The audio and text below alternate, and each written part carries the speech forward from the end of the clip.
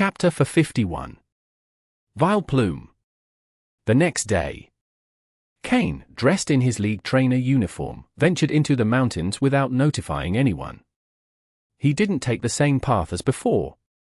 This time, Kane decided to head in a different direction, southward, toward Littleroot town. Traveling on foot would take him several days, provided no unexpected complications arose. Skorupi and Sneasel accompanied him. They were still at the outskirts of the forest, where the wild Pokémon weren't very high level, making it an ideal training ground for Skorupi. The main goal of this journey was to train Skorupi, as prolonged exercise would help it absorb the toxic energy accumulating in its body more quickly. Wandering aimlessly through the forest could lead to accidentally invading the territory of wild Pokémon. If the territory belonged to a small group of Pokémon, it wouldn't be a big deal, but if there were a large number of Pokémon, hostility was almost guaranteed. In the forest's depths, Pokémon fiercely defended their territories. These were basic survival rules in the forest, but for Kane and his team, such rules didn't apply. Skorupi, standing at 1.2 meters tall, took the lead. Its sharp pincers moved non-stop, as if practicing boxing, while its long tail hovered above its head, motionless and easy to overlook. Clearly, after spending time outdoors and participating in a few battles, Skorupi was excited. Since Kane had captured it, Skorupi hadn't had the chance to lead a fight. It always watched its older siblings battle while scavenging the leftovers or, in many cases, just cheering from the sidelines. While this kept it safe, for a combat-thirsty Pokémon like Skorupi, it was frustrating. This time, it was finally Skorupi's turn to fight. It was no wonder it was so enthusiastic. Kane watched as Skorupi moved like it owned the place, strutting like a crab crossing the street, and couldn't help but smile. He decided not to stop it, as they were still in the forest's outer regions, where Pokémon weren't high level. At level 26, Skorupi was more than capable of handling the challenges. Additionally, Sneasel, at level 32, was there to back it up in case Skorupi faced an opponent too strong to handle alone. However, as they ventured deeper into the forest, Sneasel would also have to take the lead in battles. As they walked, Kane noticed the bushes around them becoming more colorful, a sign they had entered a special area. It could be the territory of a Pokémon or an area rich in natural resources.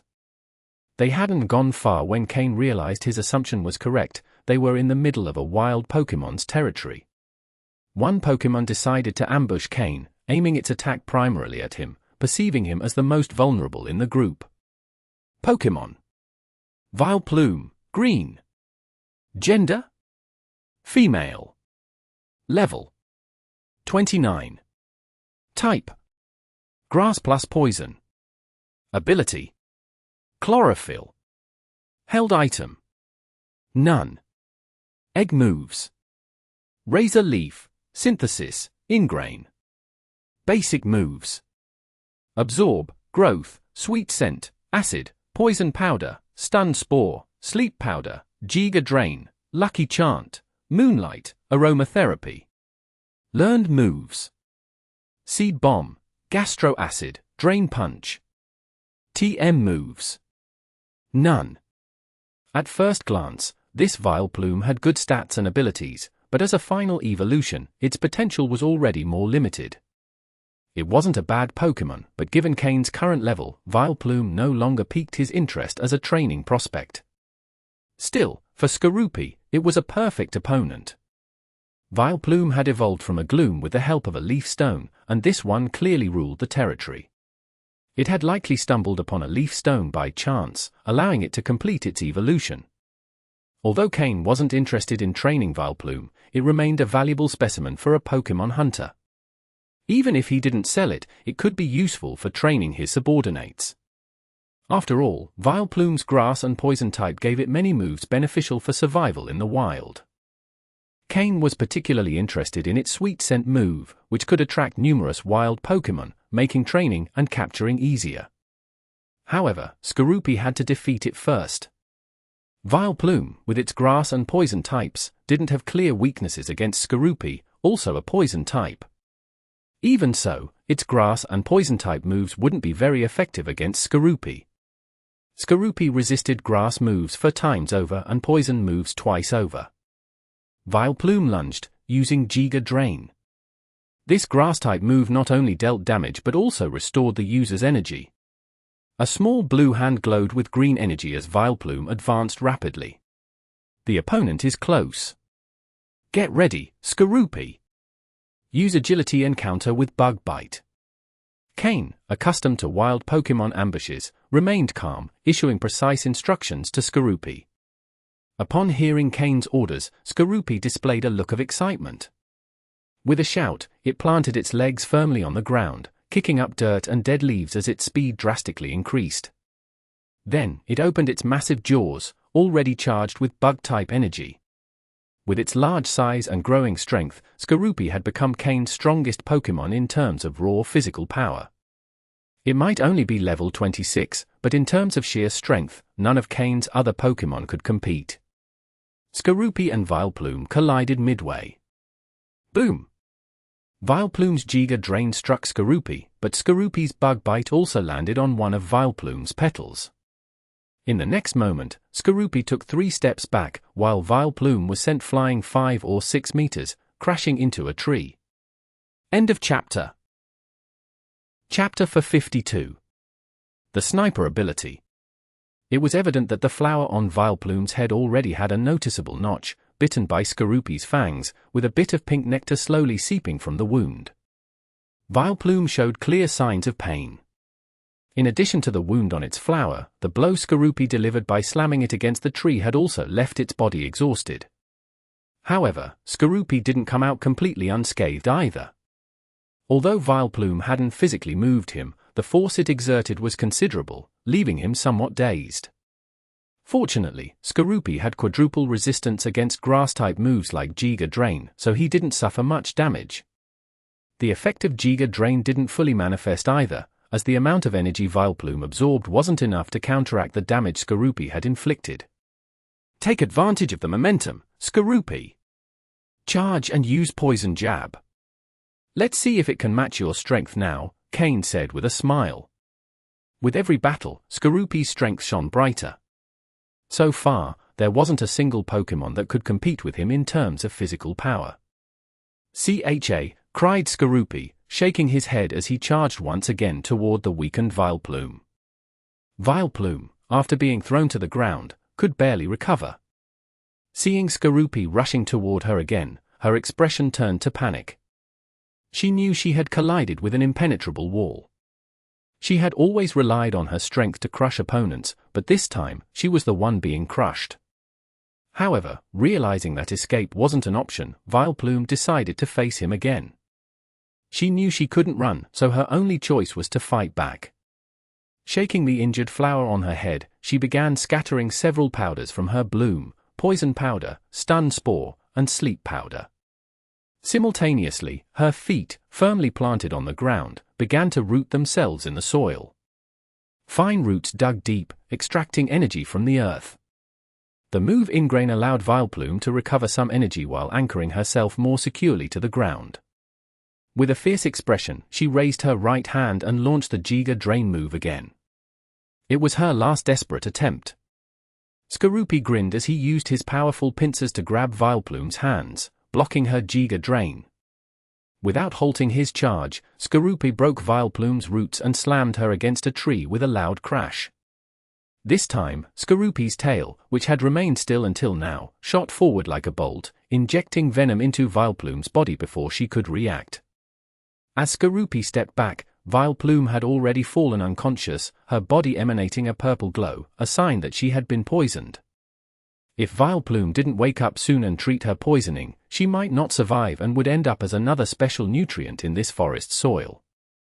Perhaps, the nutrient she left behind could be enough for several Gloom to evolve into new Vileplume.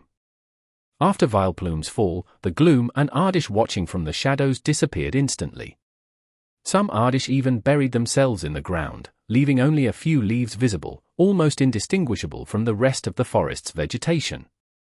Kane tossed a Pokeball at Vileplume. Even though he wasn't interested in training this Pokémon, he knew she was still valuable. If someone else thought they could tame her, he could give her to one of his subordinates to try. The capture met no resistance, and when Kain released her again, Vileplume still hadn't woken up. Skorupi absorbed the poison from her body, and Kain treated her wounds rudimentarily. Being a grass-type Pokémon, her recovery ability was quite good. Additionally, Vileplume had the chlorophyll ability, so if she were in a sunny, open area, she could heal quickly on her own. The move Synthesis and Ingrain combined could have terrifying effects. "Good job, here's your reward," Kain said, smiling as he handed some poke blocks to Skorupi, who happily devoured them, recovering some energy. Skorupi's physical growth had reached its limit. Even if he continued using supplements, the effect wouldn't be as noticeable. Supplements don't always work the same for every Pokémon, but in Skorupi's case, the results were surprisingly positive, especially when combined with the poke blocks Kain prepared. But this isn't your best performance yet. You have so much potential to improve. After praising him, Kain began explaining to Skorupi how he could have done better and what areas needed improvement. For example, as I've trained you before, you should identify your opponent's weaknesses and exploit them mercilessly. Although Vileplume was a new opponent for you and it's not easy to find a weak spot in an initial encounter, you must learn to do so. In the future, you'll face many unfamiliar Pokémon, and you'll need to pinpoint their weaknesses. Your ability is Sniper. If you had identified Vileplume's weak spot in your initial charge and used Bug Bite, she might not have even had a chance to counterattack. With your strength combined with the multiplied damage from your Sniper ability, you could have defeated her in a single blow. Hearing Kain, Skorupi showed a thoughtful expression, recalling Vileplume and trying to figure out where her weak point was. "I know your rapid growth has made you forget some of the concepts I've taught you, but during our journey, I want you to focus on finding the weaknesses of the Pokémon you face. If you can master that, you'll be able to take down opponents with a single strike, and you have the potential to do it." "CHA," roared Skorupi, showing his determination. He remembered Kain's teachings and the thrill of identifying a weak spot and taking down an opponent in a single blow. Of all Kain's main Pokémon, Skorupi was the one who craved battle the most. With Skorupi and Sneasel, Kain continued advancing through the forest. Sneasel had observed the entire fight but hadn't intervened. At his current level, Vileplume wouldn't have been a challenge, so the battle was perfect for Skorupi. End of chapter. Chapter 53. 4-star mission. Kain continued venturing deeper into the forest with his Pokémon. The primary purpose of this expedition was to train his Pokémon. Secondly, it was to earn money, and finally, to select suitable Pokémon to strengthen his subordinates. During a recent call with Karen, Kain learned that she had already taken the entire team into the Petalburg Woods to complete the Hunter's Team mission. According to Karen's estimates, if the mission were successfully completed, the Hunter's Team would be promoted to a 1-star team, enabling them to take on missions with higher rewards. Karen told Kain that his subordinates demonstrated good coordination and basic combat capabilities, as well as being quite obedient. However, they still lacked high-level power. Only Alec, Miyamoto, and Sky had an acceptable level, but if they wanted to take on more difficult missions in the future, they would need to improve significantly. The new recruits also needed to grow stronger. Nevertheless, Karen assured Kain that after completing this group mission, his subordinates would grow quickly. Additionally, capturing some wild Pokémon unrelated to the mission would also increase their combat power. In short, this was more than just a mission, it was a training journey that would also allow them to earn money, and Karen, being an experienced leader, was in charge. Kain was pleased with the decision to integrate Karen into the Hunter's Team. Later, Kain checked his exclusive communication device with Umbra. Since Giovanni had instructed him to respond only to Umbra, his communication with him had become much more frequent. Recently, Umbra had sent a message informing him that Team Rocket had begun organizing the delivery of the rewards Kain had earned from his victory in the final trial. Additionally, he mentioned that he had already claimed half of the resources, exchanging them for 3 evolution elixirs that Kain needed. As for the other half, Kain had to decide whether to exchange them for useful items, money, or simply collect the resources as they were. However, since Kain was in the field, he would have to wait until he reached Littleroot Town or return to Leafy Town to receive the elixirs, as these could not be teleported. Currently, his primary goal was to continue improving his Pokémon's strength, and he was in no rush to claim the rewards. For now, he could afford to maintain Larvitar once it hatched, but when it entered its growth stage, the cost would be much higher. Especially because he already had another big eater, Aaron, who also required training. After walking and battling all morning, Kane and his Pokémon sat under a tree to rest. He took out some canned meat prepared in advance from his storage space and opened them for the Pokémon to eat directly. Although the taste wasn't particularly good, it was much more convenient than lighting a fire to cook food in the forest for every meal.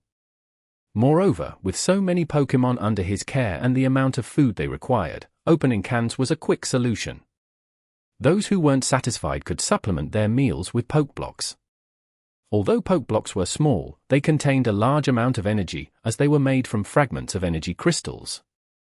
Avoiding making fire also had the advantage of not leaving traces of smoke, making it harder for others to track him. After the meal, Kane summoned Honchkrow and the others and continued deeper into the forest with Skorupi and Sneasel.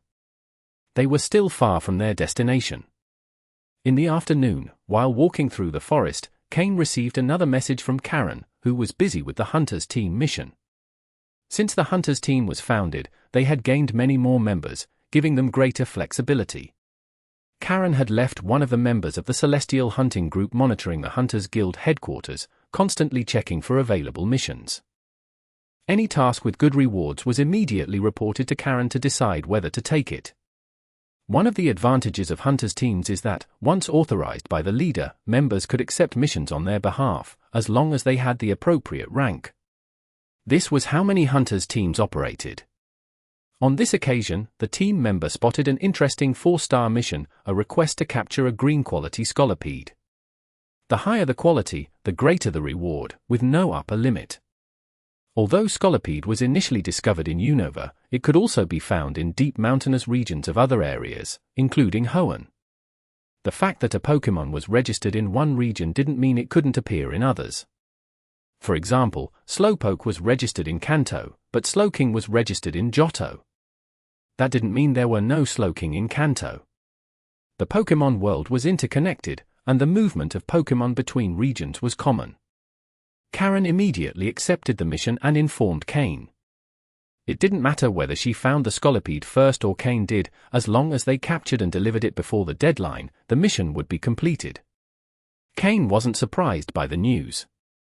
After all, he was heading toward the deeper parts of the forest, and with some luck, he might encounter a Scolipede and earn a nice reward. After sending a confirmation message to Karen, Kane continued on his way. While advancing, he unexpectedly encountered some people he hadn't expected to find. He had been walking for most of the day, and at that depth of the forest, the Pokémon already had a considerable level. The people who could be there likely had a certain level of skill. Curious, Kane decided to approach cautiously. Accompanied by Haunter, Kane managed to quietly get about 10 meters from where they were. He saw 3 people dressed in dark blue robes resting under a tree. With Haunter's help, Kane watched silently from the top of a nearby tree, listening intently to what they were saying. End of chapter. Chapter 54. The Void Group Trio. The rewards for this mission are pretty good. When we return, we should be able to exchange them for plenty of points, right? Said the tallest of the 3, his voice rough and deep. The results of this mission were excellent. I think I've gathered enough points for that intermediate quality water stone on the exchange list. I just hope no one grabs it before me, commented the medium-height woman, a look of longing on her face. The Void Group's exchange list isn't bad. Compared to other organizations, it offers a good variety of items. However, some rare objects are scarce, and as soon as they appear, they're snatched up quickly. If you haven't gathered enough points by the time we return and the water stone is still available, I can lend you some points, said the shortest man in the group, his expression cold. At first glance, it might seem that the tallest of the 3 was the strongest. However, Kane's intuition told him that the true power lay with the cold, short man. The tall and burly one only looked impressive in appearance. Thank you, elder brother. We always end up relying on your support, said the woman with a smile. The burly man, who had also been listening, smiled awkwardly and scratched his head. Yeah, if it weren't for your support, the two of us wouldn't have gotten this far. The short man, evidently the elder brother they referred to, maintained his cold expression as he replied, "The stronger you two are, the more it benefits me. In a month, I'll need to be ready to aim for an officer position in the Void group. That's when I'll need your support. You know how I am after all this time together." The young man's eyes glimmered with a cold light. "Until now, I've never asked either of you to repay the favors I've done for you. But if, at this crucial moment, you become a burden, you know what the consequences will be." Hearing this, the tall man and the woman tensed, a faint sense of fear evident. They had spent enough time with this cold elder brother to understand his temperament well. He was someone who wouldn't hesitate to punish even his own companions if necessary. Although he appeared youthful, he was already over 20 years old. His youthful appearance and short stature were simply traits he had been born with. From the treetop, Kain observed the scene, his eyes glowing with interest. The Void Group. One of the main forces in Mauville City. Its leader was a quasi-elite trainer, and the officers under their command generally possessed advanced trainer-level strength. Given that this boy was talking about becoming an officer, it meant he was already nearing the advanced level. Kain was certain that sooner or later, he would have a conflict with the Void Group.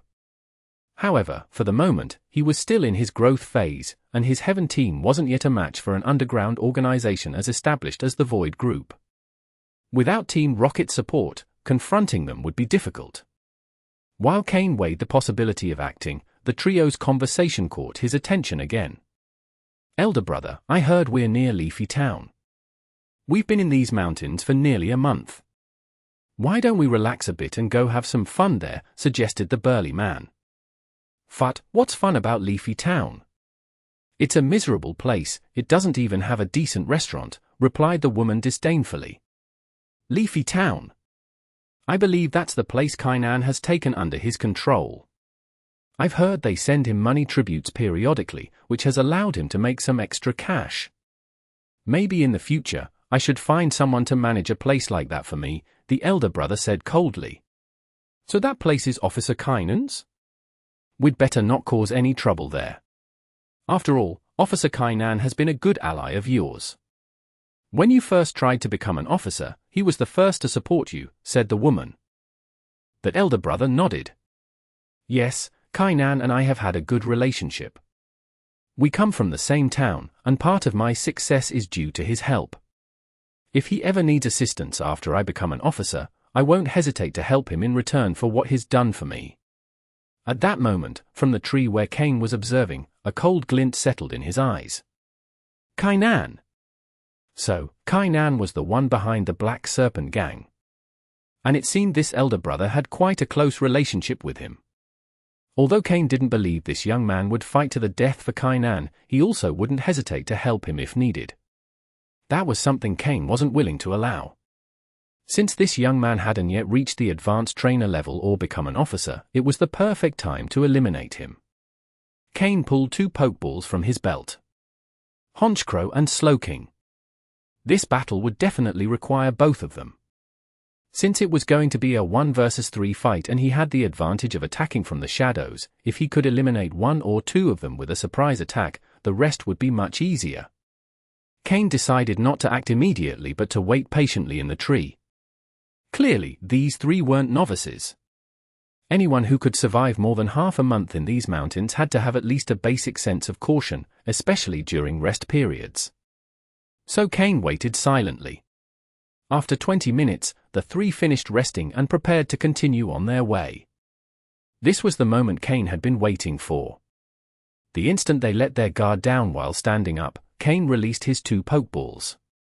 Honchkrow and Slowking appeared instantly. Honchkrow, surprise attack the burly man. Slowking, use teleport and bring Sneasel and Skorupi to attack the woman, Kain commanded. The Pokémon were already prepared inside their Pokeballs, and as soon as they received the order, they sprang into action. Kain also jumped nimbly from the tree, using his psychic power to cushion the fall and land softly, running in the direction of his Pokémon. Honchkrow, following the order, activated Tailwind, boosting all allied Pokémon speed, and quickly charged toward its target. Slowking, on the other hand, used Teleport in the blink of an eye, demonstrating its skill with short-range moves. End of chapter. Chapter 55. Taking down 2 in a surprise attack. Just as the 3 were about to leave, 3 Pokémon suddenly appeared nearby. Their expressions changed drastically.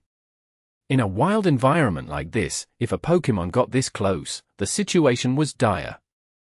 They saw Slowking appear with Sneasel and Skorupi, directly targeting the woman with an attack. Realizing she was the target, her face turned pale instantly. These 3 Pokémon didn't look weak at all. Perhaps she could hold her own against 1, but definitely not against 3. The burly man and the young leader also reacted, reaching for their Pokeballs. During their rest, they had warned each other to stay alert against ambushes, but they hadn't expected an attack right as they were about to leave. However, the 3 weren't inexperienced novices. Anyone who could survive for so many days in the wilderness obviously had defensive measures. Suddenly, a Kecleon appeared on the woman's shoulder. Facing Sneasel's initial attack, the hidden Kecleon immediately revealed itself, using Protect to block Sneasel's ice punch. But that was all it could do. Skorupi, following closely behind Sneasel, launched a lightning-fast stinger strike at the woman. If the attack landed, even if she didn't die instantly, the venom in the stinger wouldn't be something she could withstand. Without receiving a specific antidote within 5 seconds, given the limitations of the human body, she was doomed. Meanwhile, Honchkrow, soaring from above, dived directly at the burly man.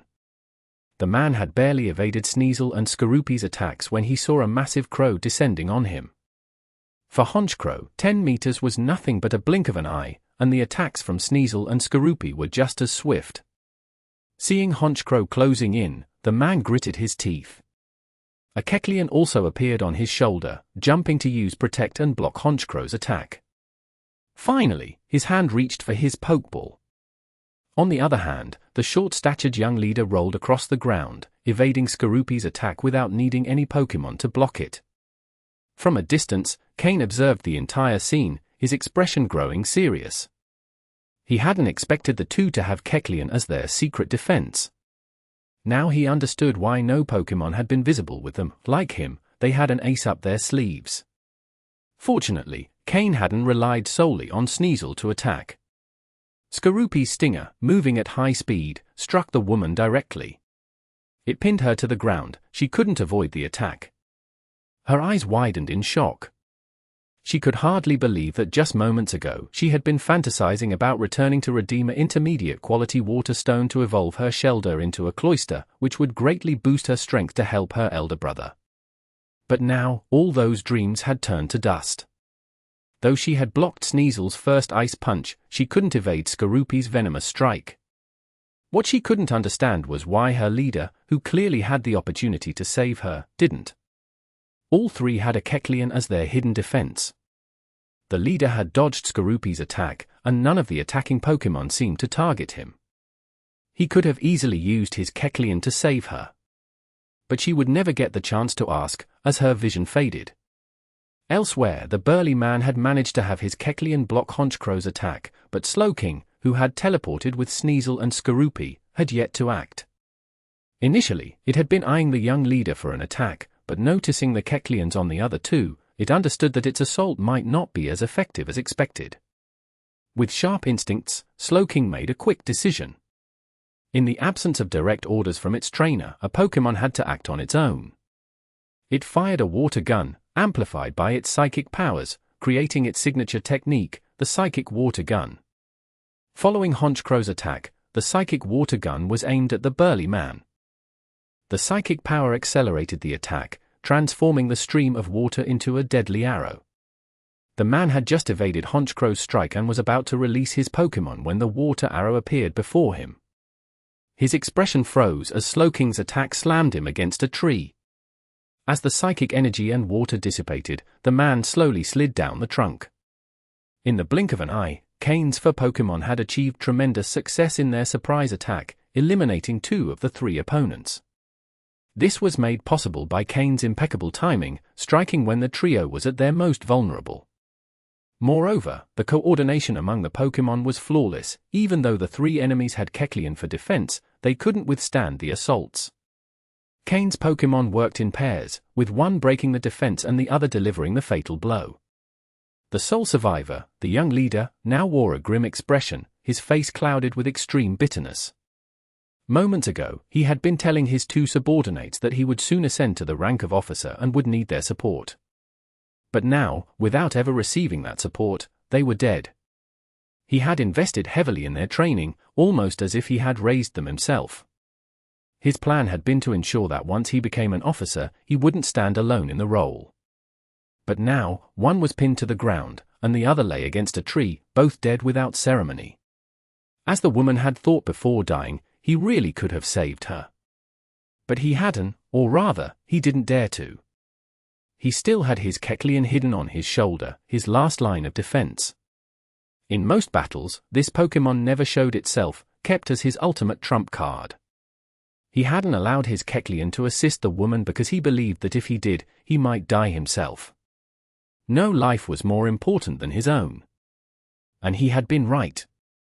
Slowking had considered attacking him, but guessing he also had a Kecleon that hadn't used Protect yet, shifted its focus to the burly man.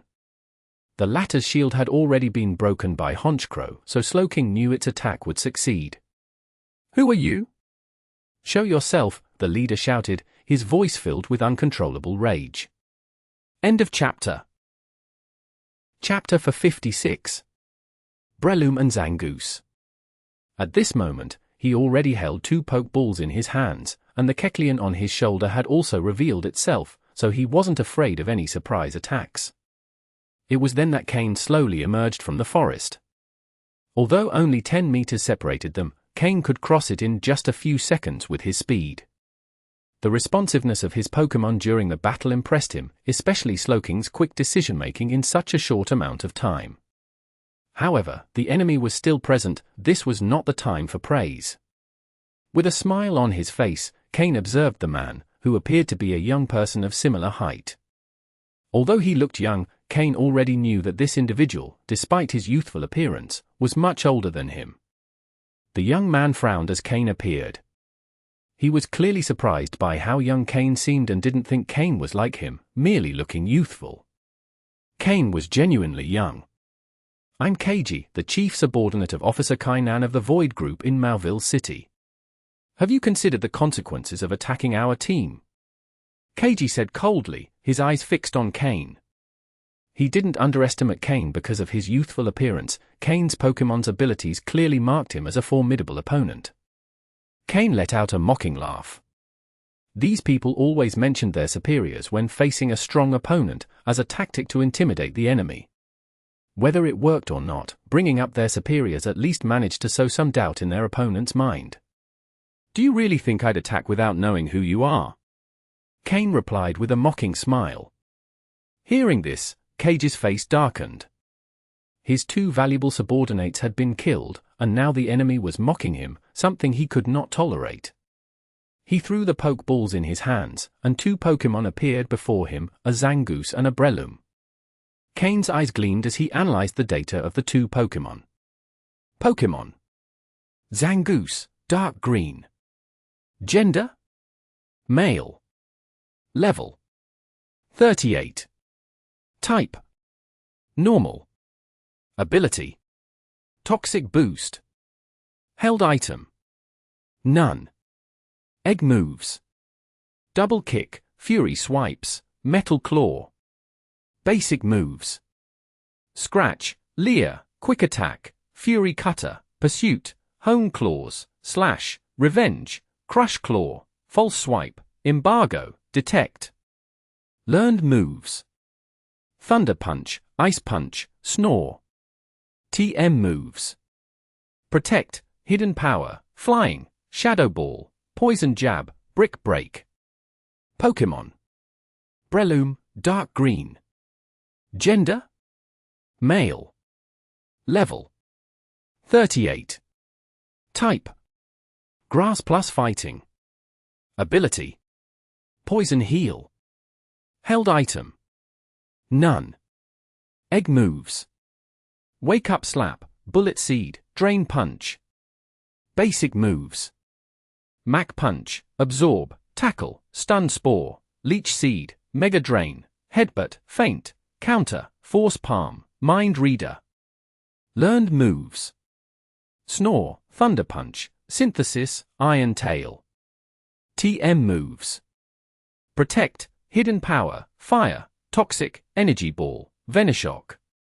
Seeing the Pokémon data, Kane remained silent for a moment. Although they were only of dark green quality, they were clearly superior to Black Snake's 2 light blue Pokémon. It wasn't that these Pokémon had more potential than Vipers, but that these had clearly been raised by KG from the beginning. The deliberate coordination of their abilities was evident, making them highly effective in combat. Training from the start allowed them to function better in battle, showing superior synergy that gave them a considerable advantage over newly captured or acquired Pokémon. Breloom's ability, Poison Heal, was particularly intriguing. It allowed Breloom to heal from poison instead of taking damage, making it immune to any poison it might receive, a true counter against poison-type Pokémon. Then there was Zangoose with its Toxic Boost ability, unique to this Pokémon, which increased the power of its physical moves when poisoned. The stronger the poison, the more potent its physical attacks became. It was no wonder KG was so confident in his ability to rise to a higher rank. If he managed to raise these 2 Pokémon to above level 40, they could easily challenge advanced level trainers. Kane was relieved that he had acted first, taking out KG's 2 subordinates before they could form a complete team. Otherwise, it would have been difficult to face 3 trainers at once. After releasing his 2 Pokémon, KG didn't throw any more Pokeballs. For him, his 2 main allies were already on the field, and they should suffice to face Kane's Pokémon. Both trainers adopted serious expressions, aware that they were facing a formidable opponent. Slowking, use Psychic. Honchkrow, charge energy and use Sky Attack. Sneasel, get close to Breloom with agility and use Ice Claw. Skorupi, intercept Zangoose. Kane gave the commands first. Although Breloom's Poison Heal ability made it hard to defeat, its resistance was low against flying-type moves. Honchkrow could deal significant damage, and both Slowking and Sneasel also had effective moves. But first, Zangoose had to be stopped. Kane sent Skorupi to block Zangoose. Although there was a level difference, he trusted Skorupi to hold it off long enough. KG quickly gave his own commands. Zangoose, use Poison Jab on Breloom. Breloom, use Venoshock on Zangoose. Surprisingly, the first command was for the 2 Pokémon to poison each other. The Pokémon, clearly accustomed to this type of cooperation, executed their attacks. Zangoose claws released poison upon touching Breloom, who glowed purple but showed no signs of pain. Meanwhile, Breloom launched a small amount of poison at Zangoose. Though Zangoose showed signs of discomfort, it quickly endured, its body swelling as its expression grew more aggressive. End of chapter. Chapter 57. Poison Heal and Toxic Boost. The abilities Poison Heal and Toxic Boost activated simultaneously. Breloom and Zangoose began to get excited. However, Breloom was excited because it felt good, while Zangoose endured the pain. But both achieved the same result, the combat strength of the 2 Pokémon increased. At this moment, Slowking's attack reached Breloom. Black Psychic Energy Spheres launched directly toward Breloom's head. Immediately after, Sneasel, moving at high speed, also appeared in front of Breloom. Its 2 claws gleamed with a metallic sheen and were wrapped in a thin layer of ice crystals. It was clearly a combination of the moves Ice Punch and Metal Claw. However, Sneasel had not yet fully mastered this combined move, so only a thin layer of ice crystals covered Metal Claw, and the Ice-type energy was not very dense. But in terms of destructive power, it was definitely stronger than a simple Ice Punch. Imagine this, one is just a punch, though imbued with Ice-type energy, it can only attack the surface. The other uses Metal Claw covered with Ice-type energy, and once the attack inflicts damage, the Ice energy can invade the opponent's interior, causing significantly greater damage. Simply put, Sneasel could not yet use it proficiently, so the effect was not as prominent. As a grass and fighting-type Pokémon, Breloom showed no signs of panic in the face of Sneasel's swift advance, raising both hands in a defensive posture in front of its chest. But things were not as simple as it thought. The black psychic energy spheres from Slowking struck Breloom's head directly. The strong psychic impact caused Breloom's body to stiffen momentarily, as psychic-type attacks are quite effective against fighting types. Taking this opportunity, Sneasel dodged Breloom's defensive hands and directly attacked its body with Ice Claw. At the same time as causing damage, it launched Breloom into the air. Boom! Then, Honchkrow, flying in, took just a little longer as its sky attack move required some preparation. So, even though it was the first to strike, it arrived last. With quadruple flying-type damage, plus the power of sky attack, if it managed to hit Breloom, it would be an instant defeat. Even with Poison Heal's effect, it wouldn't matter, as this would exceed Breloom's endurance capacity. But Keiji clearly wouldn't let Honchkrow attack Breloom so easily. Regaining his composure, he quickly ordered, Zangoose, use Thunder Punch on Honchkrow. Zangoose, not far from Breloom, heard Keiji's command and reacted immediately. Quickly, it gathered electric-type energy in its claw, and a lightning-filled claw appeared almost instantly. Since Breloom is quadruple weak to flying types, Keiji had obviously encountered flying-type Pokémon effective against Breloom before. Both Breloom and Zangoose had learned Thunder Punch, clearly to counter flying types. Zangoose demonstrated considerable mastery of the Thunder Punch move. In an instant, it could concentrate electricity, and its execution speed was no slower than that of a standard electric-type Pokémon. Blocking the path in front of Breloom, Zangoose's cold eyes locked on the approaching Honchkrow. The pain from the poisoning sharpened its focus, and the fury in its heart continued to build.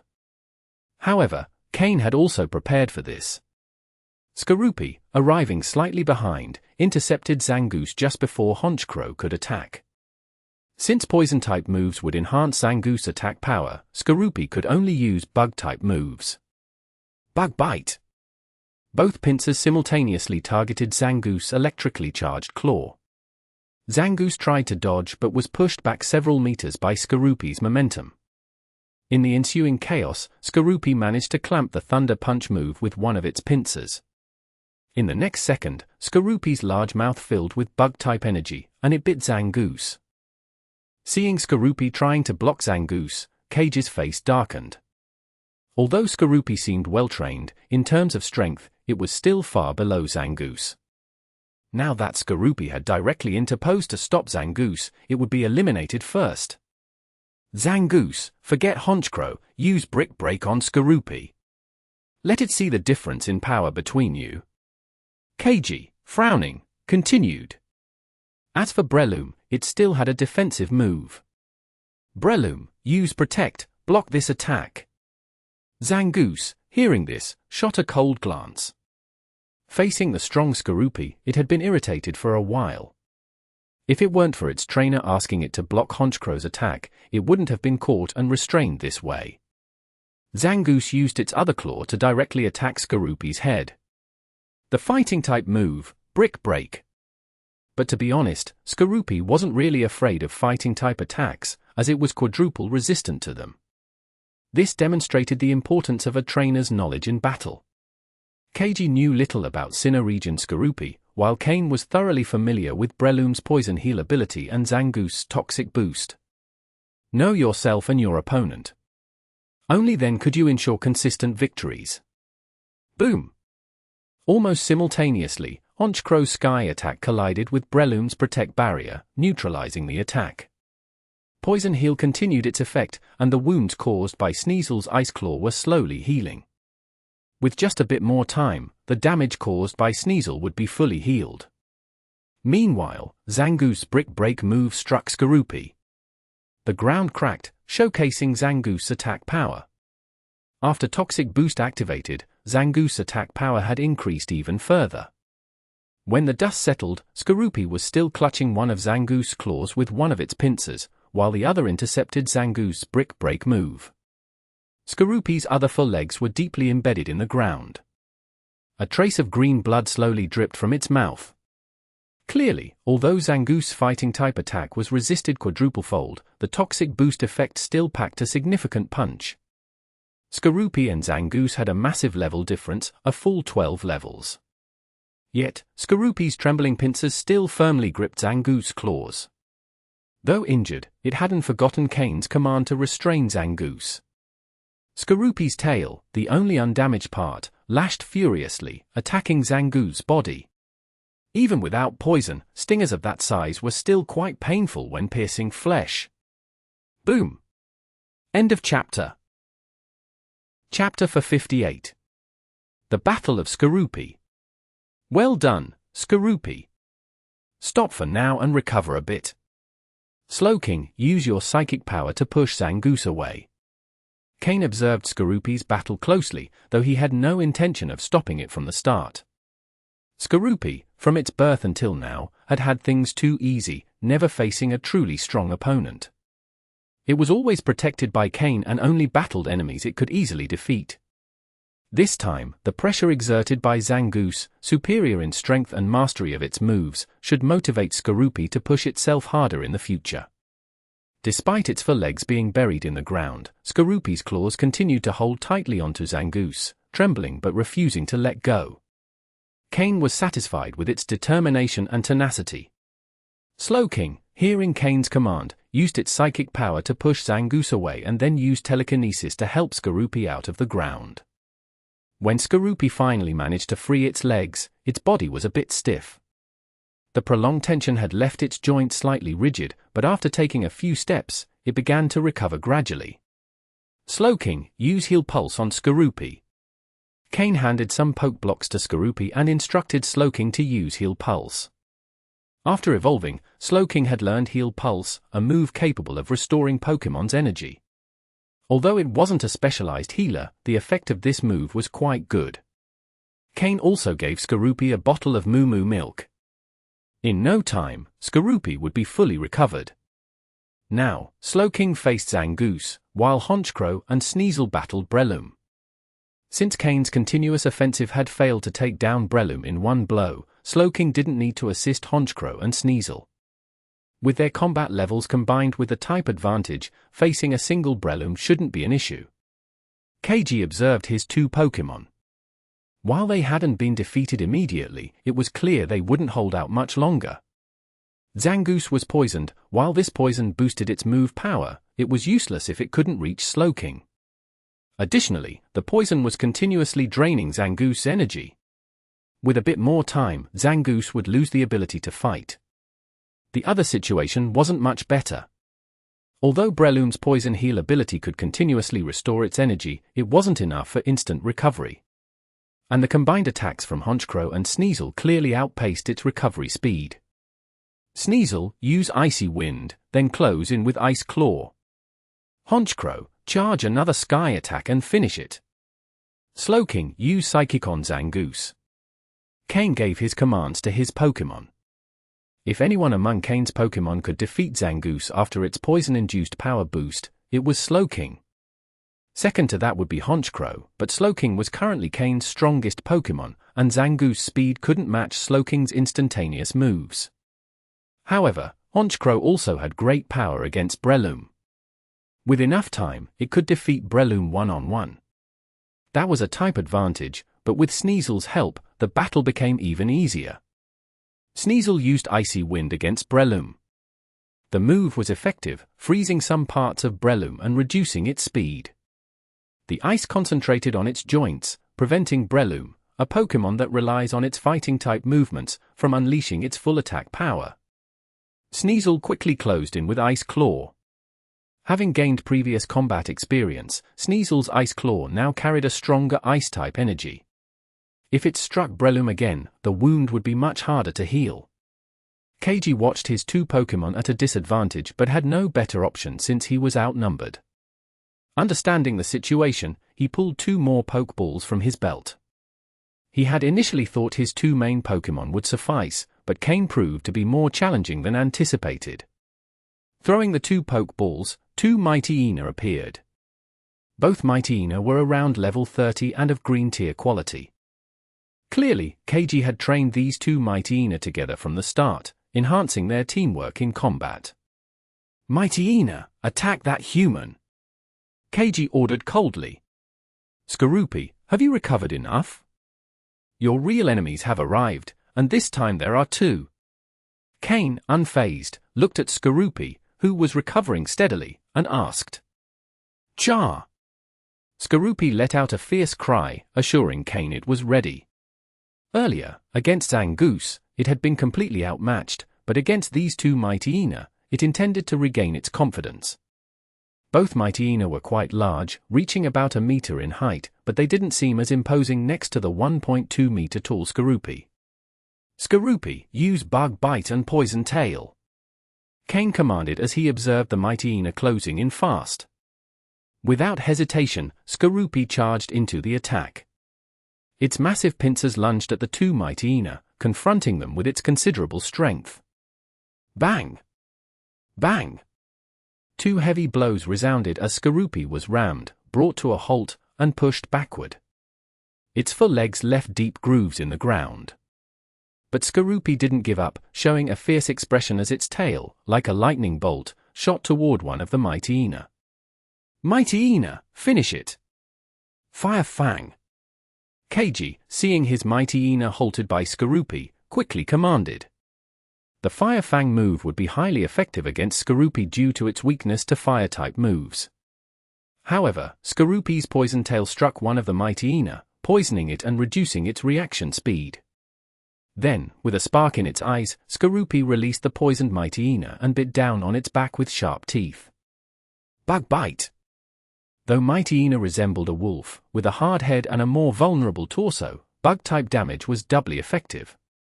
Aiming at a weak spot, Skorupi's sniper ability activated. Or woo! End of chapter. Chapter 59. Toward the end. Skorupi, protect!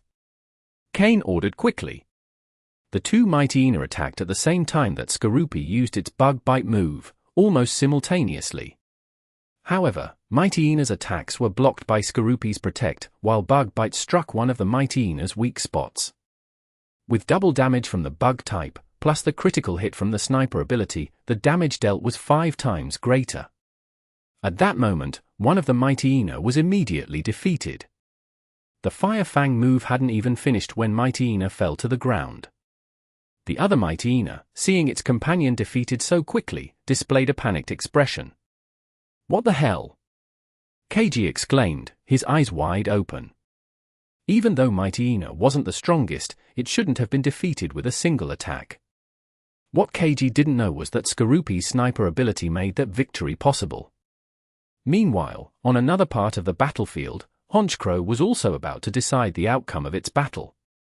Sneasel used a combination of Icy Wind and other Ice-type moves to restrict Breloom's movements, forcing it onto the defensive.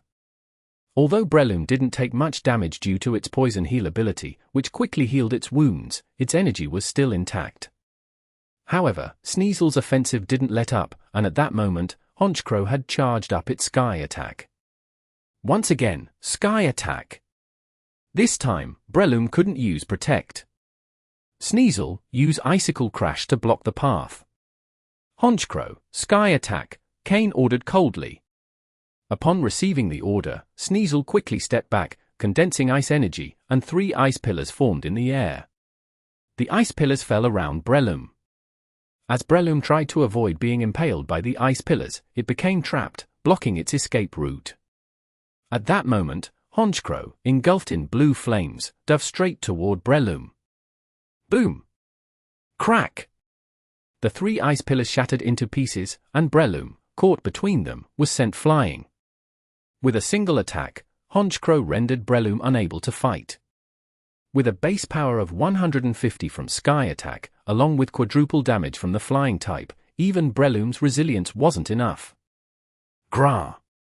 Honchkrow cried out triumphantly, activating its Moxie ability, which increased its power. In Kain's field of vision, both Sneasel and Honchkrow's levels increased by 1. Honchkrow reached level 35, and Sneasel reached level 33. Defeating Breloom, who was a higher level, and with the prior effort, allowed both Pokémon to gain levels. Kain was the only one who could see this information. His Pokémon only felt a slight increase in their internal power. With Breloom's defeat, the battle clearly turned in Kain's favor. It seemed that Honchkrow and Sneasel understood Kain's intention to train Skorupi, as they didn't bother Mightyena after defeating Breloom. Instead, alongside Slowking, they attacked Zangoose, who was already quite weakened. As for Skorupi, after using Bug Bite to defeat one Mightyena, it no longer felt as much pressure facing the second one alone. Skorupi, your pincers can work like your fangs, try using Bug Bite or Poison Fang with them, Kain suggested. As he said, Skorupi's pincers had a strong biting force, similar to its mouth, and it could channel energy through them, imbuing them with various elements. The remaining Mightyena, fighting against Skorupi, felt frustrated as it became the test subject for new attacks. Meanwhile, Keiji, their trainer, turned pale. Since Breloom's fall, he knew he was finished. He had thought that by sending two Mightyena against a single Skorupi, he could defeat it, rendering the others less of a threat. However, he hadn't expected Skorupi to recover so quickly after being severely injured by Zangoose. When it returned to the battle, it didn't seem to have suffered any major damage recently. And with a single attack, it eliminated one of the Mightyena. Keiji knew that Bug-type moves dealt double damage to Mightyena, but he hadn't expected a 2-on-1 attack to result in the instant defeat of one, leaving the other as little more than sparring practice. He didn't try to flee. With Kain possessing a flying-type Pokémon, running would only hasten his defeat. He watched as the remaining Mightyena became Skorupi's training dummy for practicing its attacks while attempting to imbue its pincers with energy. To Kain's surprise, Skorupi showed great skill in manipulating energy. After several attempts, it succeeded in using its pincers as effectively as its fangs. Although the attack's power was slightly weaker due to a lack of practice, Kain knew that with training, Skorupi could use its pincers just as effectively as its fangs. With Skorupi mastering the use of Bug Bite with its pincers, the last Mightyena, now covered in wounds, fell to the ground, unable to rise. With the fall of the last Mightyena, Skorupi's level also increased. After all, it had fought 2 against 1 against higher-level Pokémon. Now, its level reached 27. Just 3 more levels, and it would reach level 30, inching closer to Honchkrow and Sneasel. Meanwhile, Zangoose, heavily injured from Slowking's attacks, was quickly defeated with the help of Honchkrow and Sneasel. Zangoose fell unconscious after a psychic move from Slowking left it stunned, followed by close-range attacks from Honchkrow and Sneasel. Despite its prolonged poison state and Slowking's continuous attacks, Zangoose held out for quite some time. Zangoose's toxic boost ability was truly unique. Kain knew the data on this Zangoose. If someone were unaware of the toxic boost ability and Zangoose was stronger, combined with Swords Dance and its high physical attack power, it could easily defeat an opponent in a single blow. Without a doubt, this strategy inspired Kain. After the defeat of Keiji's 4 Pokémon, his face turned completely pale. Although he had a Kecleon on his shoulder capable of using Protect, it would be useless against Kain's Pokémon. Not even an attempt to flee would help him. End of chapter. Chapter 460. Toxic Orb. Who are you, really? Why are you attacking us? I don't recall ever offending someone as powerful as you, Keiji asked in a grave tone. Even if he were about to die, he wanted at least to understand why. Kain approached slowly with his Pokémon. Despite his youthful appearance, he looked like someone who hadn't fully matured yet. With a sarcastic smile, he said, "I've heard you have a good relationship with Kainan. Is that true?" Hearing those words, Keiji finally understood why Kain had attacked his group. It was all because of Kainan. "We're simply from the same place and joined the same group, but we don't have the close relationship you're imagining," Keiji replied, trying to sound sincere. However, it was clear Kain didn't believe him. With a mocking smile, Kain said, "And why shouldn't I believe you?" Seeing Kain's expression, Keiji realized that from the beginning, Kain had only been toying with him. He knew Kain had overheard the conversation he'd had with his 2 subordinates. "Enough. To me, your presence is just an obstacle, so stop resisting and rest in peace." "I'll make sure Kainan joins you soon," Kane said coldly, giving Skorupi a signal with his eyes. Skorupi, who had accumulated most of the anger from this battle, was tasked with unleashing its fury. Keiji made one last effort to resist, commanding Kecleon to attack directly at Kane, hoping to take him down in his fall. But Kane was already prepared for this, and with a swipe of its tail, Skorupi sent Kecleon down the same path as Keiji's two subordinates. Thus, the three members of the Void organization were eliminated by Kane. Kane took Keiji's Pokeballs and collected the 4 defeated Pokémon lying on the ground. Although they had lost their ability to fight, Kane didn't kill them outright, as they could still be useful. Whether to sell them or strengthen his subordinates, they were valuable resources. Kane had quickly improved his own combat strength, but his subordinates were still relatively weak in comparison. If they continued to improve so slowly, they wouldn't be able to keep up with Kane. Therefore, raising the strength of his subordinates would also enable them to carry out more tasks for him. While Kane was nearing the level of an officer, his subordinates were barely maintaining the level of a captain, a considerable gap. In addition to Keiji, Kane also took the Pokeballs from Keiji's two subordinates and found that they were of good quality and well-trained. Keiji had clearly chosen them as his companions wisely. In terms of overall strength, they weren't much weaker than Alec and the others. Fortunately, Kane had eliminated them before they could act. In total, he obtained 12 Pokeballs from the 4 opponents, which was a decent haul. Aside from the Pokeballs, Kane also took their storage devices and released Grimer to clean up all traces of the battle. Clearly, these 3 individuals had come to complete a mission, and now that it was finished, they likely carried several valuable items. However, Kane decided not to inspect the items in that location, as the noise from the battle could have attracted other members of the Void organization. It was best to leave the area before facing another possible encounter. Kane had considered capturing Keiji to gather more information about the Void organization, but ultimately decided to eliminate him, as it wasn't necessary. Eventually, Kane would have to face Kainan. When the time came, he would learn what kind of organization Void truly was. If the leader was at a level lower than that of an elite-level trainer, Kane had little to worry about. Once Miss Magus completed its training, even if they couldn't defeat the leader of the Void organization, at least they would be able to escape without issue. After returning Honchkrow and Slowking to their Pokeballs, Kane left the area with Skorupi and Sneasel. The forest returned to its usual calm. Slowly, the surrounding Pokémon resumed their normal states, as if nothing had happened. Kane continued with his original plan, venturing deeper into the forest with his Pokémon. Along the way, he encountered numerous Pokémon, some that Skorupi could easily defeat, while others even gave Sneasel difficulty. In those cases, Kane called upon Honchkrow and Slowking to assist in the battles. The day passed in a cycle of battles and progress. Although the Pokémon he encountered grew increasingly stronger, Kane was still able to handle them. The day's accomplishments were quite significant. The most notable was that Honchkrow, Skorupi, and Sneasel all leveled up. Although Slowking hadn't leveled up, this was because it had recently advanced very quickly and was still accumulating experience.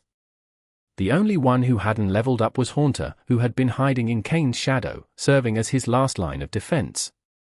Haunter hadn't actively participated in the battles, which meant its combat strength was beginning to lag behind the others. Even Skorupi was about to catch up. Therefore, after consulting with Haunter, Kane decided it would start participating in battles the next day. Slowking, who had been observing so far, would take on the role of Kane's last line of defense. With Slowking protecting him, Kane's safety wouldn't be at risk. Thus, the main members of the team for the following day's battles were decided: Skorupi, Sneasel, and Haunter. 3 Pokémon in total. For dinner, Kane decided to keep things practical and distributed canned food. He had brought a good amount of canned supplies, filling half of his storage space. Until all the cans were used up, Kane had no plans to cook, as he preferred to spend more time meditating to master his inner psychic abilities. Kane hoped to soon reach the level of a novice psychic, which would significantly enhance his ability to direct battles. After dinner, Kane didn't go straight into meditation. Instead, he took out the storage devices of the 3 Void members. He emptied their contents onto the ground. It seemed that, being close to returning to the city, the three didn't carry many daily use items. What stood out were healing potions and antidotes, essentials for surviving in the wild. There were also repellents and some tools, like ropes and shovels. These things didn't interest Kane much. However, in Cage's storage, Kane found something that caught his attention. First, a broken purple orb radiating toxic energy. Kane didn't dare touch it directly with his hands. The shattered orb had fallen to the ground, with all the surrounding grass withered. At the center, the soil was blackened from corrosion. It was a toxic orb. Unfortunately, it was broken. End of chapter.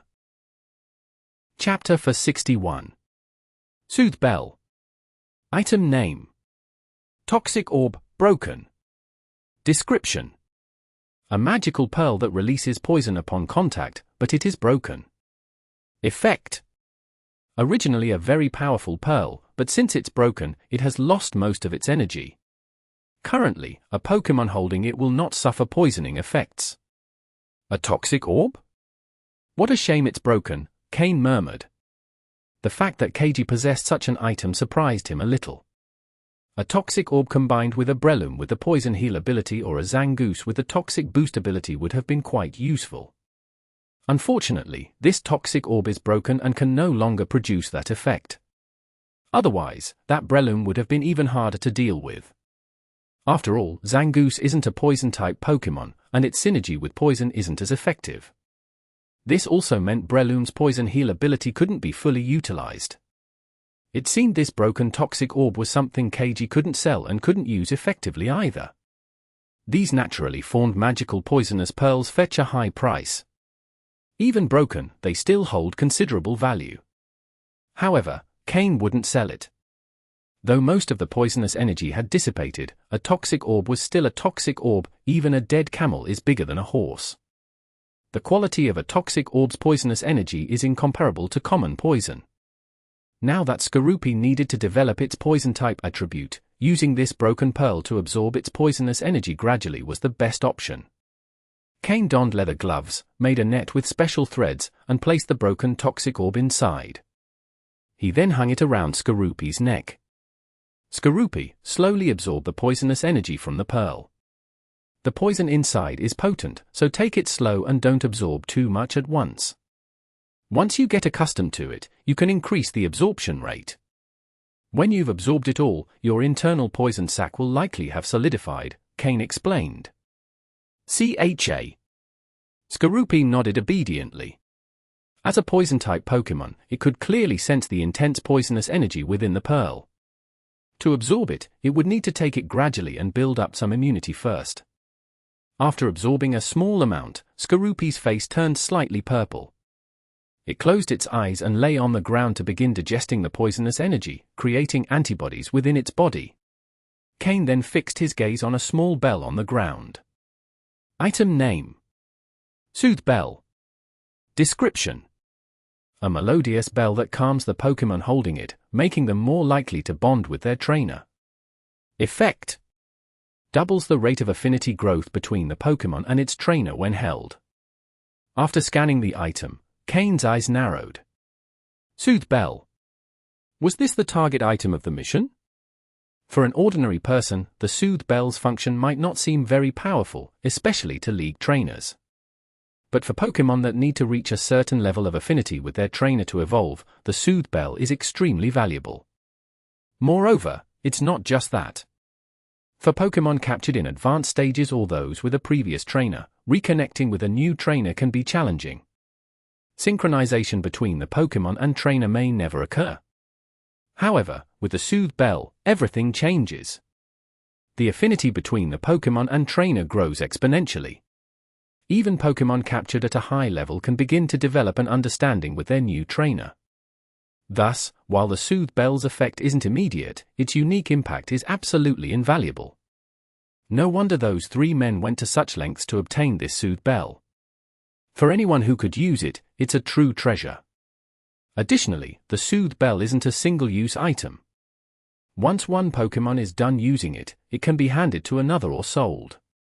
Both options are good. At the moment, Kain didn't have a Pokémon needing high affinity for evolution. But now he had a Pokémon perfectly suited for the Soothe Bell. Mismagius. Mismagius, Kain called softly. Since being scared by Professor Oak's Dragonite, Mismagius had become even calmer. Without Kain's orders, she wouldn't leave his shadow. She also constantly concealed her presence, trying not to be noticed by other Pokémon. So, when Mismagius peeked out from Kain's shadow, she caused no disturbance among his other Pokémon. Me is Tilda. Still acting childishly, Mismagius began circling Kain. As the first human she met who provided her with food and fun things, Mismagius felt very close to Kain. She also obediently followed many of Kain's commands. After all, the other Pokémon, similar to her, also obeyed Kain. Imitating them felt natural to her, and she found no fault in it. After circling a few times, she noticed the bell in Kain's hand and felt a peculiar, attractive energy. She instinctively wanted to get closer. Kain smiled and stroked Mismagius's head. Clearly, their relationship had reached a level where she would follow simple battle commands. However, Mismagius hadn't been trained properly yet and couldn't demonstrate the full capability of an elite-level Pokémon. Do you like it? Kain shook the bell in his hand. The bell's chime was clear and resonant, capable of traveling long distances. Its craftsmanship was impeccable. Yes. Mismagius showed an expression of delight, nodding repeatedly. She looked at the bell in Kain's hand and then at her own chest, clearly thinking it would fit perfectly there. Kain smiled and handed her the bell. Though it had no string, when he placed it on Mismagius's chest, it magically adhered there. It was Mismagius who fixed it in place. With the Soothe Bell on, Mismagius was as happy as a child, spinning through the forest and showing off her new accessory to Kain's other Pokémon. The other Pokémon knew her childish nature and played along for a while. Skorupi, however, felt a little envious. But that was all. They considered Mismagius a little sister, even though she was stronger than all of them. After playing for a while, Mismagius returned to Kain's shadow as he instructed. Before entering the shadow, she rubbed her cheek against Kain's affectionately. The Soothe Bell had just been equipped, and its remarkable effect was already showing. End of chapter. Chapter 62. 5 days later. It was night time. A quiet night passed. The next morning, Kain, who had been meditating throughout the night, woke up. He took his Pokémon and resumed his exploration journey. Although the forest had diverse terrains that forced Kain to take detours, overall, he was heading southwest, in the direction of Littleroot town. However, when passing through darker, more humid parts of the forest or swamps, Kain ventured in to investigate, mainly looking for traces of Scolipede.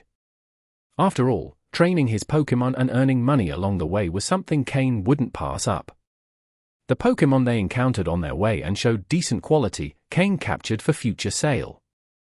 Nevertheless, the deeper he went, the stronger and more powerful the wild Pokémon became. This was exactly what Kain was hoping for. Skorupi, use Bug Bite, Kain ordered. At the moment, Kain was directing Skorupi in a battle against a wild Pokémon, and Yanmega at level 31 with a light green quality. Yanmega is a Pokémon known for its strength. It usually lives in the forest, and due to its robust body and a temper that makes it lash out even at itself when enraged, few dare to provoke it. But this time, Yanmega had chosen the wrong opponent. Facing Yanmega's charge, Skorupi not only didn't dodge but charged directly at it, its pincers concentrating bug-type energy and launching a bug bite attack. Since learning a new way to use the move yesterday, Skorupi had started mastering how to use its pincers instead of its mouth.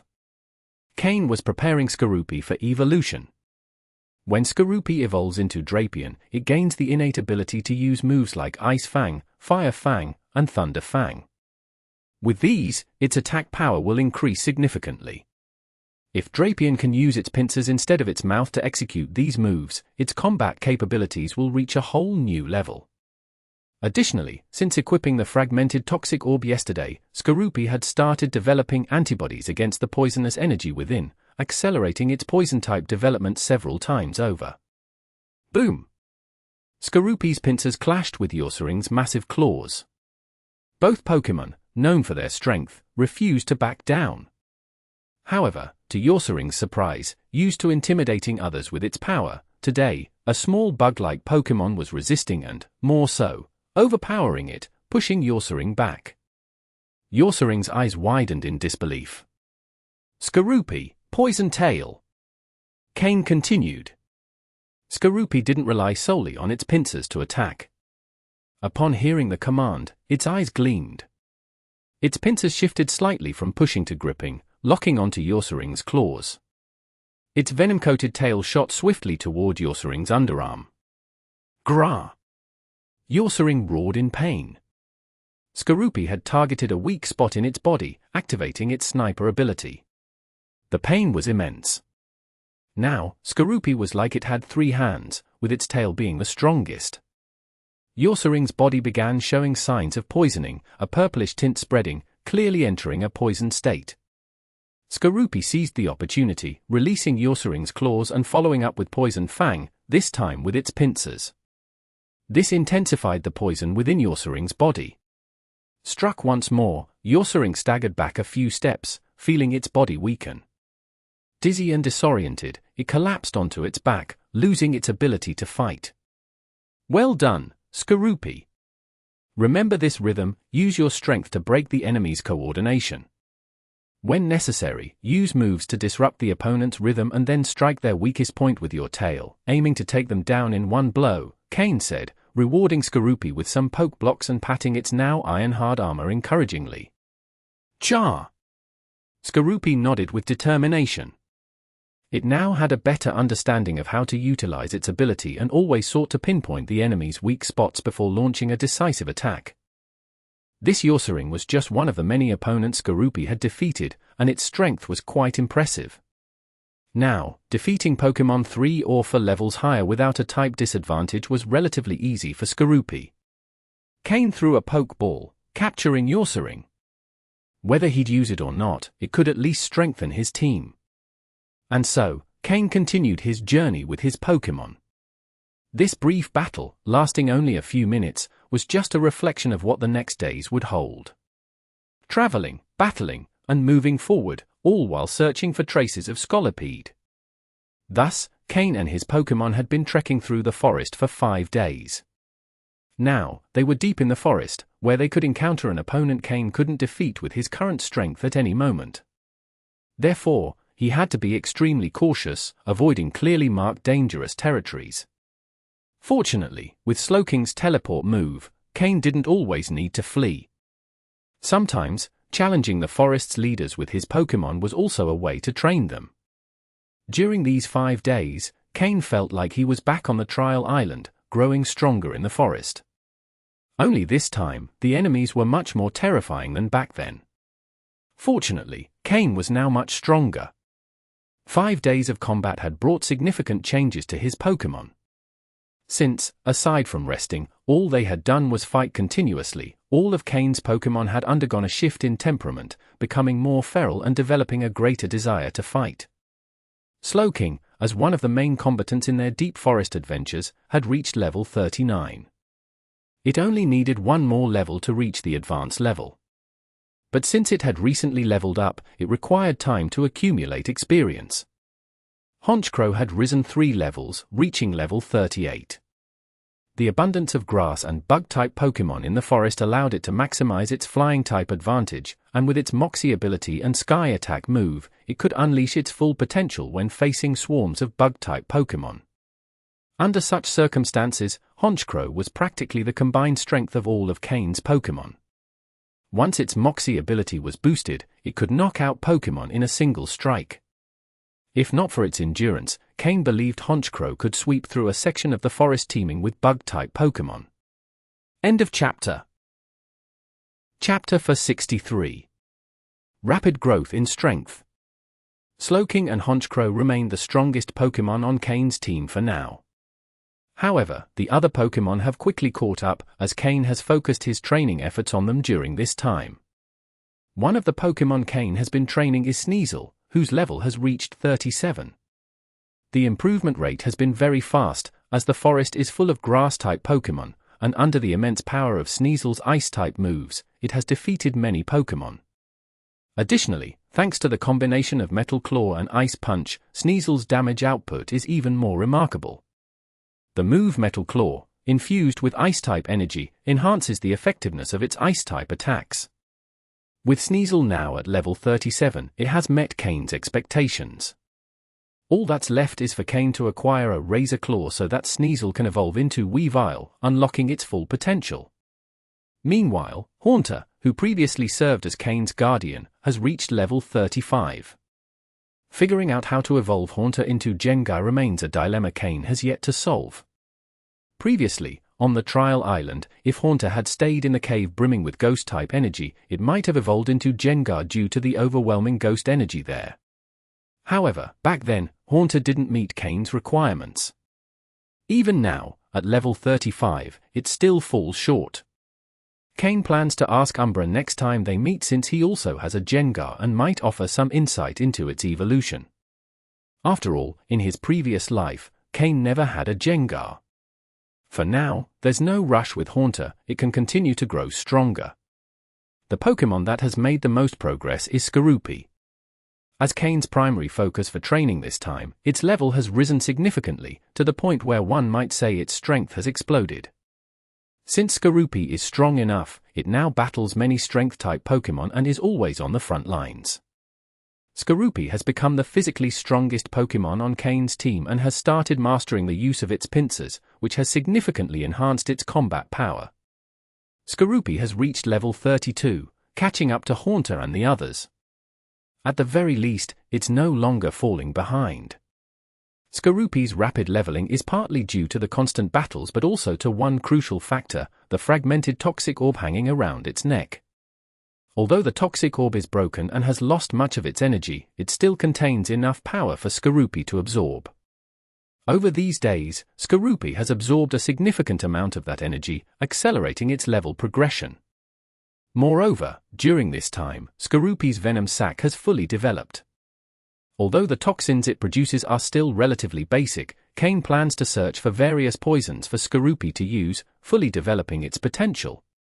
Among Kane's 6 main Pokémon, 5 have now reached similar levels, while Miltank has fallen into the second group. In fact, Miltank no longer participates in battles and has taken on a support role instead. This was inevitable, as its nature isn't inclined toward combat, and its potential hasn't kept pace with Kane's plans. Now, its role as a support Pokémon, managing Kane's secondary Pokémon team, is more fitting. Nonetheless, with the consistent use of the Pokeblocks Kane has prepared for it, its level will continue to increase gradually. However, it's unlikely Miltank will ever return to Kane's battles. Fortunately, Miltank enjoys its new support role more than battling.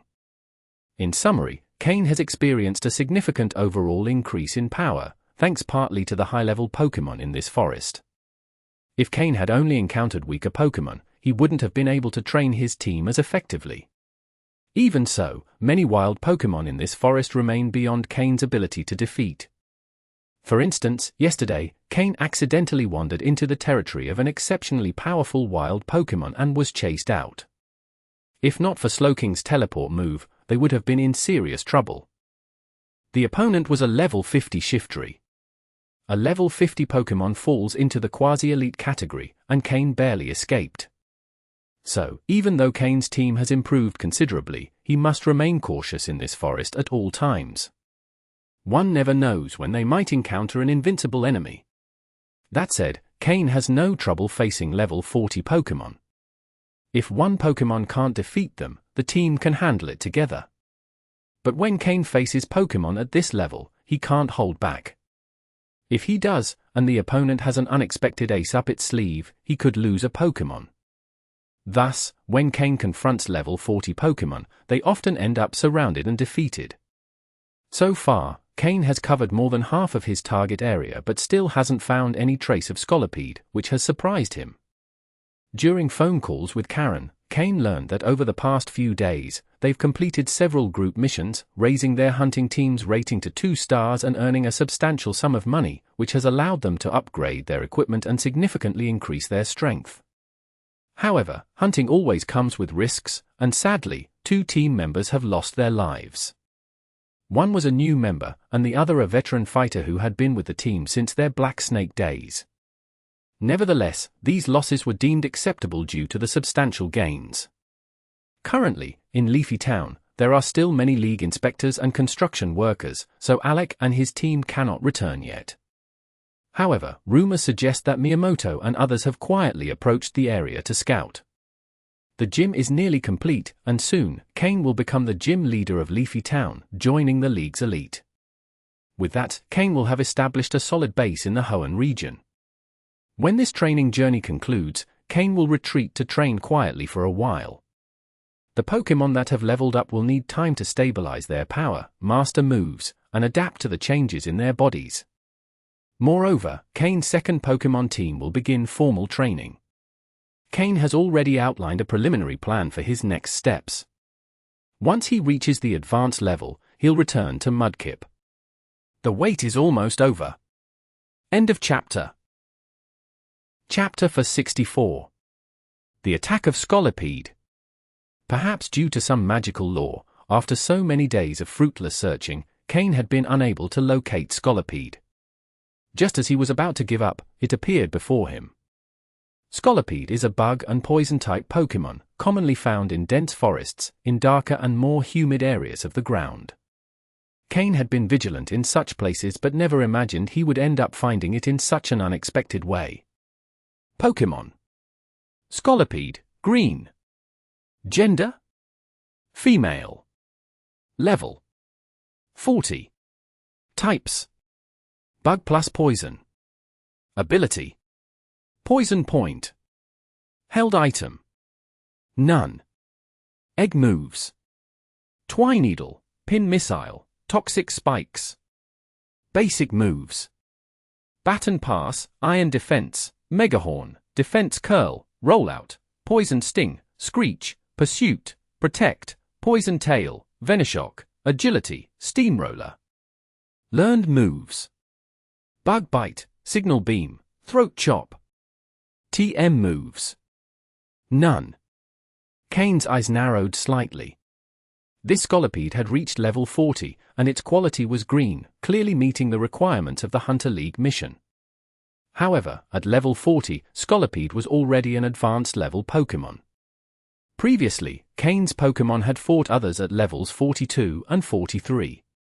Standing at 2.5 meters tall, Scolipede looked truly massive, much larger than any Pokémon Kane had at his side. CHA. Skorupi cried out. Seeing Scolipede, it quickly stepped forward with a shout, positioning itself at the front lines. However, standing only 1.2 meters tall, Skorupi looked small compared to the towering 2.5 meter Scolipede. This is just as the saying goes, what one seeks with great effort cannot be found, but what one doesn't seek comes unbidden. I've been searching for you for so many days without success, and just as I was about to give up, you appear. Well, it's not too late, Kane said, smiling at Scolipede. Scolipede clearly didn't understand what Kane was saying. But upon seeing Skorupi step forward, Scolipede, as the bug queen, felt challenged. Scolipede roared angrily and charged directly at Skorupi. The prey has come to us, Kane exclaimed. Slowking, use Nasty Plot. Honchkrow, use Tailwind. Sneasel, use Icicle Crash to slow it down. Haunter, use Shadow Ball consecutively. Skorupi, Taunt. Stop its advance. 5 Pokémon against 1. Although Scolipede's level was higher, it was only slightly above Slowking's, making the difference manageable. Honchkrow was the quickest to react. Its Tailwind move was so ingrained that as soon as Kane gave the order, it executed Tailwind, increasing the speed of all the Pokémon. Although Honchkrow no longer had the prankster ability, the execution speed of Tailwind hadn't decreased much. Slowking's body emitted a strange aura as it used Nasty Plot, raising its special attack. Thanks to the speed boost provided by Honchkrow, Sneasel quickly raised its hands, creating 4 ice spikes in the air. A few days ago, Sneasel could only generate 3 spikes, but it had since increased to 4, reflecting its growth in Ice-type energy. The ice spikes fell directly toward the advancing Scolipede. However, Scolipede noticed the sudden appearance of the ice spikes. Its robust body, aided by its many legs, moved with agility, dodging left and right. It managed to avoid Sneasel's icicle crash, although its speed was significantly reduced. Skorupi immediately used Taunt on Scolipede, then pushed off strongly with its legs, launching itself at Scolipede. Boom! The two Pokémon collided mid-air. Due to the speed reduction, Scolipede couldn't overpower Skorupi, who charged straight at it. After using Taunt, Scolipede's eyes glowed red, glaring at Skorupi with extreme anger. A contest of strength ensued. Despite a slight advantage for Scolipede, Skorupi was slowly being pushed back. Considering that Skorupi was only level 32 compared to Scolipede's level 40, holding its ground was a remarkable feat. Skorupi's strength exceeded Kane's expectations. At that moment, Haunter, who had already prepared several Shadow Balls, moved quickly into Skorupi and Scolipede's combat area, launching each one at Scolipede's massive body. Boom! Boom! Boom! The continuous attacks prevented Scolipede from focusing all its strength on Skorupi, trapping it in a close-quarters battle. Honchkrow, use Shadow Wing Attack plus Night Slash. Slowking, use Psychic. Finish it off! Kane gave clear orders. Honchkrow, already prepared, swiftly ascended with a flap of its wings, generating a gust of wind as it dove directly at Scolipede. Shadow Wing Attack, a combination of flying and dark-type moves, was one of Honchkrow's recently mastered techniques.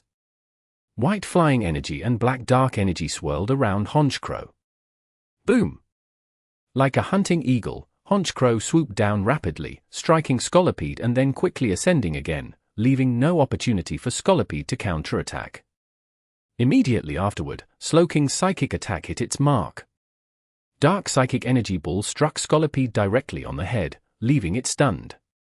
Scolipede's body trembled as the combined attacks from Honchkrow and Slowking inflicted significant damage. Haunter, use Hypnosis. Slowking, use Yawn. Taking advantage of Scolipede's disorientation, Kane ordered the combination of Haunter's Hypnosis and Slowking's Yawn moves. With a double sleep attack, Scolipede slowly collapsed to the ground. Without landing a single blow, Scolipede was defeated by Kane's teamwork. He threw a Pokeball and captured Scolipede. With this, the mission is complete, Kane said, holding Scolipede's Pokeball in his hand. End of chapter. Chapter 65. The necessary elements are about to arrive. Kane took out his communication system and dialed Karen's number. He informed her that he had already completed the task of capturing Scolipede and that they no longer needed to waste time on that mission. Karen was very happy with the result. Before Kane hung up, Karen told him he could send the Pokeball back. After forming the hunting team, Karen bought some basic equipment, the most important being the portable Pokeball transmitter. This device is quite common in the Pokémon world. After all, most league trainers are only allowed to carry 6 Pokémon, so nearly everyone carries a device to transmit Pokeballs. Since the hunting team had been formed, this equipment was indispensable. Otherwise, what would they do during a hunt? Send someone with a huge bag to carry all the Pokeballs? That wouldn't be impossible, but if they encountered the League Police or Pokémon World Rangers, it would be a problem. In any case, there was specialized staff to manage the Pokeballs sent back. Kane used his Pokeball transmitter, which he had never used before, to send the Scolipede's Pokeball to Karen. The sooner the task is completed, the higher the compliance rating in the mission assessment. When Karen received Scolipede's Pokeball, she hung up the call with Kane, satisfied. As for who would receive the final credit for capturing Scolipede, it wasn't important to Kane. After all, the hunting team had already been formed, and Karen worked for him now. If they wanted it, he would give it to them. Just as Kane was putting away his portable Pokeball transmitter, a secret communicator on his body began to vibrate. Kane frowned. It was Umbra's communicator. The last time it vibrated was when he had to meet Giovanni, the leader of Team Rocket. He didn't know what matter Umbra had this time. He took out the communicator and pressed the button to answer. Mr. Umbra, Kane said respectfully. From the other side of the communicator, Umbra responded in his usual cold tone, Kane, where are you? Still training in the forest. Kane looked around and replied, I'm training in a forest, but I'm not sure of my exact location. I think I'm somewhere between Littleroot Town and Verdanturf Town. Umbra fell silent for a moment. The forest between Verdanturf Town and Littleroot Town was quite large. And where are you headed? Don't tell me you plan to stay in the forest for a week or more. In a few days, I should arrive in Littleroot Town. I'm going there to pick up some things, Kane replied honestly. All right. I'll send you the supplies you earned in the last trial, along with the 3 evolution elixirs you exchanged with me. We'll meet in the forest outside Littleroot Town, Umbra said. Evolution elixirs couldn't be transmitted through a transmitter. Last time, Kane had gone personally to the Team Rocket research base at the Lake of Rage to retrieve them. Kane was slightly pleased to hear Umbra's words. Was he finally going to receive the supplies he had been waiting for? Most importantly, the evolution elixirs. Was Larvitar about to hatch? I need some things now, can I still exchange these supplies? Kane asked. Umbra fell silent again for a moment before responding with 2 words, you can. Although he was aware that exchanging resources at this moment might be tricky, even Giovanni had told Umbra to fulfill Kane's requests as long as they weren't excessive. He wanted to see how far Kane could go in the Hoenn region. If he managed to become as strong a trainer as Sabrina or Koga, investing in him would be a good decision. I'd like to exchange for a Razor Claw, some black sludge, and convert the rest into Pokédollars, Kane said after some thought. These were the items he considered most useful at the moment. With Pokédollars, he could buy whatever he needed later. If he couldn't find what he needed, surely his friends could. Hearing Kane's request, Umbra narrowed his eyes. Although these 2 items weren't of extraordinary value, they were quite rare. Even within Team Rocket, there weren't many in stock, and many wanted to exchange for them but didn't have the means. Kane had already asked Steven to look for the King's Rock and Razor Claw. The King's Rock had already been delivered to him, but there was no news about the Razor Claw, which showed how rare it was. Not that its effect was incredible, but as they say, scarcity makes it valuable. In comparison, the black sludge was more useful and also more expensive. All right, but that will leave few resources remaining, Umbra said in a cold tone. Kane had offered half of his supplies in exchange for the 3 evolution elixirs. Now, he would use the rest to obtain the Razor Claw and black sludge, which would consume almost everything. It doesn't matter, obtaining those 2 items is enough, Kane said decisively. He was more than willing to spend all his resources on them. The Razor Claw, though useful for other Pokémon, held special value for Sneasel. With this item, Sneasel could evolve into Weavile during the night, marking a great leap in power and potential. Sneasel had always had a somewhat intermittent presence on his team, probably due to its somewhat solitary personality. Recently, after several training sessions, the relationships among his Pokémon had become more harmonious. That's why Kane thought he should organize more team training sessions, which would not only increase strength but also build trust and cooperation among his Pokémon. End of chapter. Chapter 66. The Pursuit of the Scolipede Swarm. In summary, the current Sneasel already has sufficient power and has met Kane's standards. If it manages to evolve at this point, it would be perfect. As for the black sludge, it was an idea Kane came up with on the spot. This item is extremely powerful as it allows poison-type Pokémon to continuously recover health while holding it, essentially giving them a special ability akin to Breloom's. Though Breloom heals more when severely poisoned, the black sludge's effect is constant. Even so, the value of this item is incredibly high. Additionally, this item not only provides health recovery but also enhances the poison-type moves of the Pokémon. Kane specifically chose it for his Skorupi and Haunter, the only 2 poison types currently on his team. With the black sludge, their combat abilities could significantly improve. These 2 items, the Razor Claw and black sludge, are the best Kane could find now to strengthen his Pokémon. The remaining resources will be exchanged for these 2 items, and the rest will be converted into Pokédollars. I'll also have someone deliver them to you, along with the 3 elixirs, in the forest outside Littleroot town. It'll have an exclusive mark from our shadow unit, you just need to meet him there, Umbra said coldly. Understood, Kain replied. Be careful. After those words, Umbra hung up the call. Careful? Of what? Kain was puzzled. Why did he warn him to be careful but not specify what about? It was frustrating. Before Kain could think further about it, another unexpected incident occurred. In the forest, unforeseen events can always happen, especially in its deeper areas, where surprises are even more common. This time, the unexpected event had something to do with Kain. A group of Scolipedes suddenly appeared, accompanied by Whirlipedes and an endless army of Venipedes. Did we destroy a Scolipede nest? Kain's expression turned grim. The number of Scolipedes was overwhelming. Bug-type Pokémon have an absurd reproduction capacity for a reason. At the forefront of the group was a much larger Scolipede than the one Kain and his team had previously defeated. Clearly, this was the leader of the entire colony. Kain's system activated immediately, providing data on the leader Scolipede. Pokémon. Scolipede, light blue. Gender? Male. Level. 49. Type. Bug plus poison. Ability. Poison point. Held item. Leadership. Egg moves. Rock climb, pin missile, toxic spikes. Basic moves. Baton pass, iron defense, megahorn, defense curl, rollout, poison sting, screech, pursuit, protect, poison tail, venoshock, agility, steamroller, toxic, venom drench. Learned moves.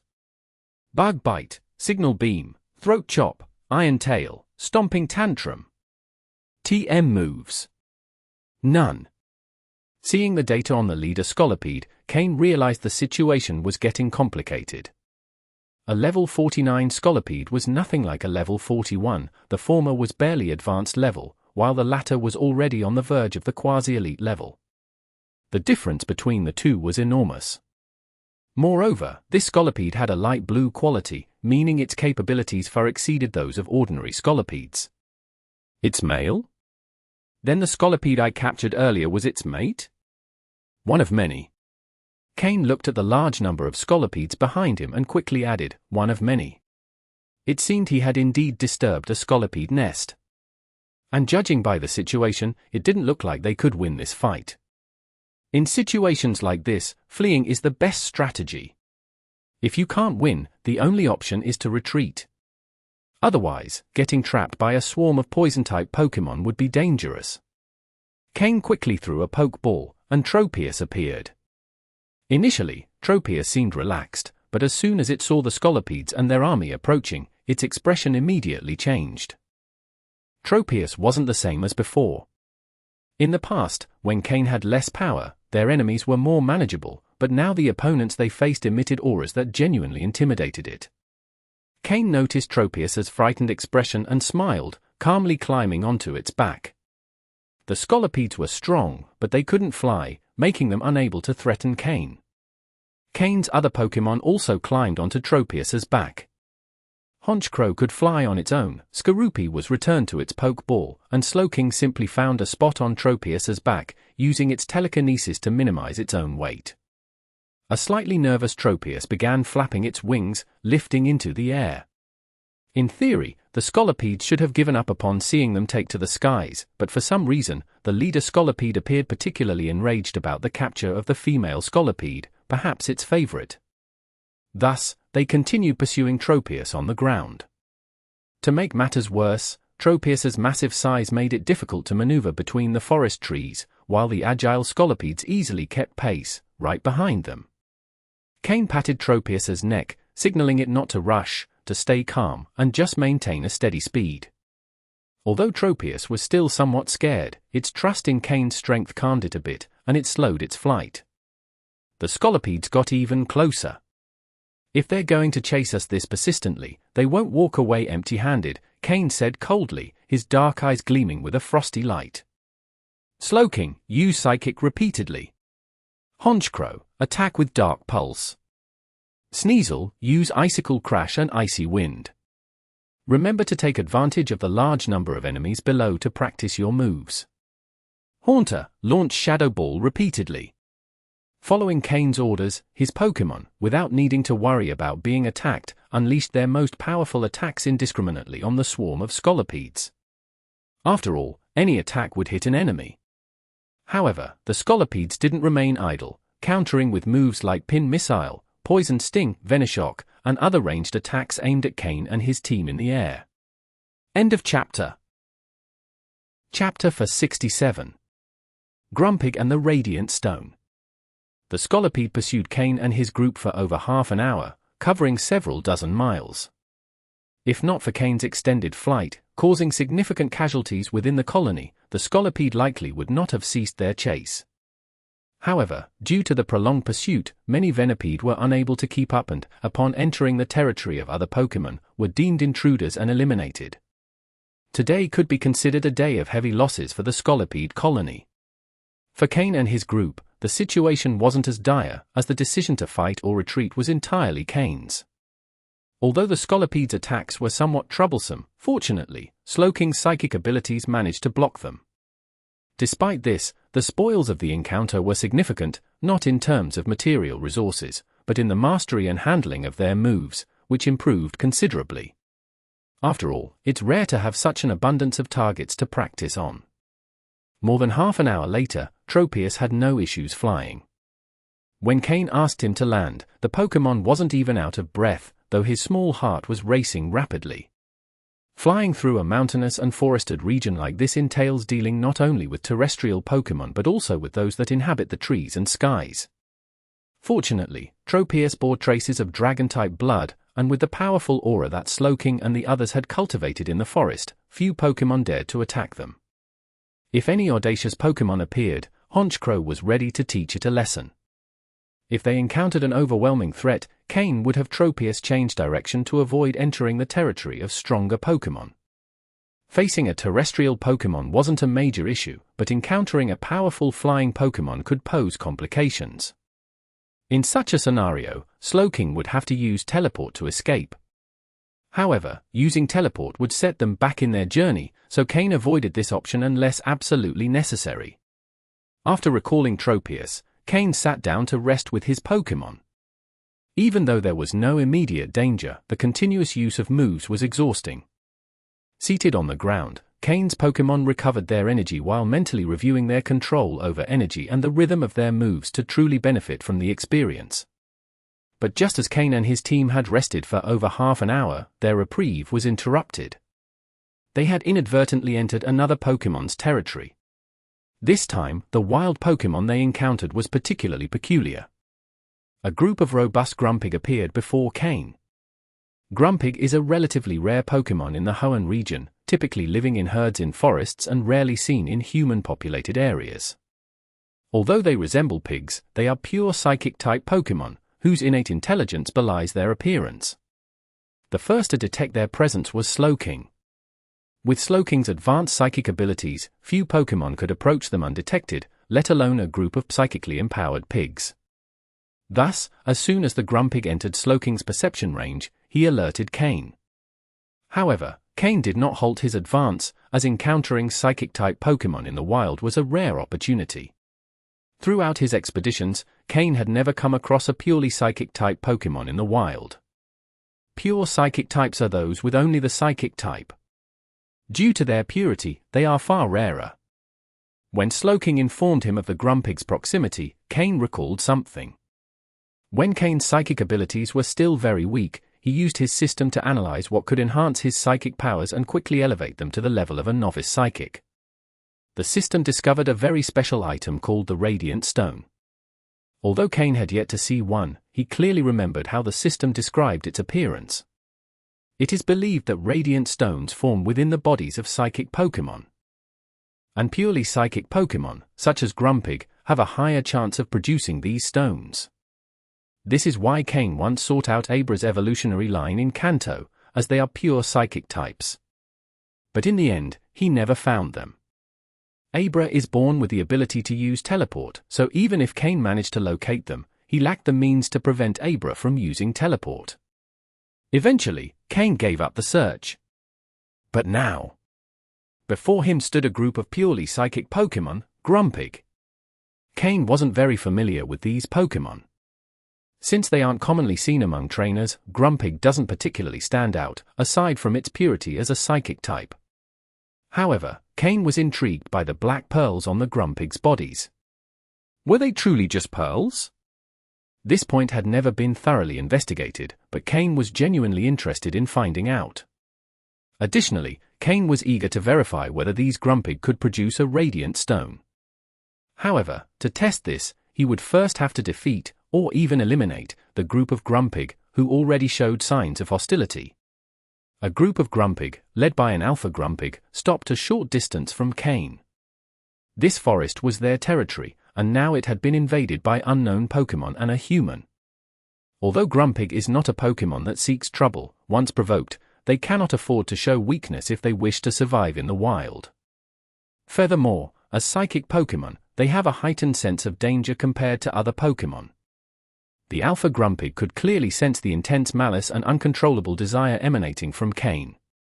It could perceive Kain's faint psychic abilities. As a psychic Pokémon, it despised those without psychic powers, viewing them as brainless beings. However, Kain not only possessed psychic abilities but also harbored malicious intent toward them. This was a matter of concern for the alpha Grumpig. Kain slowly stood up from the ground, a smile on his lips as he calmly observed the Grumpig before him. These Grumpig would be his test subjects. He would see if the radiant stone truly existed. He would see if this radiant stone could indeed enhance his psychic powers. He would see if today he could officially become a novice psychic. End of chapter. Chapter 68. For the Shining Stone. Pokémon. Grumpig, dark green. Gender? Male. Level: 42. Type: Psychic. Ability: Own tempo. Held item: None. Egg moves: Zen Headbutt, Mirror Coat, Endure. Basic moves: Teeter Dance, Belch, Splash, Psy-Wave, Odor Sleuth, Psy-Beam, Psycup, Confuse Ray, Magic Coat, Power Gem, Rest, Snore, Psyshock. Learned moves: Thunder Punch, Telekinesis, Heal Bell, Snatch. TM moves: None. These are the stats of the leader of the Grumpig group. The system automatically displayed its profile when Grumpig entered Kain's scanning range. Grumpig is, in fact, a Pokémon very similar to Slowpoke before it evolves. Apart from Slowpoke's water type, its similarity to Grumpig is high, both in appearance and moves. Grumpig is a Psychic-type Pokémon, excelling in Psychic-type moves. However, it has a weakness: it cannot naturally learn the move Miracle Eye. This is also the case with Slowpoke. It cannot learn Miracle Eye either, but Kain's Slowking managed to learn it because it is a shiny Pokémon. Thus, Grumpig, a Pokémon notable for its Psychic-type moves, is at a disadvantage against Honchkrow and Sneasel, which are Dark-type. Even though its level is higher than Honchkrow and Sneasel, its psychic power is not strong enough to ignore the type disadvantage. Yes, type disadvantages exist within certain limits. For instance, Dark-type Pokémon are immune to Psychic-type attacks, and Normal-type Pokémon are immune to Ghost-type attacks. But this is valid only if the levels and strength of the Pokémon aren't too disparate. If there's a significant level difference, the accumulation of energy is enough to overcome immunity. For example, a level 5 Dark-type Pokémon wouldn't be immune to the Psychic-type attacks of a level 90 Psychic Pokémon. The sheer amount of energy would overwhelm it. It's like rubber, which can insulate against electricity but not against a lightning strike or high-voltage discharge. The rubber would simply melt under the immense energy.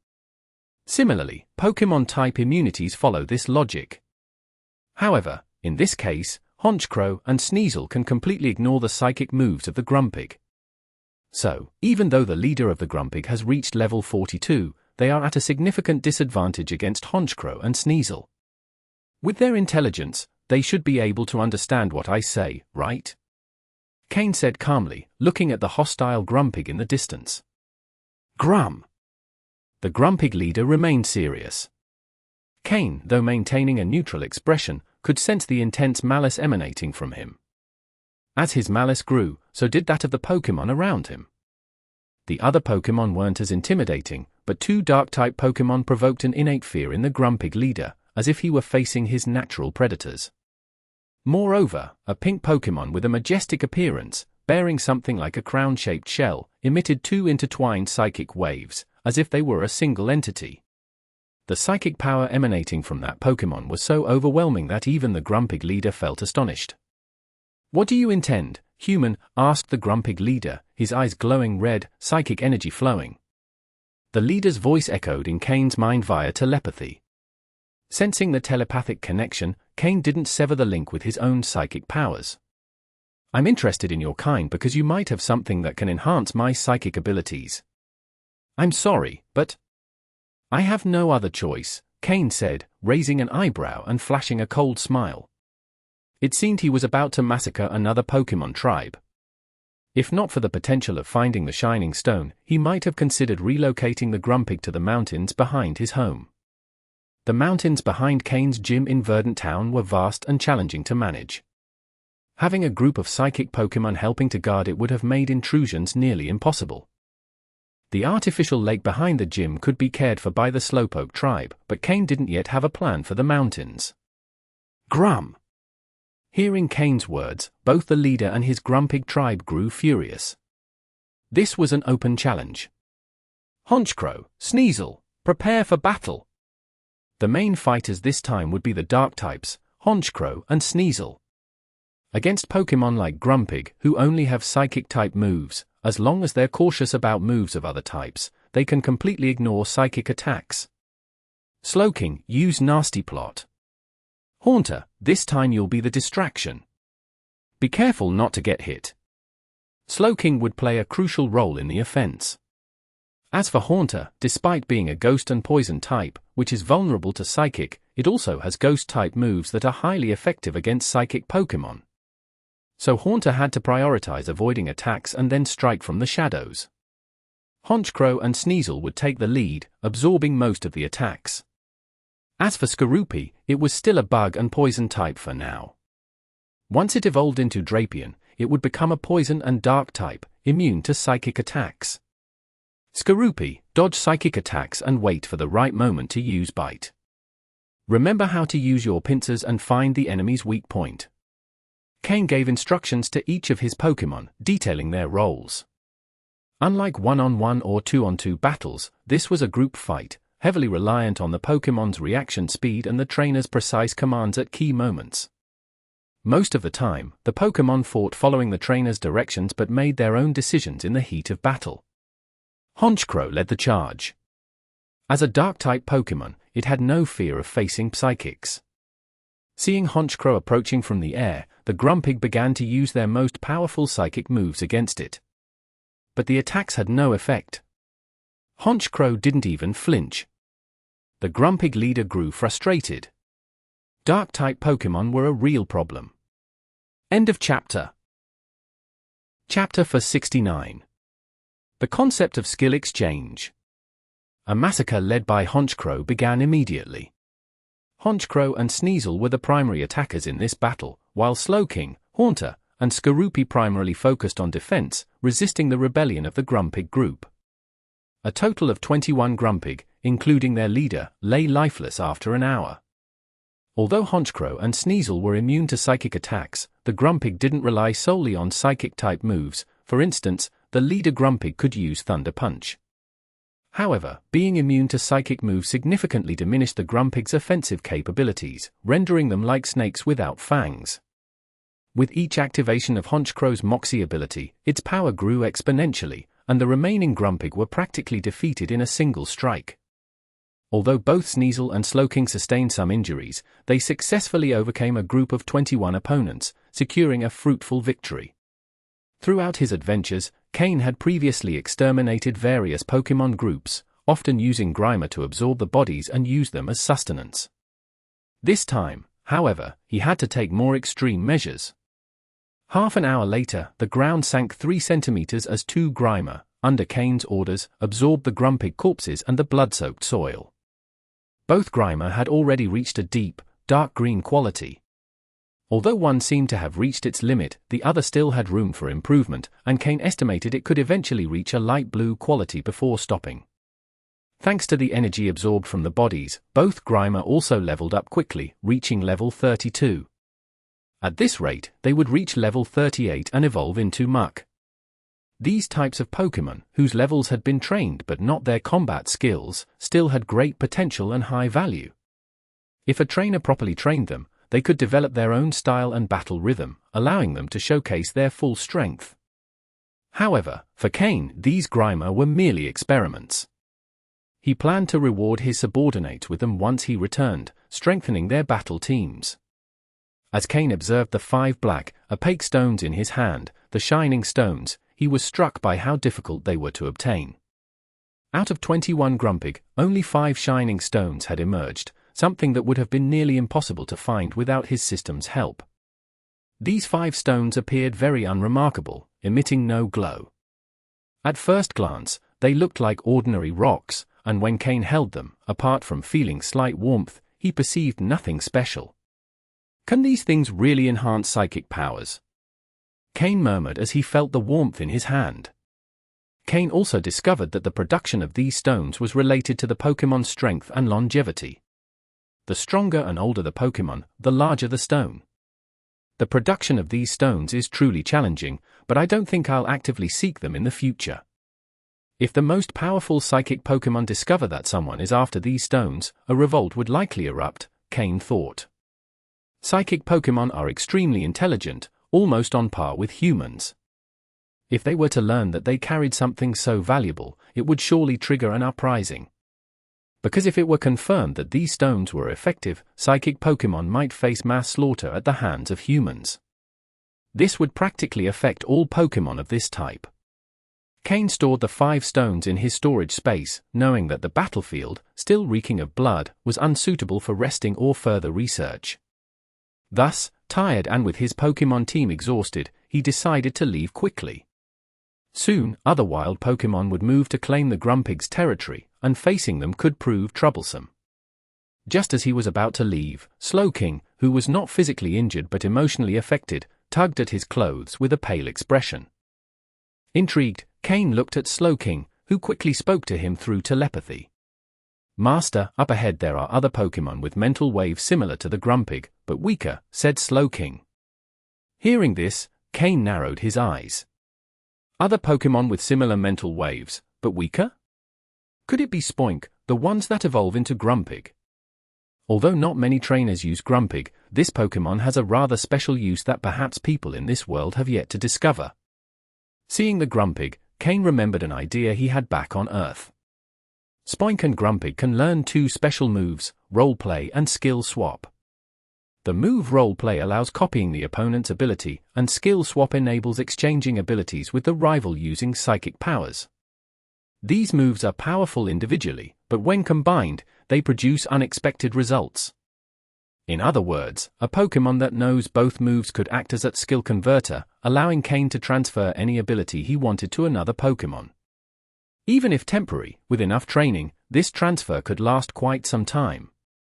Kane had thought of this when he discovered the zone of Slarkoth and Vigoroth in the mountains. If he could find a Pokémon with both moves, it would be highly useful for his future experiments. However, during the previous battle, he didn't encounter any Grumpig with both moves. And even if he had, after such a bloody encounter, those Grumpig wouldn't obey him. But these Spoink, who had never seen him before, might be different. End of chapter. Chapter 470. Absorbing the Shining Stone. In Kane's impression, Jengar is also capable of learning both the move Roleplay and the move Skill Swap. If he fails to find a Spoink that can master both moves at the same time, Kane can find one that knows Roleplay and, when Haunter evolves into Jengar, have Spoink teach it the move. This way, Jengar could not only act as Kane's closest bodyguard but also temporarily serve as a skill converter. Haunter has already learned the move skill swap, it only lacks role play. Following the direction indicated by Slowking, Kain advanced with his Pokémon. In the Grumpig's territory, it wasn't only Grumpig that lived there. As he ventured further, Kain discovered traces of Spoink. Kain immediately activated the system to scan the data of these Spoink. The Spoink were a bit startled to see Kain and his Pokémon enter their den directly. But since the Grumpig leader and the Spoink capable of communicating were not present, the Spoink didn't dare act rashly and only watched Kain cautiously. Moreover, the Pokémon accompanying Kain exuded an air of danger and violence that the weak Spoink clearly couldn't handle. Fortunately, Kain seemed to be only observing, doing nothing out of place. When all the Spoink thought Kain had come just to look around, his eyes lit up as he reviewed the data. Spoink data appeared before him. Pokémon. Spoink, light green. Gender? Female. Level 20. Type. Psychic. Ability. Thick fat. Held item. None. Egg moves. Future sight, skill swap. Basic moves. Splash, Psy-Wave, Odor Sleuth, Psy-Beam, Psycup, Confuse Ray. Learned move. Role play. TM moves. None. In terms of physical development, aptitude, and appearance, this was a rather ordinary Pokémon, with no standout traits. However, it was the only Spoink among many that Kain found to possess both skill swap and role play. The other Spoink either had one of the moves or neither. Although its aptitude was mediocre, it was sufficient for a utility Pokémon. Kain signaled Honchkrow with his eyes. Honchkrow instantly understood the signal, flapped its wings, and quickly soared, immediately capturing the chosen Spoink from the group. The Spoink, who had been watching Kain, had prepared and unleashed a barrage of moves against Honchkrow. But even the psychic moves of the Grumpig leader had little effect on Honchkrow, let alone these Spoink. Honchkrow caught the Spoink and brought it to Kain. Kain glanced around and chuckled softly. These Spoink here were like a valuable treasure. If given the chance, he might relocate them to the rear mountain. Then, under the protection of Slowking's psychic barrier, Kain's Pokémon returned to the site of the previous battle. This time, Kain left without looking back, taking his Pokémon with him. As for the Spoink captured by Honchkrow, it was knocked unconscious and stored in a Pokeball. Its usefulness wouldn't be apparent immediately, but Kain planned to train it slowly once they returned. Kain continued advancing with his Pokémon for another half hour, fully leaving Grumpig territory before gradually stopping. He found a relatively safe place and began treating the external and internal injuries of his wounded Pokémon. This was something Kain always did after each battle, otherwise, without a Pokémon Center, accumulated injuries could severely impact his Pokémon in the long term. Then, using Slowking's Heal Pulse move, he could also relieve some of his Pokémon's physical fatigue. Having learned Heal Pulse, Slowking could temporarily act as the team's healer. Combined with the effect of Poke Blocks, Kain's Pokémon could quickly recover to their optimal state. This was the main reason Kain could survive in the wild for long periods without worrying about his Pokémon's condition. Next, Skorupi dug a cave into a massive tree trunk, large enough for all the Pokémon to enter and rest comfortably. In these deep mountains, there weren't many resources, but there were plenty of these gigantic trees that would take many people to encircle. During this time, Kain and his Pokémon had been resting in such trees, blocking the cave entrance with tree bark, and under the protection of the psychic barrier created by Slowking, other Pokémon usually couldn't find them. Slowking maintained the psychic barrier while the other Pokémon rested. Although today's battle was straightforward, the mental pressure on the Pokémon was still significant. Kain took out a black shining stone from his storage space and scanned it again with the system. Item name. Shining stone, user defined. Description. A stone recorded in ancient books, similar to a fragment of the Philosopher's Stone. Function. Can enhance the psychic abilities of a psychic user, with a degree of enhancement depending on the user's condition. Shining stone, I hope you have some effect, Kain murmured as he extended his psychic energy to levitate the shining stone before him. Kain had no trouble lifting stones of this size with his psychic power. According to the system's description, using a shining stone required the psychic user to channel energy into the stone, allowing the mysterious energy within it to feed back into the user. Kain gradually increased the amount of psychic energy. After days of training, Kain had reached a 70% level of control over his psychic power. As the psychic energy increased, the shining stone began to tremble in the air. Crack! A clear sound of fracture resonated from the shining stone, and the psychic energy Kain had extended was immediately repelled. But the shining stone didn't fall. Instead, it followed the trajectory of Kain's psychic energy, launching directly toward his head. A mysterious energy, different from psychic power but much stronger, seeped into his mind. Kain couldn't help but open his eyes. If anyone were in front of Kain at that moment, they would see his eyes were entirely black, with no distinction between pupils or sclera. The veins on his forehead suddenly bulged as a storm raged within his mind. The original psychic energy in his mind began spinning under the influence of this mysterious energy. Kain could feel that, after some time in contact, this mysterious energy was beginning to assimilate and convert into similar psychic energy, though of much higher quality. Moreover, it felt completely compatible with the psychic energy produced by Kain, causing no discomfort. End of chapter. Chapter 471. Becoming a beginner-level psychic. An hour later, the black color in Kain's eyes began to fade, revealing the whites and pupils. Kain's forehead was covered in sweat, and his pale face showed signs of exhaustion. However, his mind had never felt so active. It was as if a switch had been flipped. His brain was extraordinarily alert, even more so than after a full night's sleep. Without wasting time, Kain retrieved a box containing psychic spheres from his storage space. To confirm whether he had truly become a beginner-level psychic, he only needed to see how many psychic spheres he could lift. Kain activated his psychic power suddenly. 5 psychic spheres floated into the air without Kain feeling much strain. The 6th, 7th, 8th. Gradually, he began to feel the pressure. Yet, the speed at which Kain raised the spheres did not slow. By the time he reached the 20th sphere, it, too, rose without hesitation.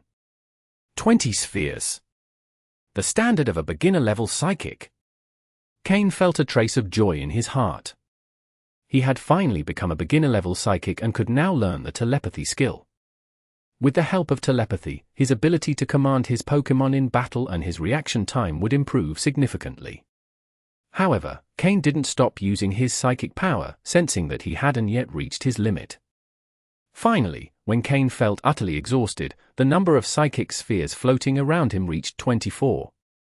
He had completely surpassed the threshold for beginner-level psychic power, and by a significant margin. Additionally, Kain noticed that after some time practicing, his control over his psychic power had reached 70%. However, after this improvement, his control level had dropped back to 60%. If he could train it to 100%, his psychic power would improve again. But none of that was Kain's primary focus. His main goal in becoming a beginner-level psychic was to learn telepathy. As for other aspirations, he knew his limitations and wouldn't demand too much of himself. In the future, he would have the opportunity to absorb the remaining 4 energy spheres and see how far his psychic power could develop. After putting away all the psychic spheres, Kain let out a sigh of relief. Finally, he had reached beginner-level psychic status and could set aside that concern. He would continue training his psychic power but no longer needed to be as exhaustive as before, allowing him more time to handle other matters. After verifying his psychic power level, Kain, physically and mentally drained, fell asleep immediately. The night in the forest was far from quiet. The chirping of insects and rustling of leaves filled the air. Numerous nocturnal Pokémon hunted, and their occasional roars echoed through the forest. But none of this had anything to do with Kain. Thanks to Slowking's psychic barrier, the hollowed tree where they rested was very peaceful. Moreover, with Slowking keeping watch, if any wild Pokémon dared to intrude, Slowking could react immediately. It was rare to have a night of proper rest. The next morning, Kain allowed himself the luxury of sleeping in. When the sun was already high in the sky, he finally woke. Although he had felt extraordinarily energetic the previous day, that sensation had been misleading. Both his body and mind had been truly exhausted. After a good night's sleep, he felt fully recovered. Now that Kain had become a beginner-level psychic, he could finally learn telepathy. Telepathy wasn't a difficult skill to learn. When the old Ghastly had taught Slowpoke, it only took a few words of explanation and demonstration for Slowpoke to master it. Perhaps this was also because Slowpoke had exceptional talent for psychic powers. But the key to learning telepathy was the amount of psychic power one possessed. After a brief conversation with Slowking and combining the information from the psychic training guide Sabrina had given him, Kain quickly grasped the technique. Slowly extending his psychic power from his mind, he connected with Slowking's mind. Slowking. Kain thought silently. Master! I hear you. Slowking immediately responded. Kain's eyes lit up. So this is what telepathy feels like? It's truly incredible. Even though he was merely using his psychic power to project his thoughts, the recipient could understand them clearly. To test it further, Kain used telepathy to connect with his other Pokémon. He then mentally gave them commands. Although his Pokémon were surprised to receive orders telepathically, they trusted him and obeyed. Kain couldn't help but nod. They weren't yet accustomed to receiving commands through telepathy, but with time and training, this technique would become his primary method of commanding during battles. After packing up everything in the hollowed tree, Kain and his Pokémon set off.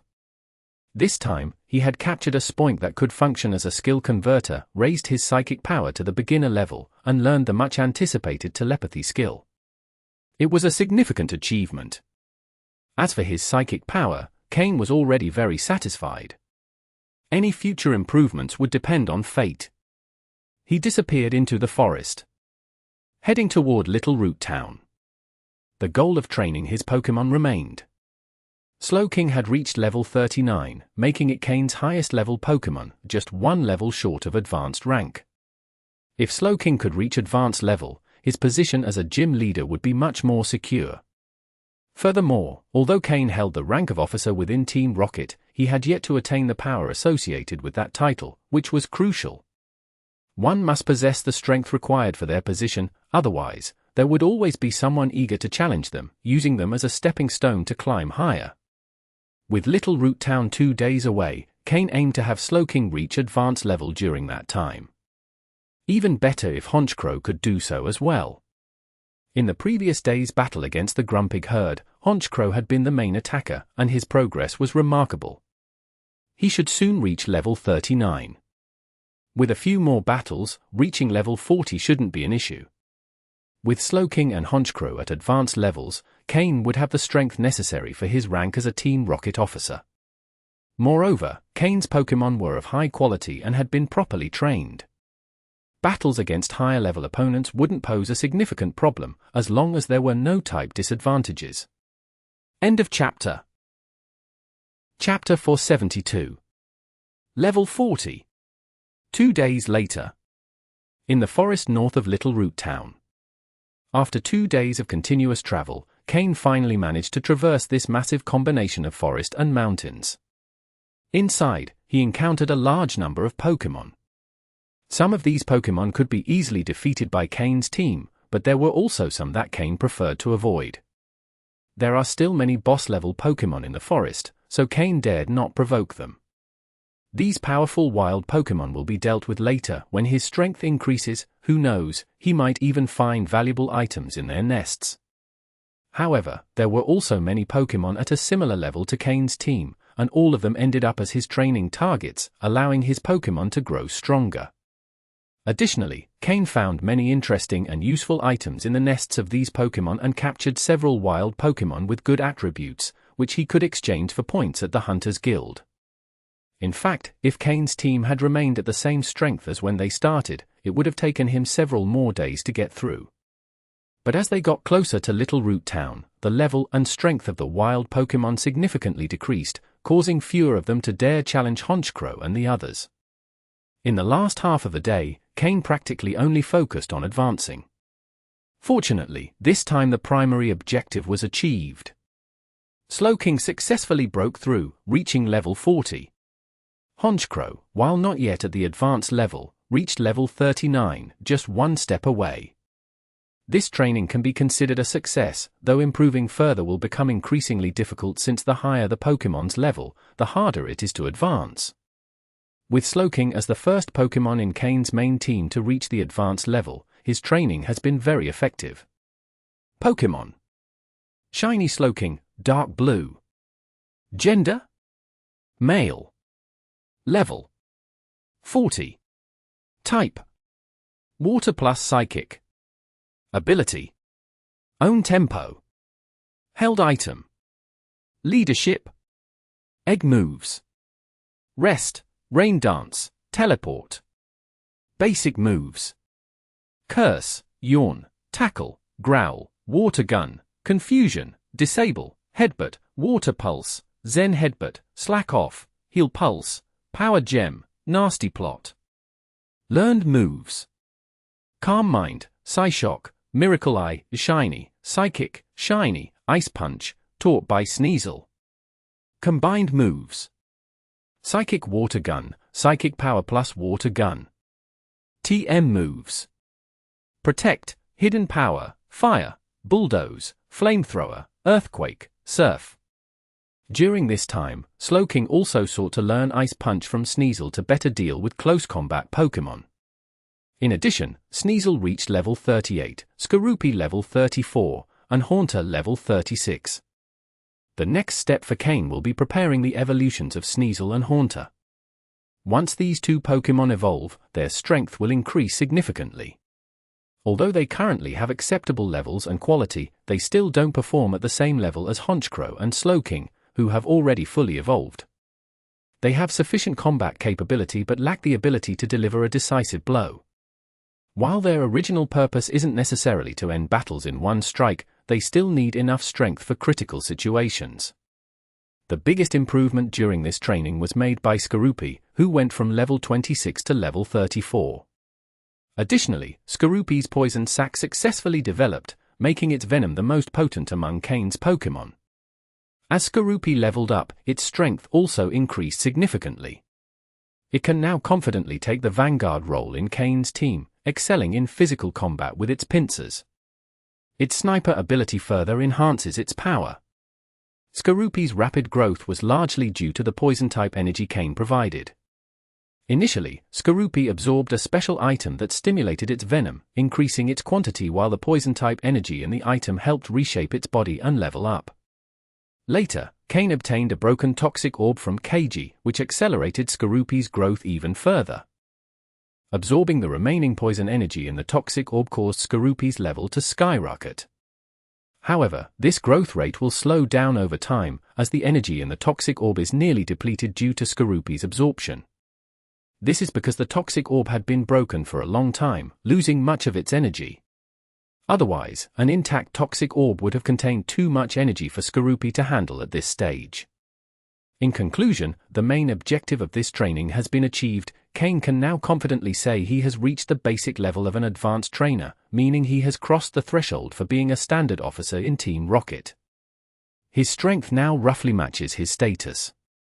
However, there are still areas where his Pokémon's training can be improved. Although Slowking has leveled up, it still has some gaps in its moveset. After receiving supplies from Team Rocket, Kane plans to purchase some additional moves for his Pokémon. Choosing practical, suitable moves will allow his Pokémon to better showcase their potential. As Pokémon levels increase, supplementary moves are needed to complement their abilities and unleash their true power. Kane didn't leave the forest directly. According to what was agreed with Umbra, a member of the Shadow Unit should be waiting for him here. This person will deliver the supplies from Team Rocket. Although Kane doesn't know who this individual is, given that Umbra entrusted them with so many supplies, he's certain their strength isn't insignificant. However, the internal situation of the Shadow Unit is quite complicated at the moment, so Kane hasn't delved into the details. But considering that Umbra, a sub-leader with real power in the Shadow Unit, when gravely injured and needing to recover, entrusted Kane, who was relatively weak at the time, to retrieve something so important instead of relying on stronger team members. This alone speaks volumes. The Shadow Unit, or rather, Team Rocket itself, likely has infiltrators from the League. Not everyone in the league is an idiot who only knows how to fight among themselves, otherwise, they wouldn't be the largest organization. But the person Umbra sent this time, do they have a confirmed, vetted background? Or are they a newly loyal subordinate of Umbra? End of chapter. Chapter 473. Yanmega. Kain was searching for the special marks of the Shadow Unit in the forest. Although he had never carried out a mission for the Shadow Unit, Kain had learned the basics. After carefully searching, he found a Shadow Unit mark at the base of a large tree. Kain completely changed his attire, pulling out his signature black cloak and putting it on. He then withdrew all his Pokémon, leaving only Honchkrow at his side, while Haunter hid in his shadow. Following the direction of the marks, Kain walked with Honchkrow. Perhaps for the sake of discretion, after several twists and turns, Kain noticed that many of the marks were unnecessary. He could have walked a straight path, but whoever made the marks had placed them at various points. Was it to avoid being discovered? Or was it simply a Shadow Unit habit? Or maybe they were toying with him. Kain remained alert to these possibilities. Finally, after following the marks, Kain arrived at the entrance of a cave. According to the marks, the person he was supposed to meet was inside the cave. However, upon reaching the entrance, Kain didn't enter immediately. Instead, he frowned. Under other circumstances, he might not have noticed, but Kain had improved his psychic abilities to the level of a beginner psychic. He could now expand his psychic power, perceiving many details that previously went unnoticed. Kain noticed an extremely thin thread at the cave entrance, something almost impossible to detect with the naked eye without a detailed observation aided by his psychic abilities. Even with his experience, without his psychic observation, Kain wouldn't have discovered the thread. The presence of this thread could mean several things. Most likely, the person he was supposed to meet was inside but had left the thread as a precaution to detect someone entering and react accordingly. But there was also the possibility that the thread would trigger a trap, setting off a series of events if touched. Around him, Kain didn't see anything unusual, which only heightened his sense of alertness. Instead of entering, Kain used his psychic ability to slightly move the thread. He waited silently for 3 seconds, and nothing happened.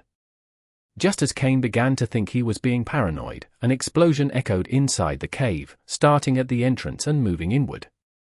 The message was clear: block the entrance to prevent anyone from escaping, and then detonate explosives inside to trap whoever was inside. Even with a Pokémon capable of using teleport, the intensity of the explosion would make locating spatial coordinates difficult, rendering escape nearly impossible. 2 seconds later, the cave completely collapsed. Kain's face darkened. If he had entered and accidentally triggered the thread, he would have been caught in the explosion. Even with his beginner-level psychic abilities and the presence of Honchkrow and Haunter, he likely wouldn't have died, but he wouldn't have escaped unscathed. Whoever had prepared this trap had done so with the clear intention of attacking him. Kain couldn't understand why Umbra would send someone to try and kill him. What was the meaning of this? Kain waited silently for 3 minutes. A shadow appeared on the ground. Kain looked up at the sky, seeing a person dressed in a black cloak similar to his own, mounted on a large dragonfly that was slowly descending toward the destroyed cave. Kain's eyes, dark as the night, began to glow with a murderous light. It didn't matter what this person's purpose was or who had sent them. The only thing Kain knew was that if he had been an ordinary person, that hidden trap would have killed him multiple times over. If someone tried to kill him, he wouldn't care about the attacker's identity. After all, Kain was now a man half chosen by Giovanni. No one below a high rank would have the authority to attack him. Moreover, Kain had already reached the rank of officer and was no longer the Team Rocket grunt anyone could trample on. Without hiding his presence, Kain stood still, watching the man slowly descend from the back of the large dragonfly. The system scanned the dragonfly's data. Pokémon: Yanmega, light blue. Gender: male. Level: 39. Type: bug plus flying. Ability: tinted lens. Held item: none. Egg moves: leech life, signal beam, feint attack.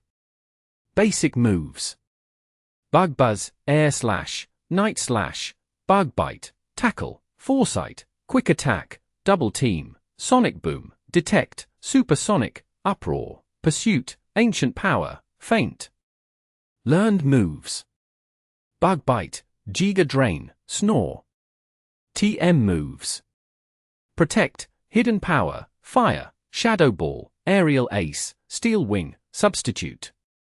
Kain narrowed his eyes as he observed Yanmega's data.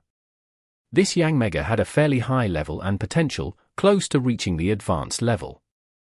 This meant the person before him had power close to that of a common officer. It remained to be seen if Yanmega was his strongest Pokémon or if he had others even more powerful. The man in the black cloak slowly dismounted from Yanmega's back. He wore a Shadow Unit insignia on his chest but did not have the Team Rocket emblem. In the Hoenn region, hostility toward Team Rocket was high, so avoiding the emblem was the prudent choice. Surely, this man thought the same. The man removed his hood, revealing a common middle-aged face with black hair and eyes. The only notable feature was a scar running across his face from the left cheek, over the bridge of the nose, to the right cheek, giving him a sinister look. With a mocking expression, the man looked at Kain and said with a smile, "Well, I didn't think that despite never having done Shadow Unit missions, you'd be so familiar with their marks. I thought it'd take you a whole day to find them. Did Umbra send you?" Kain ignored his mockery and responded coldly. Honchkrow at his side tensed slightly. As the Pokémon that knew Kain best, it could sense the latent fury in his heart. End of chapter. Chapter 474. The Shadow Group and the Dark Group. You dare to call Lord Umbra by his name? This is a great sign of disrespect, the middle-aged man said with a mocking smile. His smile moved the scar on his face, making him look somewhat unpleasant. Hearing this, Kain frowned and looked him up and down, finally stopping at the insignia of the Shadow Unit on his chest. At first glance, it seemed like a common Shadow Unit insignia, but upon closer inspection, Kain noticed differences compared to his own. While his insignia was that of a regular Shadow Unit member, and the man's represented that of a captain, the difference didn't lie there.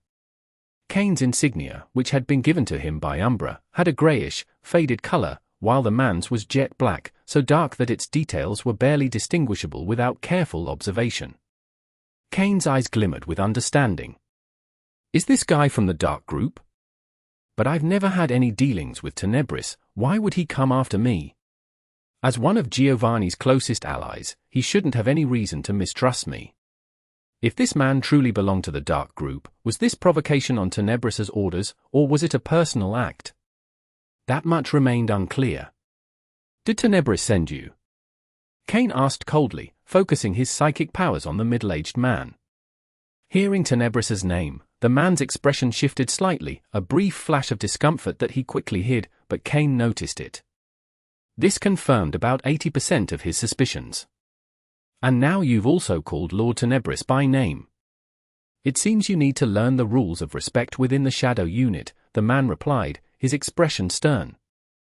The middle-aged man standing before Kain was known as Ray, one of the strongest captains of the Shadow Unit, on the verge of being promoted to a regular officer, and someone with a certain reputation within the unit. Although the Shadow Unit is a single organization, due to its divided management under Tenebris and Umbra, differences have emerged among its members. Tenebris's subordinates call themselves the Dark Group, primarily tasked with the internal security of Team Rocket and Giovanni's personal protection. This is their main responsibility, alongside some basic Shadow Unit tasks. Umbra's subordinates, on the other hand, are known as the Shadow Group and handle more complex and dangerous missions across various regions. As a result, the differences in the missions assigned to the two groups have gradually created distinctions between them. The Shadow Group members are relatively few because their missions are extremely dangerous, often involving incursions behind enemy lines, where survival odds are slim. As a result, Shadow Group members who manage to survive are extremely strong, considered the elite of Team Rocket. Meanwhile, the Dark Group members have relatively safer jobs and have gradually accumulated in number, given their focus on internal security and monitoring certain individuals within Team Rocket. Currently, the Shadow Unit situation is such that the Dark Group vastly outnumbers the Shadow Group. However, because both Tenebris and Umbra are quite powerful, members of both groups have maintained a relatively peaceful coexistence. Officially, the Shadow Unit is still seen as a united organization. But things started to change. During a mission, Umbra suffered severe injuries, leading to a drastic decline in his power.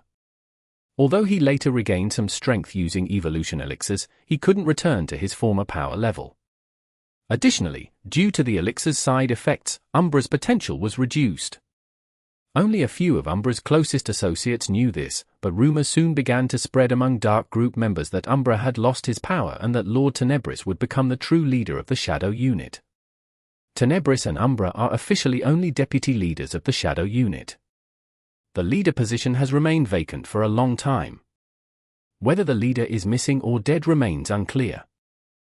Giovanni has given no explanation, leaving his subordinates to speculate. Does Tenebris have what it takes to become the group's leader? After all, Tenebris and Umbra had proven their strength simultaneously, with one handling external matters and the other internal. Tenebris, moreover, was closer to Giovanni.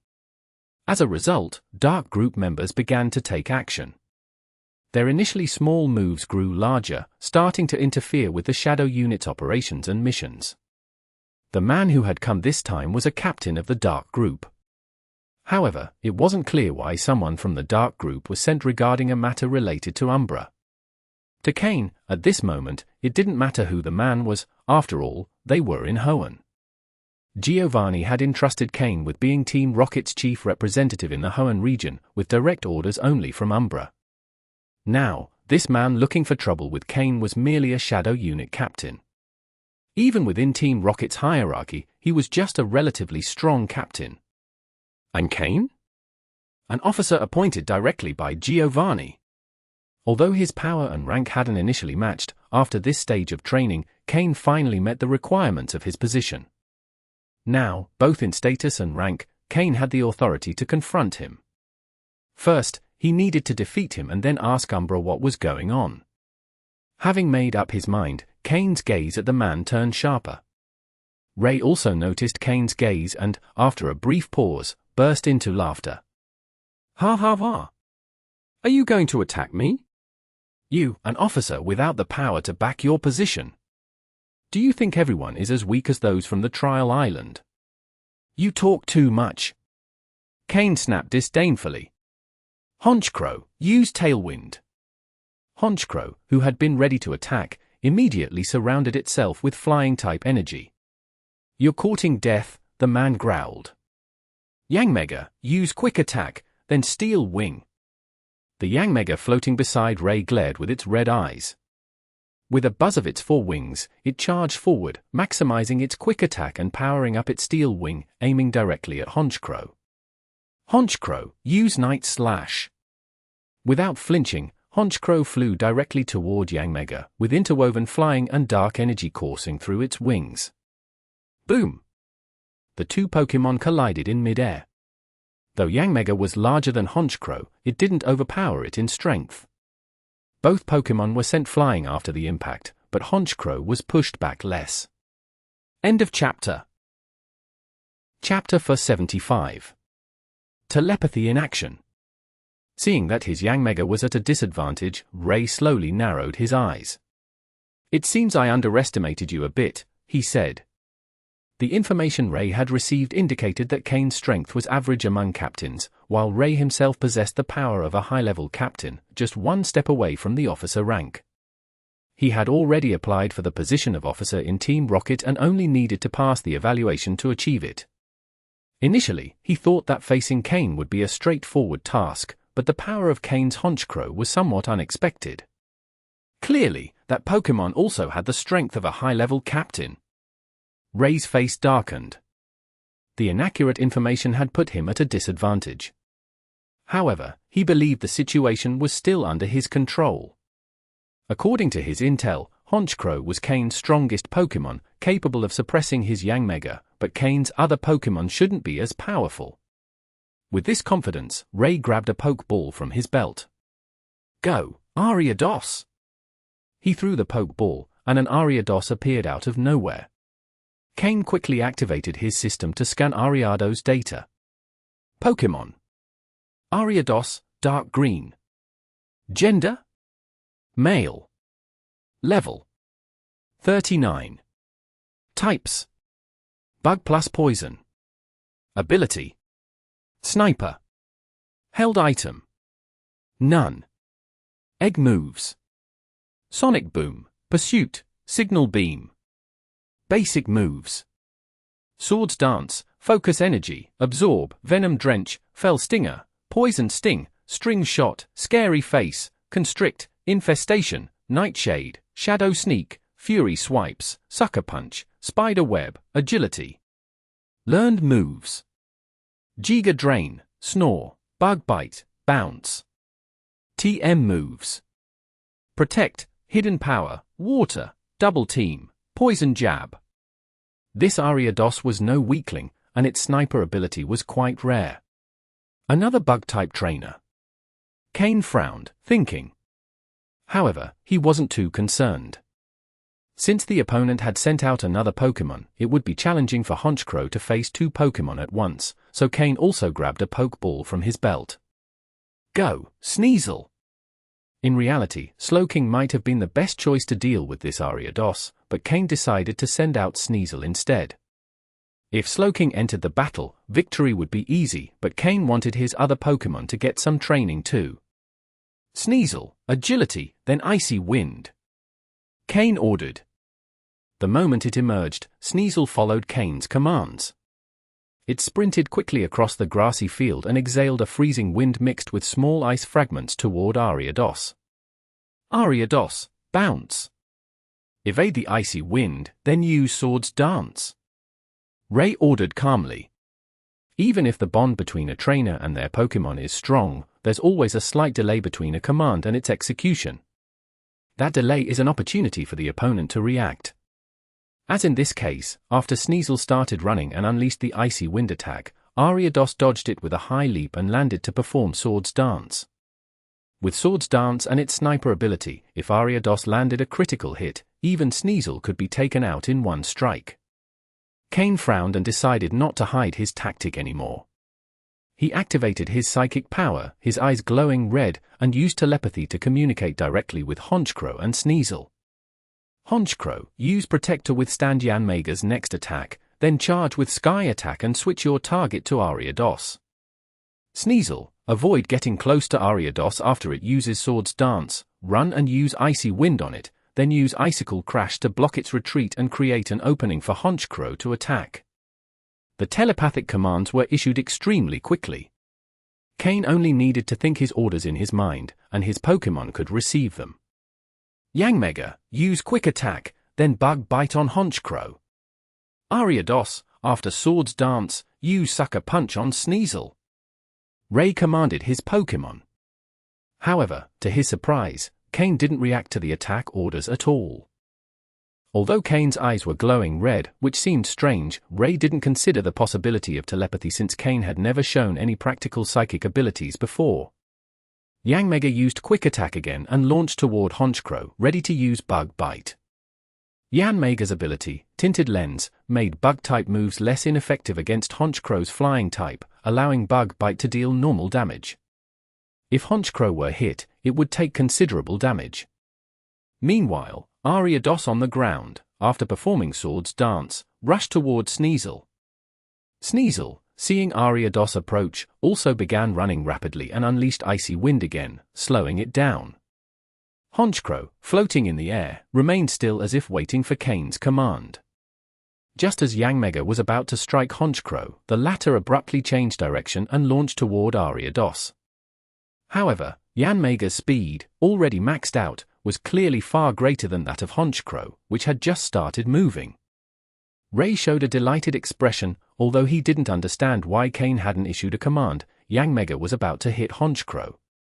Once Honchkrow was injured, the battle on both fronts would be quickly decided. But just as he thought the tide had turned in his favor, the situation changed suddenly. After slowing Ariados with Icy Wind, Sneasel didn't evade anymore.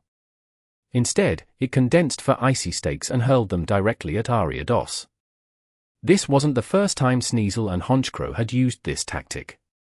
The Icicle Crash move temporarily immobilized the enemy Pokémon, while the charging Honchkrow delivered a fatal blow. Bang! Bang! Bang! Bang! The four icy stakes hit the ground. Although Ariados dodged them, it was trapped between them. Yanmega's bug bite struck Honchkrow but was blocked by a pale green energy shield. And during that brief interval, Honchkrow's flight speed suddenly increased. Blue flames enveloped its body. Sky Attack! Ariados, which had just dodged Sneasel's Icicle Crash, was about to relax. Then, suddenly, it saw a large blue bird right in front of it. Boom! The four icy stakes behind Ariados shattered, and the Pokémon was sent flying, crashing into a distant tree. Ariados immediately lost its ability to fight. End of chapter. Chapter 476. Lucius takes action. Ray stared at the scene, stunned. He watched helplessly as his Ariados was defeated in a single blow by Kane's Honchkrow's sudden attack.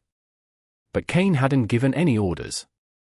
Then how were his Pokémon coordinating so perfectly? And why were Kane's eyes still glowing red? It was at that moment Ray realized that, even if someone had red eyes, they shouldn't be glowing as intensely as Kane's were now. It was as if it were psychic telepathy? Ray had never battled a psychic before but had heard some rumors. It was said that psychics, when commanding battles, could issue orders without speaking, using a special technique known as telepathy to transmit their commands directly to their Pokémon's minds. Was Kane using telepathy? Ray now truly wanted to kill the person who had provided him with that faulty information.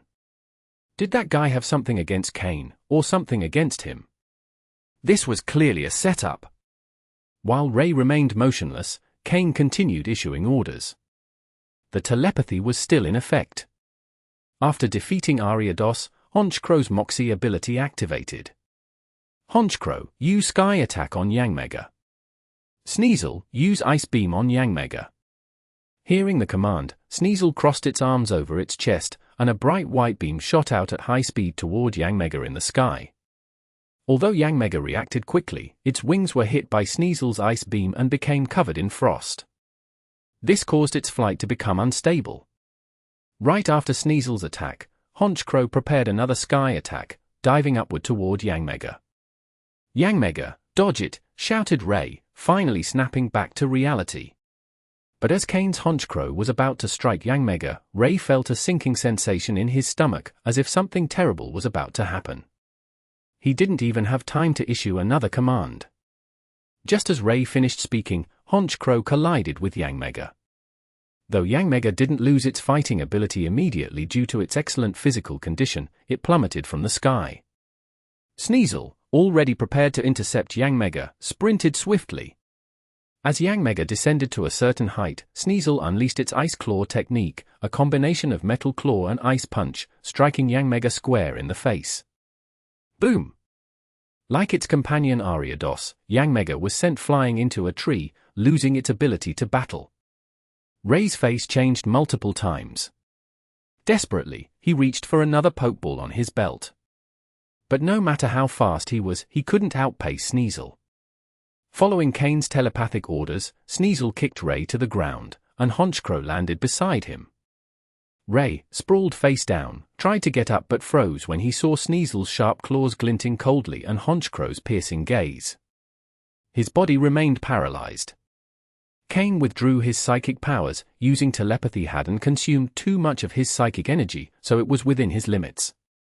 He approached slowly, pulling a special communicator from the depths of his clothes. It was Umbra's exclusive communicator. When Ray saw Kane approaching, he forced a smile, trying to speak, but Kane didn't even glance at him. Kane simply pressed his head into the ground with his foot, pinning him forcefully, and dialed Umbra's number. After a moment, the call connected. Kane didn't speak first, it was Umbra who broke the silence. Kane. Commander Umbra, Kane replied coldly. Sensing the distant tone, Umbra chuckled. now that Kain had reached the advanced level, the pressure Umbra once exerted on him was no longer as overwhelming. Moreover, Kain believed he would one day surpass Umbra. However, Umbra was still far stronger than him. Out of respect for a superior opponent, Kain decided to hold back a little. It wasn't yet the right time to clash with such a powerful elite-level trainer, even with Giovanni's backing. Ha ha ha, are you upset? Did you see the guy I sent with the supplies? How'd it go? Did you win? Umbra laughed. He didn't seem bothered by Kain's earlier tone. Clearly, he knew something had happened. Yes. What's the deal with this idiot? Kain understood from Umbra's words that he was aware of what had transpired. Idiot.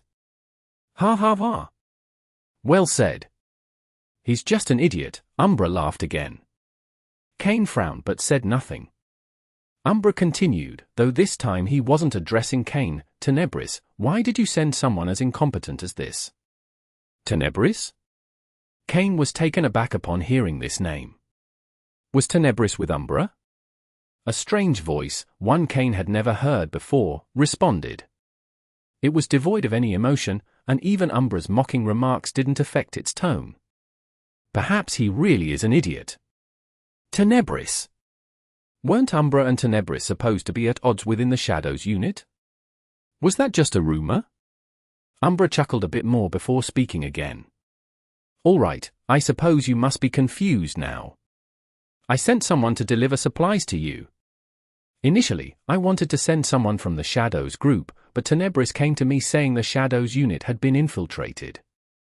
I already suspected infiltration in the Shadows unit but wasn't sure if it was internal or external.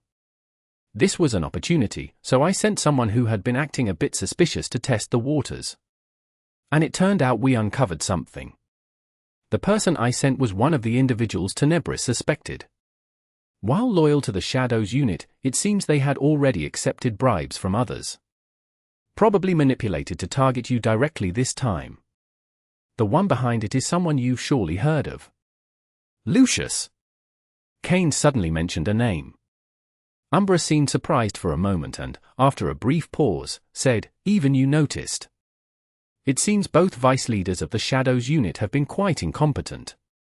The person I sent, deal with him yourself, the supplies are with him. I locked them with a password, he can't open them." So, it was him.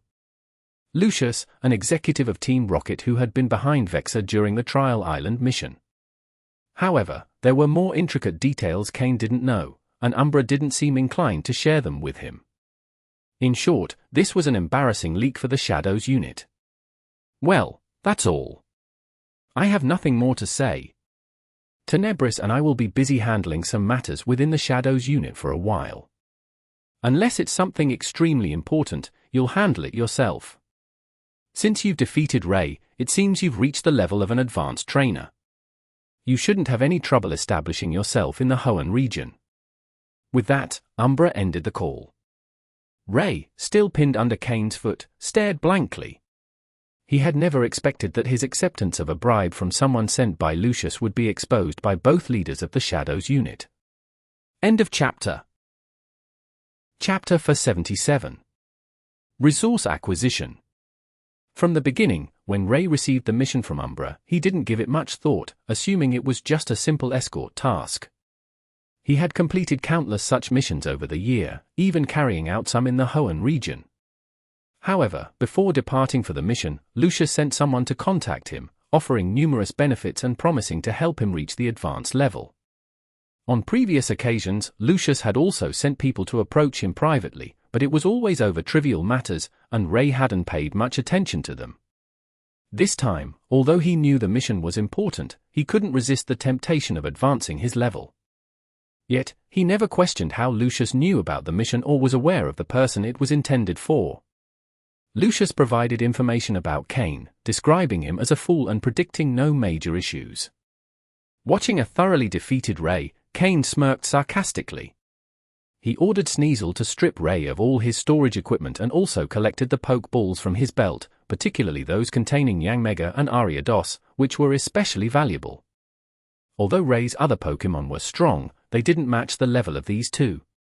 Possessing two quasi-advanced Pokémon was a significant advantage. Kain could temporarily use them or sell them, both were viable options. However, given the current level of his subordinates, they weren't equipped to tame Pokémon of such strength. Attempting to do so might lead to rebellion, especially with a ferocious Pokémon like Yanmega, which could easily turn on its trainer. For now, Kain decided to hold on to these Pokémon, unsure of what he'd do with them later. Then, he retrieved the resources Umbra had sent from Ray's storage unit, stored in a metal box with a combination lock, exclusively used by Team Rocket for important items. Umbra had already sent Kain the key to unlock it. Without opening the box immediately, he stored it in his own storage unit. The other items he retrieved were mostly of little value.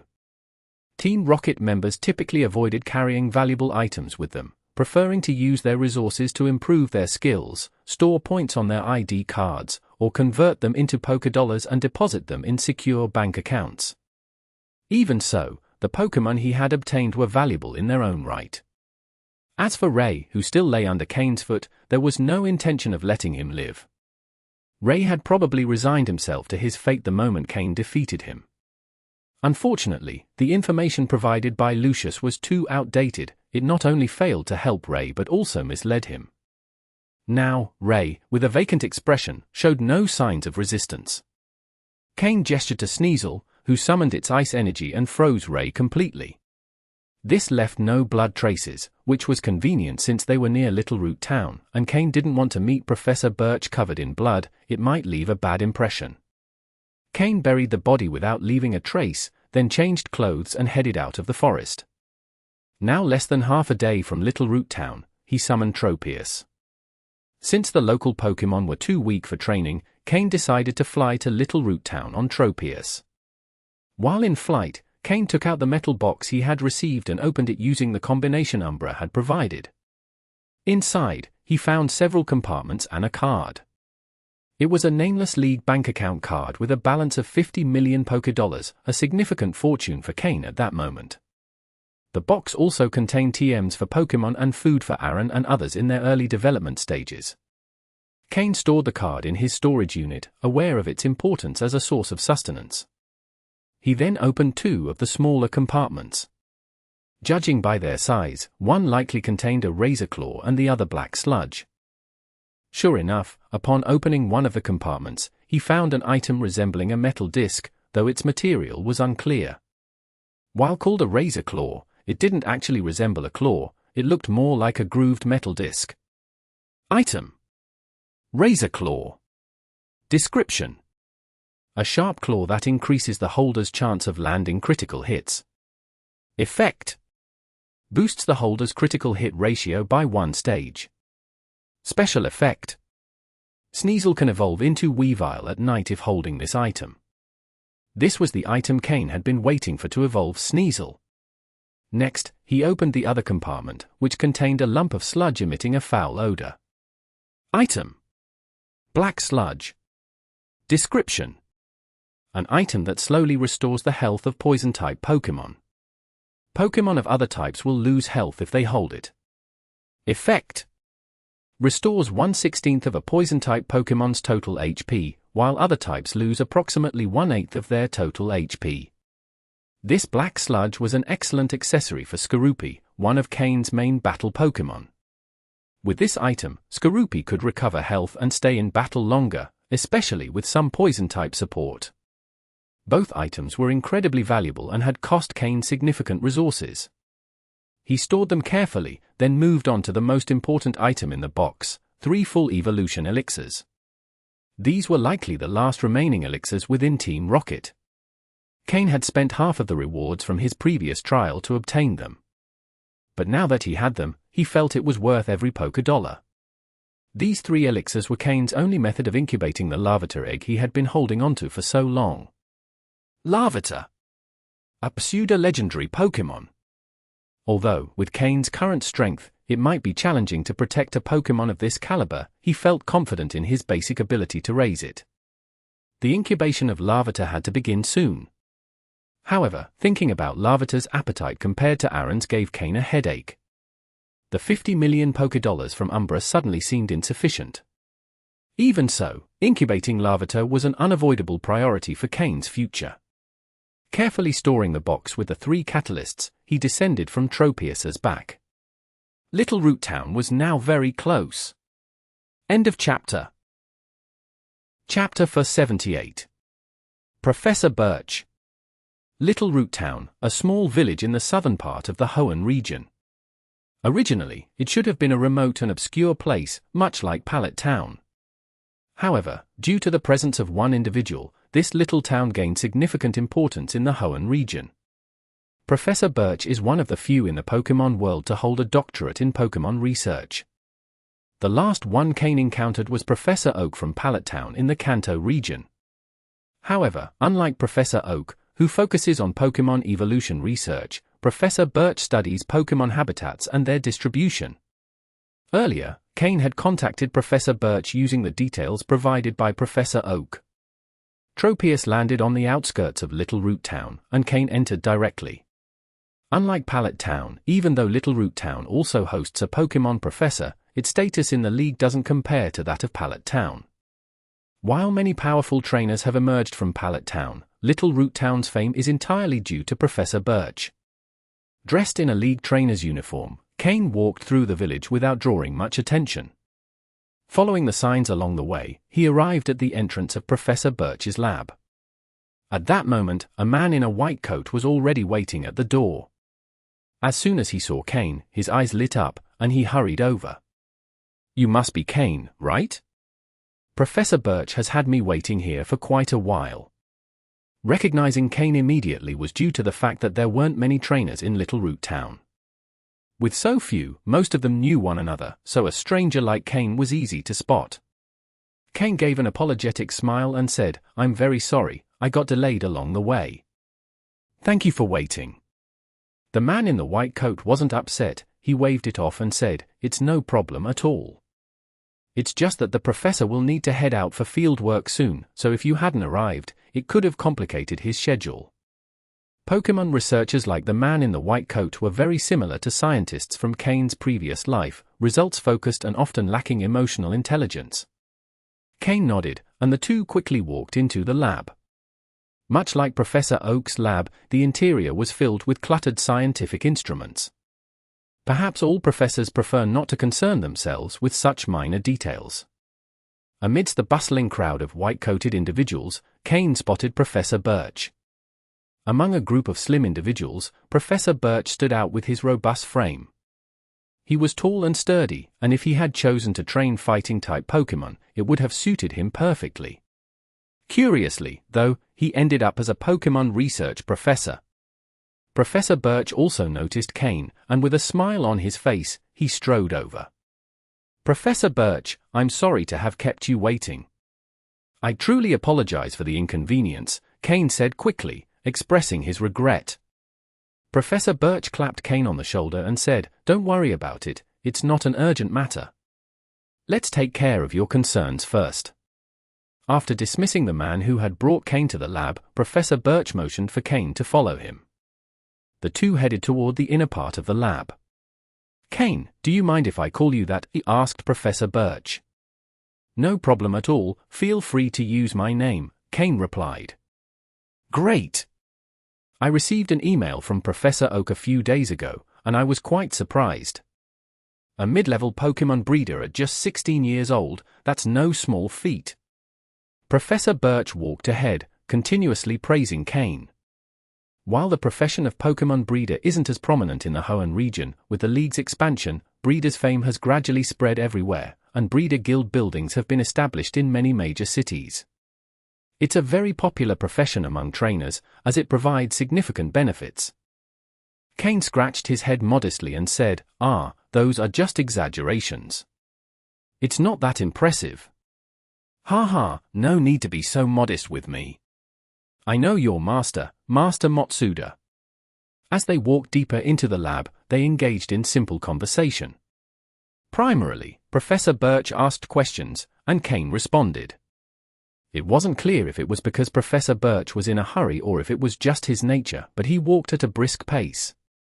Perhaps due to his field research experience, he needed to move quickly to save time. Kane had no trouble keeping up, though he did notice how fast they were moving. After a few minutes, they arrived at the lab's backyard. Like many Pokémon professors, Professor Birch's backyard was a vast garden where Pokémon roamed freely. Specializing in habitat and distribution research, Professor Birch's backyard was different from Professor Oak's. It featured many diverse terrains, such as deserts, rocks, lakes, forests, gardens, and grasslands, each occupying a section of the yard. Within these terrains lived Pokémon suited to those habitats. Kane briefly observed the Pokémon in the various terrains and noted many rare ones. If someone could manage to steal everything here, they'd become rich. But clearly, no one had the power to do so. Kane even spotted a Flygon in the desert area. Although the distance was too great to scan its data, as a Pokémon breeder, Kane could judge from its appearance that this Flygon was at an elite level of power. He wasn't sure if it belonged to Professor Birch. Professor Birch led Kane straight to the central lake. There was a small artificial waterfall cascading from a rocky mountain, and the lake housed many water-type Pokémon, from both the Hoenn region and others. According to what Professor Oak mentioned, you're planning to establish a water-type gym in Leafy Town, so you need a Mudkip as your starter Pokémon, Professor Birch said, stopping by the lake. Kane nodded. That's correct. Very well. I've been to that little town. It's a relatively underdeveloped place. You're not originally from Hoenn, yet you're working hard to help develop less fortunate areas. That's not easy. If more people in the league were like you, it would be wonderful, Professor Birch said with admiration. Kane remained silent. If the league had more people like him, the league would cease to exist, with Team Rocket members everywhere, and Team Rocket would end up replacing the league entirely. Professor Birch took out a special whistle from his pocket and blew it. Fwee! The sound echoed across the lake. Several blue heads began to emerge from the water. Mudkip. A large number of Mudkip lived in that lake. End of chapter. Guys, please take a moment to read my latest post. It's crucial for understanding the trainer levels and the strength of Elite and Elite 4 level Pokémon. P.S. You only need to sign up as a free member to read it, no payment is required for this post. Posts PKCL Elite levels 125 for 6 for 215, UTM_medium equals clipboard_copy and UTM_source equals copylink and UTM_campaign equals postshare_creator and UTM_content equals join_link. Chapter 479. Capturing Mudkip. Seeing the appearance of so many Mudkip, even Kane, with all his experience, was somewhat surprised. So many? Does the Alliance really trust leaving so many starter Pokémon in Professor Birch's backyard? But, in reality, the Alliance has complete trust in him. After all, Professor Birch is the most prominent of the few Pokémon research doctors in the Hoenn region, and his personal strength is not exactly weak either. The Hoenn region does not have particularly powerful underground organizations, so there is no need to worry about such matters. All the Mudkip are here. See if any catch your eye, said Professor Birch as he pulled a handful of food from his white coat and placed it on the ground. Before Professor Birch could say anything else, Kane had already begun using his system to scan the data of the Mudkip. However, Kane quickly frowned. Although there were many Mudkip, the quality surprised him, not because it was too high, but because it was quite low or, rather, very inconsistent. The Mudkip with the lowest quality was barely light green, and there were quite a few in that category. This shows that although there are many Mudkip here, Professor Birch has not made any specific efforts to adjust the quality of the Mudkip living in this area. But, thinking about it, Professor Birch specializes in researching Pokémon habitats and distribution, so the specific qualities of Pokémon are not really relevant to him. Fortunately, the number of Mudkip was sufficient. As the saying goes, if you can't win with quality, do it with quantity. Kane had plenty of room to select the Mudkip that convinced him the most. As a key member of his future Rain team, Kane paid particular attention to choosing Mudkip. In addition to Swampert, Mudkip's final form, Kane also had another important Pokémon in mind for his Rain team, Ludicolo. With its water and grass types and swift swim ability, Ludicolo is also an excellent choice for a rain team. However, now that Kain could obtain a Mudkip, his need to search for a Ludicolo was not as urgent. He could wait to find a good one in the future without actively looking for it. Kain asked the system to list the data of the Mudkip with relatively acceptable qualities. Finally, Kain decided on one of them, which was, in fact, one of the most outstanding. Pokémon. Mudkip, light blue. Gender? Male. Level 5. Type. Water. Ability. Torrent. Held item. None. Egg moves. Ancient power, bite, ice ball, refresh. Basic moves. Tackle, growl, water gun. Learned moves. Water pulse, aqua tail. TM moves. None.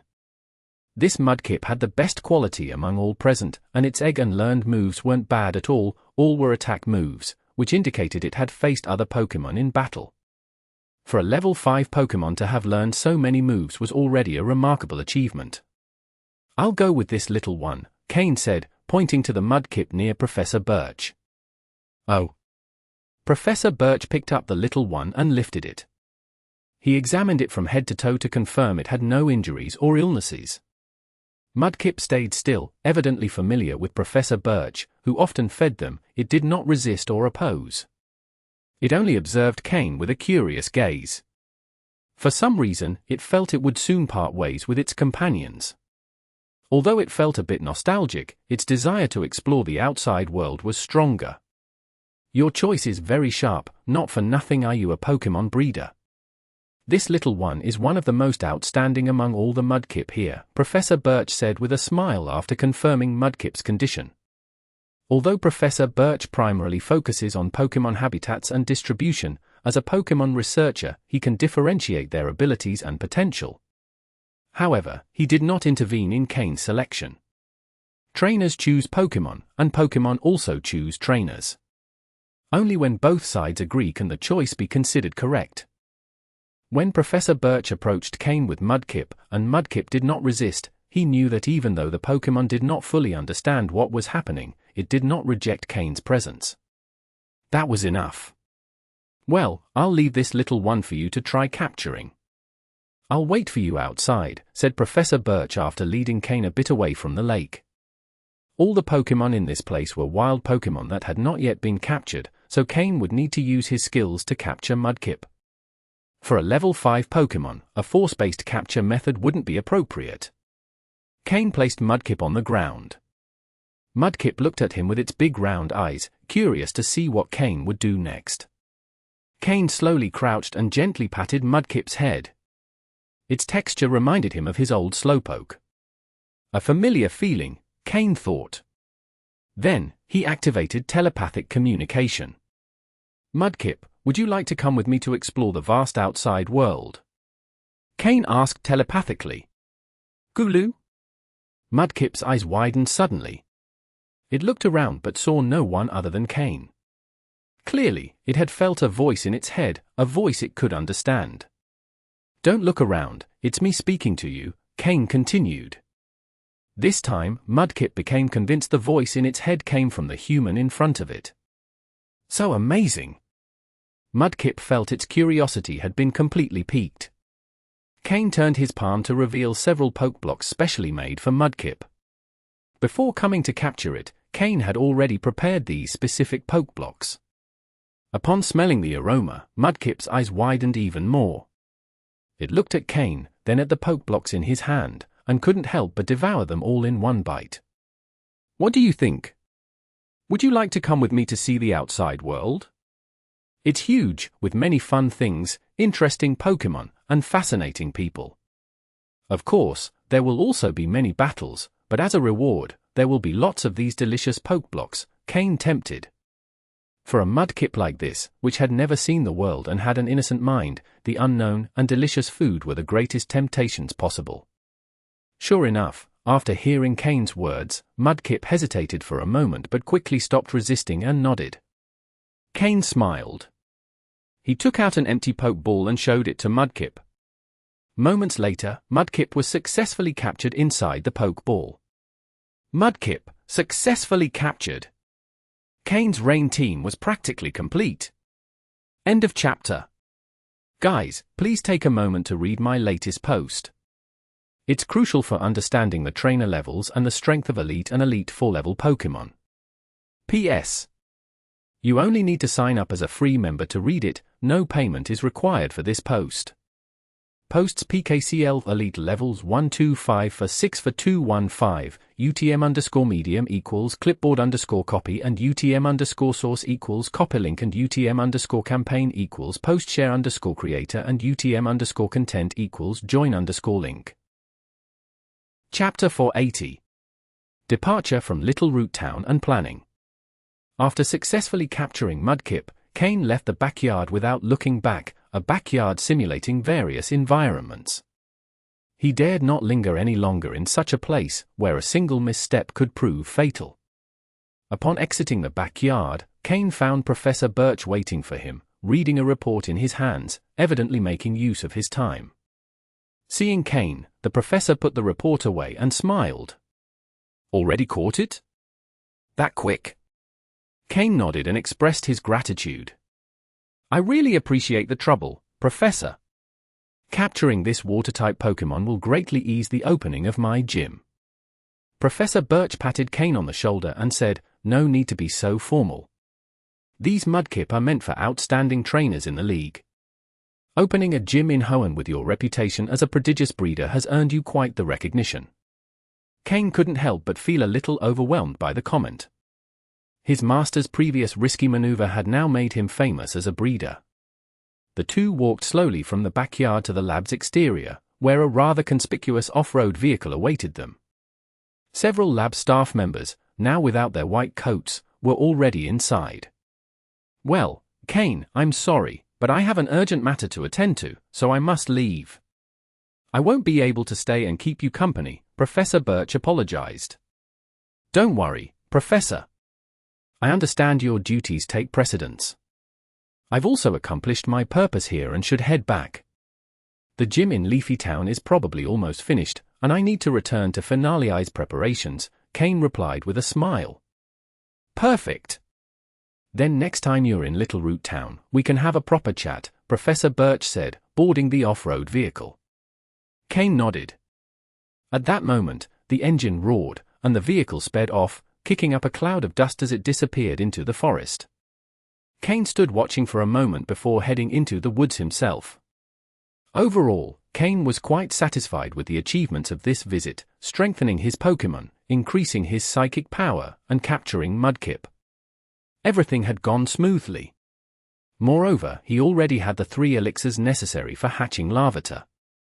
Now, it was time to plan its incubation. There were also pending matters like Sneasel and Haunter's evolutions, as well as training his second Pokémon team, tasks Kane needed to handle in the near future. It seemed like his time for managing the gym would be quite limited. Not to mention the business with the Celestial Hunting Group and Team Heaven. Time was scarce, and Kane had little room to allocate it. After eliminating the 3 Void members in the forest, the Mauville City branch of the Void organization might investigate the matter. While they might not initially link it to Kane, once the elimination of the Black Snake Gang, formerly under Kainan's command, came to light, the connection would eventually be made. At that point, whether Void launched a massive attack or Kainan came alone or with his underlings, Kane would have to face them. Therefore, he couldn't neglect his growth in strength. Strength remained the #1 standard for measuring a person in this world. The journey back was much simpler. Kane no longer needed to venture deep into the forest, as his Pokémon's level and strength had significantly increased over the past few days. What they needed now was to fully master that power increase. That was their primary goal at the moment. If they leveled up too quickly, they might face foundational issues, or in other words, they might not be sufficiently consolidated, affecting their future progress. Perhaps, given the quality of Kane's Pokémon, these effects wouldn't be noticeable until they reached the elite level. But when the time came to aim for the elite or champion level, the lack of solid foundations could become a stumbling block. So, to ensure a stronger future, it was necessary to build a solid foundation now. After leaving Littleroot Town behind, Kain summoned his Tropius. Returning to Leafy Town could take more than a day, so he would have to spend a night in the forest. However, Tropius was currently the most suitable Pokémon Kain had for long-distance flights. The Yanmega he had taken from Ray was also a good flying-type Pokémon, with great speed and stamina. But compared to Tropius, it was smaller and probably less comfortable for long journeys. Besides, Kain had yet to fully subdue that Yanmega. These Pokémon, which had once had a trainer, were the hardest to capture, especially if their previous trainer had treated them well. They would rather die than betray. However, judging by the character of its previous trainer, Kain was somewhat confident in his ability to subdue Yanmega and the other bug-type Pokémon. Still, Kain no longer considered them a priority. Perhaps Yanmega could still be useful as a means of aerial transport. Seated on Tropius's back, Kain reflected on his plans for the coming days. Upon returning, the gym in Leafy Town should be nearly complete. With the League construction team's speed, setting up a small gym in just a few days shouldn't be an issue. However, Kain had few water-type Pokémon at his disposal, only Slowking and a barely battle-ready Gyarados. It was a bit limited for a water-type gym. Additionally, most of his water-type Pokémon weren't native to the Hoenn region. A gym intended to train local trainers should feature native Pokémon to attract more League trainers. Kain's provisional plan was to capture some water-type Pokémon as temporary solutions. Once Mudkip and other Pokémon matured, they would officially represent the Leafy Town gym. Perhaps he should have borrowed some Pokémon from Wallace earlier. With the resources of the Sootopolis City Gym, they could have loaned him some Pokémon for battles. Now, the options were to revisit the lake where he had found Absol or buy some pre-trained water-type Pokémon from the black market to fill the temporary gap. Fortunately, even if the gym was built, it would still need some time to officially open, giving Kain some leeway to prepare. End of chapter. Guys, please take a moment to read my latest post. It's crucial for understanding the trainer levels and the strength of Elite and Elite 4-level Pokémon. P.S. You only need to sign up as a free member to read it, no payment is required for this post.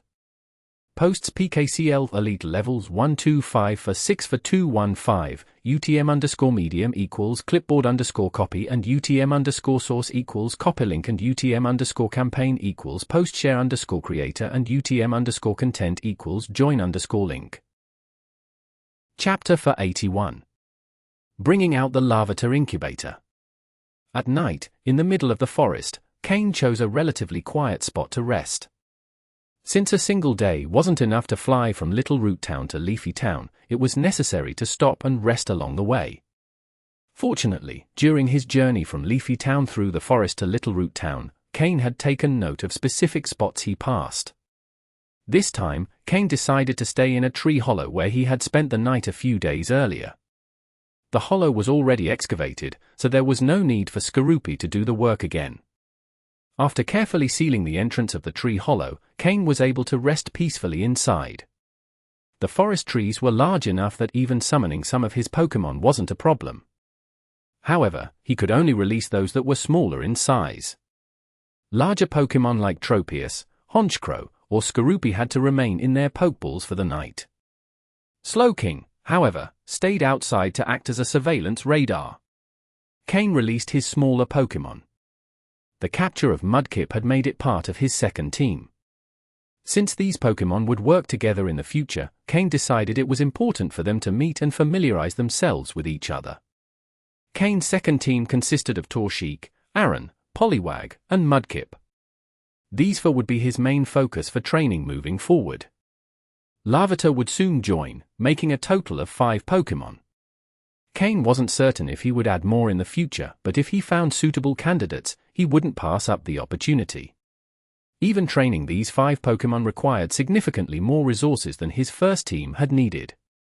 Aron and Larvitar alone, with their high training demands, required considerable investment.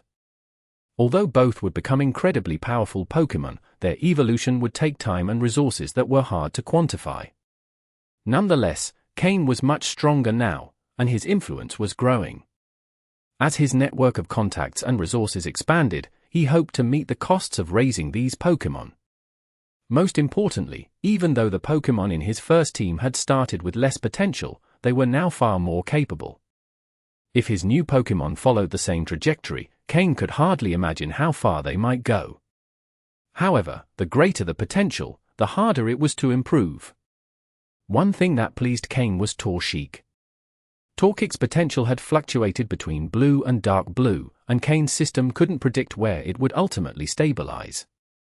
But since Kane released it in Pallet Town, its potential seemed to be increasing.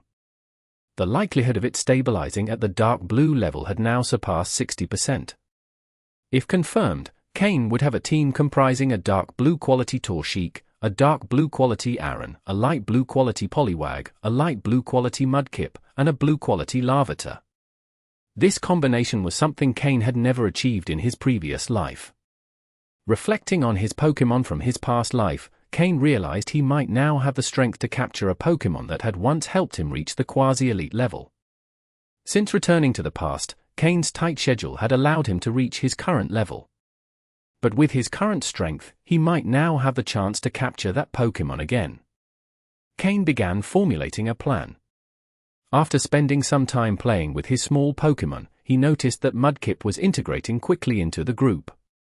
Torchic, naturally sociable and already familiar with Mudkip, was the first to accept it. Poliwag, another water-type Pokémon, also accepted it easily. Poliwag often acted as the group's mediator, helping maintain peace between Torchic and Aron. Aron, with its more reserved personality, initially kept some distance from Mudkip. However, seeing that Torchic and Poliwag had accepted it, Aron gradually opened up.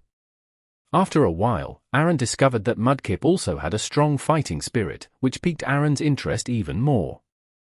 To Aron, a Pokémon that wasted its talent wasn't worthy of respect. Compared to Kane's first team Pokémon, who trained relentlessly, Aron felt it needed to work harder as well. However, Kane had restricted it to building a solid foundation before beginning intensive training. Aron admired Kane's veteran Pokémon, like Honchkrow, Slowking, and Skorupi, for their dedication to training. But Aron and the other younger Pokémon hadn't experienced the hardships Kane and his Pokémon had endured on the trial island or the times when Kane was injured and the Pokémon could do nothing to help. Thus, they were still able to enjoy moments of peace and carefreeness, thanks to the veterans who ensured their protection. The young Pokémon were growing increasingly attached to Kane, and their bond with him was deepening quickly. For Kane, who had never valued bonds with Pokémon in his previous life, his greatest achievement in this life might be the profound connection he was forming with his Pokémon. Thanks to his telepathic ability, Kane could communicate more easily with his young Pokémon and used this skill to enhance their teamwork during battles. After playing for a while, Kane let the young Pokémon continue playing on their own, as the tree hollow had enough space for them. Then, Kane woke Haunter, who had been resting in his shadow. Haunter slowly emerged from the shadow. In recent days, although it had fought a lot, it hadn't improved as quickly as Sneasel, who had an advantage in the forest. Haunter, bring out the Larvitar incubator, Kane ordered. End of chapter. Guys, please take a moment to read my latest post. It's crucial for understanding the trainer levels and the strength of Elite and Elite 4 level Pokémon. P.S. You only need to sign up as a free member to read it, no payment is required for this post. Posts PKCL Elite levels 125 for 6 for 215, UTM_medium equals clipboard_copy and UTM_source equals copylink and UTM_campaign equals postshare_creator and UTM_content equals join_link. Chapter for 82. The use of the first elixir. Looking at this incubator he hadn't seen in a long time, along with the precious Larvitar Pokémon egg inside, Kane felt a wave of nostalgia. After so much waiting and searching for various methods, he was finally about to witness this Pokémon egg hatch. Kane glanced at the day counter on the incubator. Seeing it once again, he couldn't help but feel a bit powerless. If it weren't for the half dose of the evolution elixir he used last time, Kane honestly wouldn't know when he would have found a way to make Larvitar hatch. Fortunately, this time he had finally obtained 3 full elixirs. However, according to the system's calculations, the power of the evolution elixir was too potent. Even though the Larvitar egg had been soaking for years in geocentric cleansing milk, it was not recommended to use all 3 elixirs at once. The best approach would be to use them one at a time. In fact, according to the system, the optimal method was to use them with time intervals, though the difference in results between the 2 methods was negligible. Thus, Kane chose the faster option. He would soon need to train his second lineup of Pokémon, and Kane didn't want Larvitar to lag behind. If he could train Larvitar alongside that group of Pokémon, it wouldn't just save time, it would also improve cooperation among the Pokémon. For instance, now with Skorupi and Honchkrow, although they got along well, because they were trained at different times, the synergy between Skorupi and the other Pokémon was still somewhat lacking. It was only during this wilderness training that Skorupi's power increased, enabling it to fight alongside Honchkrow and the others, barely developing a bit of basic synergy. That's why, if you want Pokémon to show greater power in team battles, it's best to cultivate that synergy from a young age. For this reason, whenever Kane released his Pokémon, he almost always did so simultaneously. Kane opened the incubator. A Pokémon egg with a thin crack appeared in his hands. Feeling the weight of the egg, even after taking it out several times, Kane remained surprised. Although Larvitar is naturally heavy, the weight of this particular egg was truly unusual. Without examining it in too much detail, Kane lightly stroked the crack with his finger. He didn't feel anything special. He took out one of the evolution elixirs from his storage space. His hand, as he held the elixir, began to sweat slightly. He took a deep breath. Whether or not Larvitar hatched depended on whether this elixir worked. Kane removed the elixir's stopper, and a strange smell filled the tree cave. The 4 little ones playing nearby immediately turned their attention to Kane. "Slowking, create a psychic barrier just for me," Kane said with a frown. Slowking nodded, and with a slight movement of its psychic power, a thin dome of pink energy surrounded Kane, isolating the elixir's scent. Kane slowly tilted the elixir tube, pouring the liquid onto the crack of the Pokémon egg. Like a dry sponge, the liquid was quickly absorbed.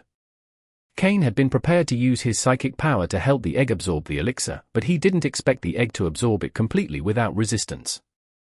Kane wondered if, after all this time, Larvitar inside the egg had developed some form of awareness. Perhaps it was like Mismagus living deep in dark caves, with no one truly knowing what was happening. It was the first time Kane used telepathy on a Pokémon egg. He could sense the heartbeat inside the egg becoming stronger and more energetic. Moreover, a tiny spark of thought emerged in his telepathy. Larvitar hadn't developed its own consciousness or independent thoughts. It was like any other Pokémon egg. However, with the help of the evolution elixir, the Pokémon inside the egg was rapidly taking shape. There were many unknown liquids inside the egg, likely natural egg fluids or geocentric cleansing milk. Both substances seemed to have mixed, complicating Larvitar's hatching process. The hardening of the shell was just part of the problem. The real obstacle was that Larvitar hadn't fully taken form. But with the elixir's intervention, the 2 substances began to solidify quickly, and Larvitar's body, which had been just a skeleton and small blood vessels, began forming rapidly. According to the system's analysis, if no more elixirs were used, Larvitar might take another 50 years to hatch. Clearly, that wasn't what Kane wanted. However, after using one elixir, it was better to give the Pokémon egg time to assimilate it. Once the effects of this elixir were fully exhausted, Kane could use the next one to maximize the results. Kane gently stroked the egg. Although telepathy couldn't do much, he still tried to communicate with Larvitar inside, unsure if it had any effect. After half an hour, the elixir's effects on the egg began to stabilize. Kane placed it back in the incubator, planning to use the other 2 elixirs once he returned to Leafy Town. He hadn't yet prepared food for Larvitar, and the elixir's effects were still processing. But it shouldn't take long, and this Pokémon egg, which had remained dormant for so long, would finally hatch. Kane had a feeling this Larvitar wouldn't be like the others. After soaking in geocentric cleansing milk for so long, it wasn't possible for this Larvitar to be like the others upon hatching. That would be too far-fetched. There would be differences, he just didn't know yet if they'd be good or bad. He'd only find out when it hatched. Kane handed the incubator to Haunter, who stored it in its shadow. For Kane, the safest place now was his shadow, where an elite-level Mismagius resided. Although Mismagius wasn't a combat expert, the power of an elite-level Pokémon couldn't be underestimated. Slowking dissolved the energy barrier. Kane played with the little ones a bit more before falling asleep. Tomorrow, he would return to Leafy Town, and as the Leafy Town gym leader, Kane needed to be at his best. Larvitar would hatch once they returned to the gym. Then, it would be time to plan the evolution of Sneasel and Haunter. Afterward, he would train his second lineup of Pokémon. In short, Kane had a lot to do and needed to be in top form. Slowking and Haunter took care of the watch while Kane slept, so there was no need to return the Pokémon to their Pokeballs. The next day, dawn broke. Kane, mounted on Tropius, set off once more on the road back to Leafy Town. This would be a new beginning for Kane's growth. End of chapter. Chapter 483. The construction of the gym. Before night fell the next day, Kane returned to Leafy Town riding on Tropius. In just a few days, the once backward Leafy Town had undergone a drastic transformation. To begin with, Leafy Town, which had never had tall buildings, finally boasted its first building over 10 stories high. The Leafy Town Water-type Gym. Currently, this gym has become a new symbol of the town and the greatest source of pride for its residents. Without Kane knowing, the mayor of Leafy Town had already been replaced. The last time Lance visited, Kane had mentioned the mayor's son, and Lance took it very seriously. After just one day of investigation, the crime was confirmed. The mayor's family was completely arrested, and the resistance from the mayor's son proved futile against Lance. Subsequently, the league sent someone else to take over as mayor. And this new mayor, while lacking in skills, knew a lot about Kane. The youngest intermediate breeder in the league's history, gym leader of the Hoenn region, and friend of Devon Corporation's heir, Stephen Stone. With such credentials, the mayor dared not underestimate Kane and did everything possible to facilitate the gym's construction in Leafy Town, granting approvals for all requests. It can be said that in the current Leafy Town, Kane's gym is the most revered place. While the townspeople were unaware, the true owner of the gym, Kane, returned silently. The gym was built next to Kane's house, a 10-story water-type gym with an expansive area that had risen to prominence. Kane was amazed to see the gym. There was no doubt that the league's construction team was highly experienced in building gyms.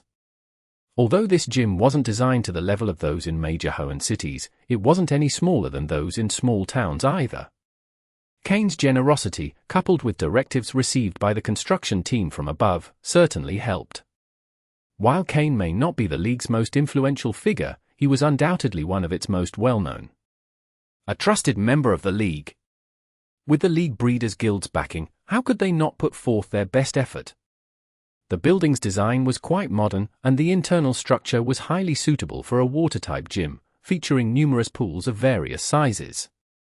Of course, there were also terrains beyond water types, such as rocky, grassy, and sandy terrains. However, as a water-type gym, the focus remained on water terrains, supported by an excellent drainage system and various facilities to alter the terrain as needed. Around the battlefield was a large spectator stand that could accommodate nearly 10,000 viewers. For a small town like Leafy Town, a stadium of this size was already significant. So far, there had never been such a facility in Leafy Town.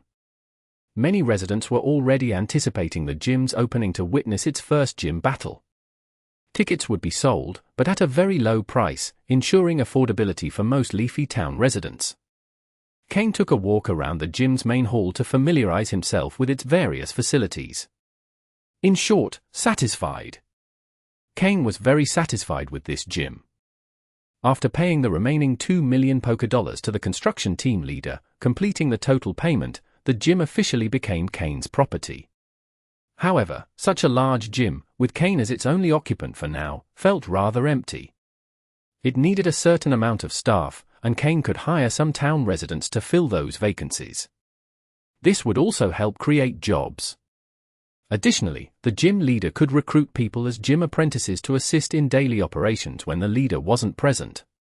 Kane planned to assign these tasks to Sky and his team, simultaneously providing them with some official league identities. Regarding the risks, no one would arbitrarily investigate the identities of apprentices in another person's gym, so there was no need for concern. After touring the lobby, Kane went upstairs to inspect the rest of the building. The gym had 10 complete floors, with the first being the largest and most important. The upper floors were intended for staff, apprentices, and the gym leader.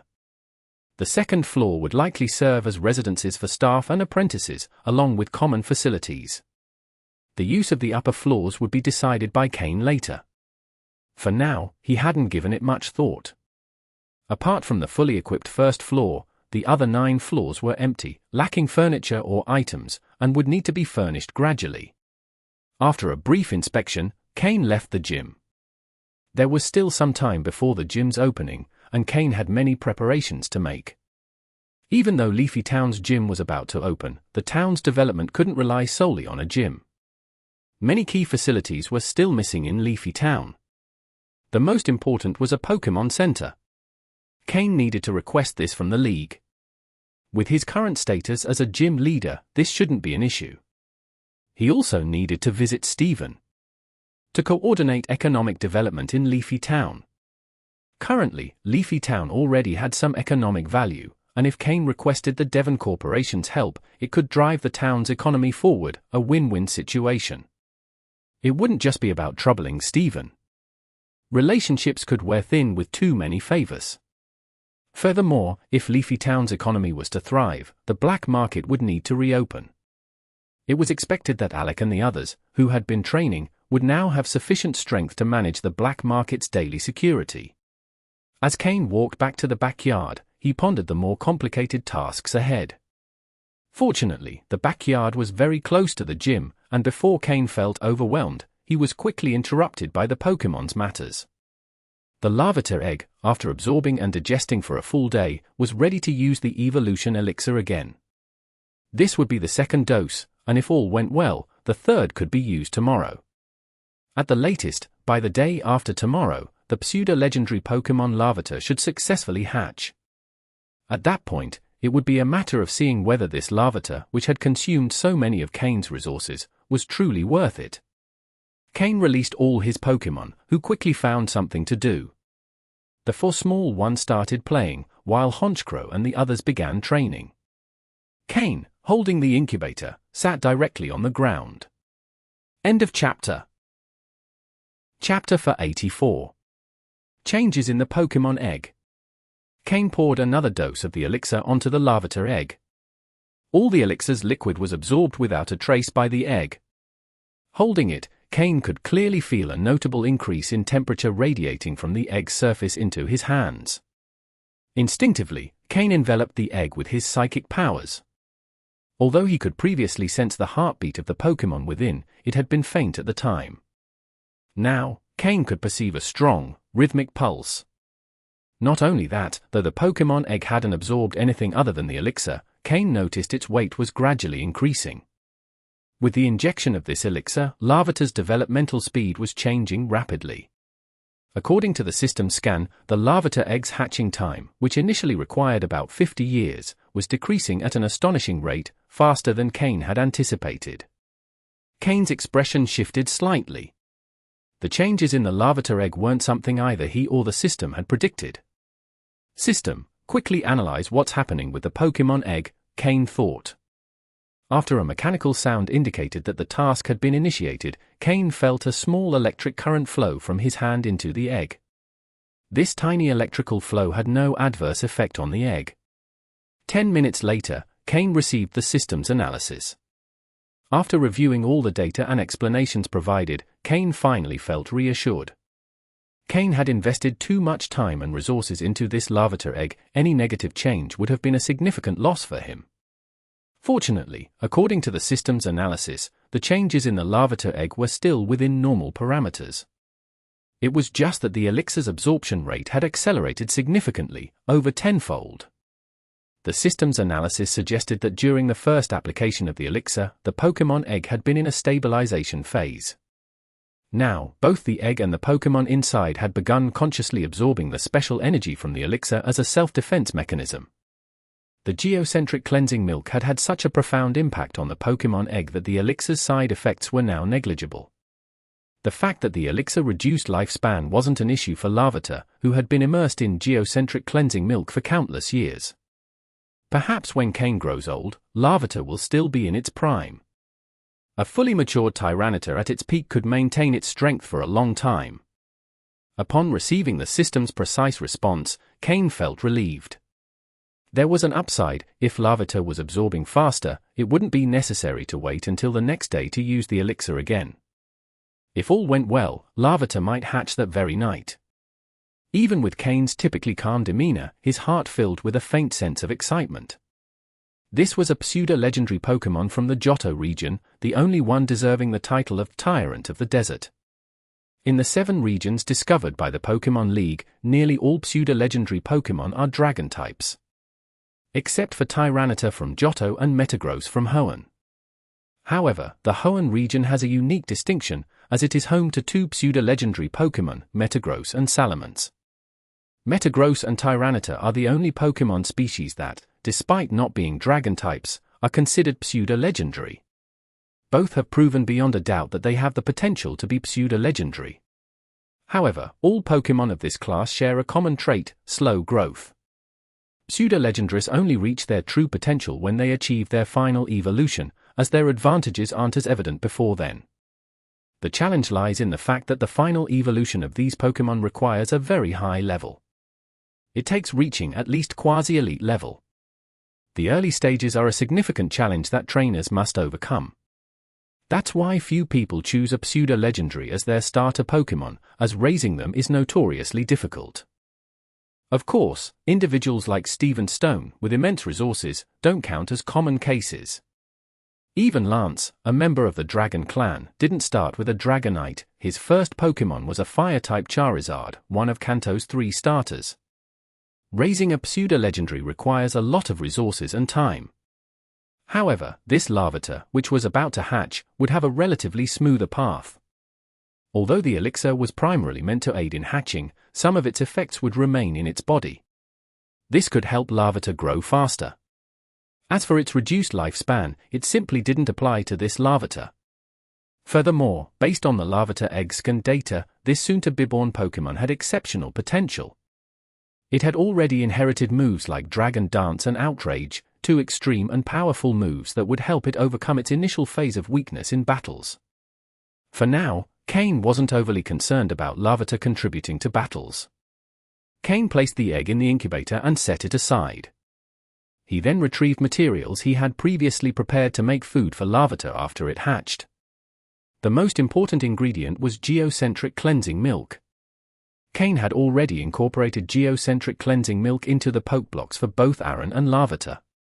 This rare ingredient would allow both Pokémon to perceive rock and ground type energies more clearly, helping them manipulate these energies with greater ease. Aron had only the rock type, but Larvitar had both rock and ground types, allowing it to make the most of the geocentric cleansing milk's properties. Next were rare minerals. Both Larvitar and Aron fed on rocks and metals. However, while Aron leaned more toward metals, Larvitar preferred rocks. Kain also added materials to support the growth of infant-stage Pokémon. Larvitar would join Kain's second group of Pokémon.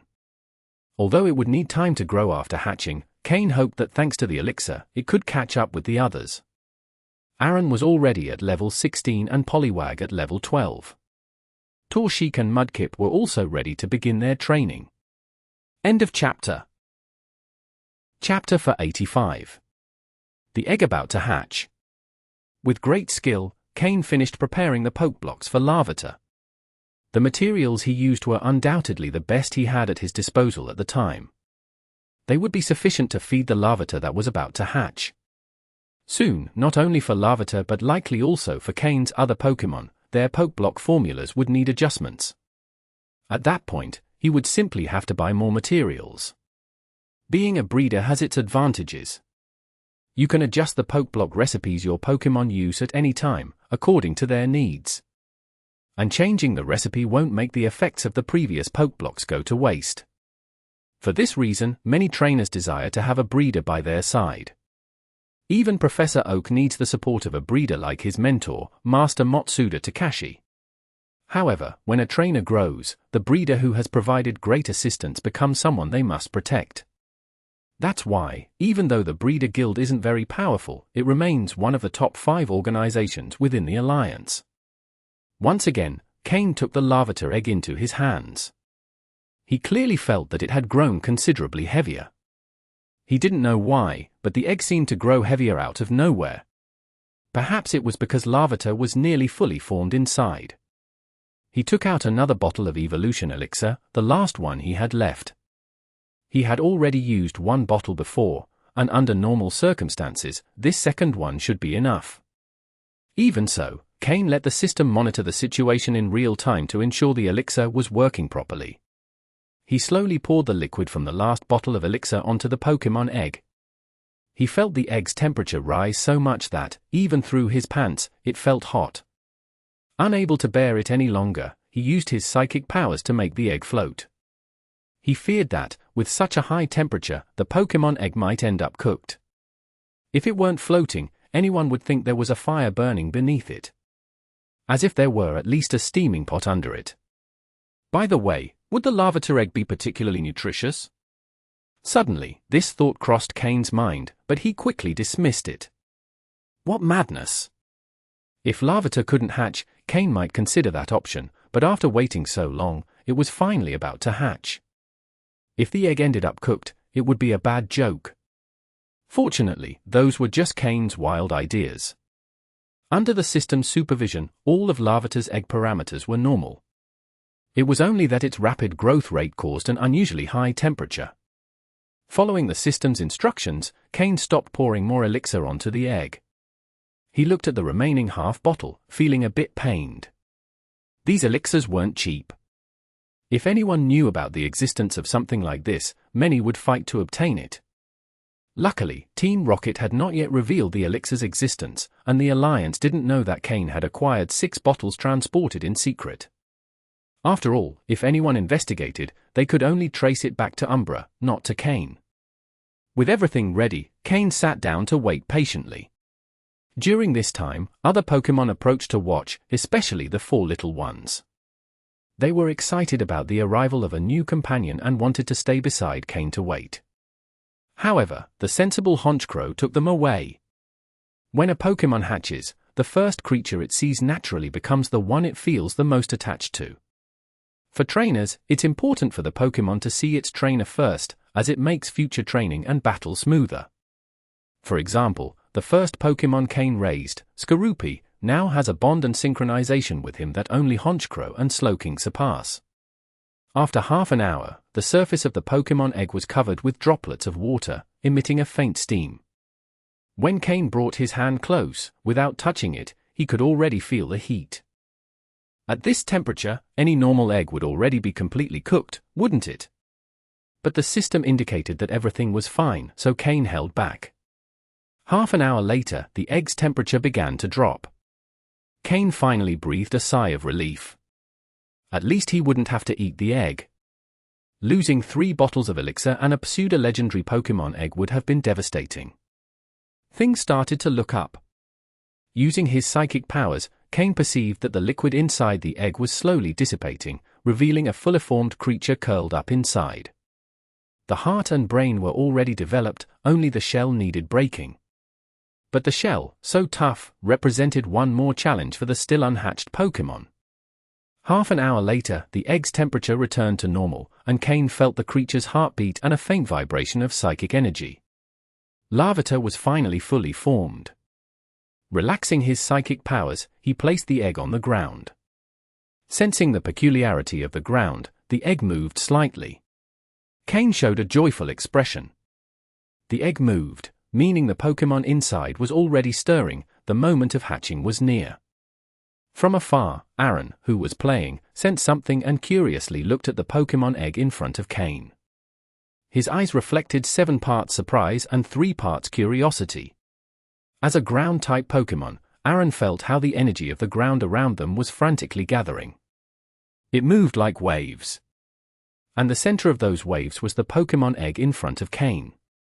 What kind of Pokémon could this be, capable of naturally manipulating ground-type energy even before hatching? Aaron felt immense curiosity about this new companion that was about to be born.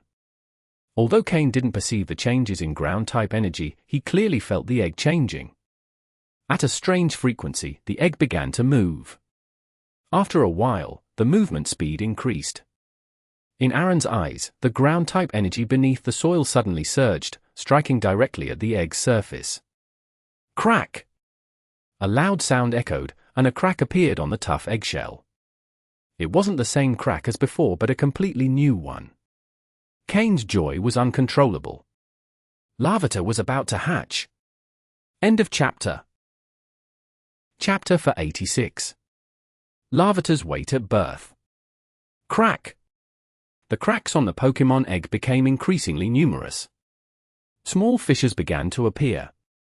The cracks gradually expanded, and Kain could already see through them the figure inside struggling to move. Crack! Crack! Suddenly, the fissures widened significantly. A small, green protrusion emerged from one of the cracks. This little dark green bump still had some viscous liquid clinging to it, which hadn't been absorbed yet. With the protrusion emerging, the crack grew even larger. Finally, after another 3 minutes of struggling, the egg's shell completely broke apart. A dark green Pokémon appeared before Kain. The long, dark green spike atop its head didn't seem sharp. Its triangular eyes carried an intimidating air, and its red pupils stared at Kain with curiosity and affection. The exposed part of its belly was red, covered with what looked like armored plates, while the sides featured square-shaped, dark green patches. Its tail, resembling a small flower, opened and closed behind it, clearly still unaccustomed to the body it had just freed. La tilde tilde. Larvitar opened its mouth and let out a soft cry. Kain smiled and slowly extended his hand, gently stroking Larvitar's head. The surface of the newly hatched Larvitar was very smooth, covered in an unknown liquid, making it feel silky to the touch. Larvitar narrowed its eyes, showing how much it enjoyed it. But before Kain could continue, Larvitar's stomach suddenly let out a loud noise. Gru tilde tilde? The sound was so loud that it hardly seemed to come from a newborn Pokémon. However, Larvitar didn't mind and immediately fixed its gaze on the nearby eggshell fragments. It seemed to have smelled something delicious. Slowly bending down, it picked up a piece of broken shell, sniffed it, and took a bite. Crunch! Crunch! The hard eggshell posed no challenge for Larvitar's teeth. Once in its mouth, it chewed through it effortlessly. In no time, the tough shell was completely crushed and devoured by Larvitar. Seeing how happy Larvitar was, Kain discreetly put away the poke block he had prepared. Eggshells are undoubtedly better than any other food for a newborn Pokémon, even better than the poke blocks Kain had painstakingly crafted. After eating a piece of broken shell, Larvitar closed its eyes in satisfaction. Then, as if remembering something, it picked up another piece of shell, hesitated briefly, and decisively offered it to Kain. Kain was a little taken aback. But seeing Larvitar's determined look, he smiled. He shook his head, pushing the piece of shell back toward Larvitar, and said with a grin, "I couldn't eat that even if I wanted to." "It's better for you, eat it all." Larvitar stared at him for a few seconds, confirmed Kain didn't want the shell, and stopped insisting. Boom! Suddenly, a loud crash resounded around Kain. The Pokémon playing and training nearby were startled. Even Kain was surprised. The Pokémon quickly ran toward the source of the noise, but Kain gestured for them to stop. The crash wasn't caused by an attack. The source of the sound was the adorable Pokémon standing in front of Kain. Kain had witnessed the entire process that caused the noise. At that moment, Larvitar had offered the eggshell to Kain, who had politely declined. Larvitar, without further insistence, popped the piece into its mouth. Then, as if finding it too tiring to eat while standing, it plopped onto the ground. The crash was simply the result of Larvitar sitting on the ground. Kain found it hard to believe that such a small Pokémon could cause the ground to sink like that. What was even more astonishing was that Larvitar seemed completely unaware. Kane couldn't help but activate the system to scan Larvitar's data. Pokémon. Larvitar, dark blue. Gender? Male. Level 1. Type: rock plus ground. Ability: guts. Held item: none. Egg moves: dragon dance, outrage, ancient power, stealth rock. Basic moves: bite, leer. Learned moves: none. TM moves: none. From the data, there weren't many changes, except that Larvitar's original blue quality had now deepened to dark blue. This was within Kane's expectations. After all, the system scan could have been affected by the thick eggshell and the mineral-rich milk surrounding it. Another possibility was that Larvitar's original potential was blue, but the use of evolutionary elixirs to accelerate its growth, combined with the nutrient blend in the egg and the geocentric cleansing milk, had gradually elevated its potential. However, this boost in potential was reasonable, considering it had been an egg submerged in an unknown energy source for years. What shocked Kane the most was Larvitar's weight. Being able to sink the ground with its weight indicated that Larvitar was far from normal in this regard. Perhaps the weight gain was what improved its potential. For a heavy-type Pokémon, weight sometimes also signifies strength. But with such great weight, Larvitar would require more energy and proper bone development to maintain its combat level. That would be one of Kane's responsibilities as its trainer. Currently, Larvitar was heavier than Aaron. It was truly a walking heavyweight. Sitting in the hole it left in the ground, Larvitar continued munching on its eggshells, completely unaware that its tonnage was already giving its trainer a headache. With a Larvitar of this size, along with Aaron, another heavy Pokémon, Kane thought that once both evolved completely, walking with them behind him would make him look incredibly powerful. But now Kane thought the first thing Larvitar needed to learn was how to control its weight. It couldn't just go around damaging the environment wherever it went. In the wild, it might not be a problem, but in enclosed spaces, that could get expensive. Either way, the joy of the day overshadowed any surprises Larvitar could bring. Finally, Kane had succeeded in hatching this pseudo-legendary Pokémon, significantly elevating his potential for future growth. At least up to the elite level, Kane felt he had no doubts. He just needed to continue raising it carefully. After finishing the eggshells, as a newborn, Larvitar still needed a lot of sleep. Curling up next to Kane, it quickly dozed off. Gently stroking Larvitar's soft skin, a smile spread across Kane's face. End of chapter. Chapter for 87. Wow, what an appetite! The hatching of Larvitar was known only to Kane and his Pokémon. For now, Kane had no plans to reveal Larvitar's existence to anyone else. Even though he wasn't weak anymore and had gained a certain status in the league that made owning a Larvitar plausible, there's a saying, the tallest tree in the forest is the first to be cut down. Just like when Professor Oak decided to keep Kane's discovery of Slowking's evolution method a secret. Kane had great talent as a breeder, and if he also displayed exceptional skill as a trainer, many groups might feel threatened. To most people, Kane's decision to build a gym seemed like nothing more than a youthful whim. After all, he was still young, and opening a gym for fun didn't seem like an issue. But if others learned of Kane's high potential as a trainer as well, some might not take it lightly. Not everyone was as tolerant as Giovanni. Larvitar had not yet been placed in a Pokeball. Since he was just born, it wasn't suitable to put him in one yet as it might affect his development. However, since Larvitar's first sight upon hatching was Kane, there was no concern that he wouldn't recognize his trainer. Kane just had to wait until Larvitar moved past his newborn stage to keep him in a Pokeball. For now, Kane faced a minor inconvenience. Larvitar wasn't like Skorupi, who could conceal himself on Kane's body unnoticed. And with Larvitar's weight, carrying him was out of the question. While he hadn't weighed him yet, Kane estimated he was between 150 and 200 kilograms. There was no way to carry something that heavy, so instead of storing him in a Pokeball, and to avoid detection, Larvitar would have to stay in the backyard. Fortunately, Kane's backyard was currently secure, with a few Pokémon helping to keep watch. Among the group of Slowpoke brought back by Slowking, 3 had evolved into Slowbro after Kane dropped a batch of Shelder into the pond. With 3 Slowbro at levels 37 to 38 and an Absol capable of sensing the future, Kane's backyard was well protected. Kane also planned to leave Miltank to take care for Larvitar while the 3 Slowbro and Absol guarded the backyard. This setup should suffice. However, even so, Kane couldn't venture far from the backyard.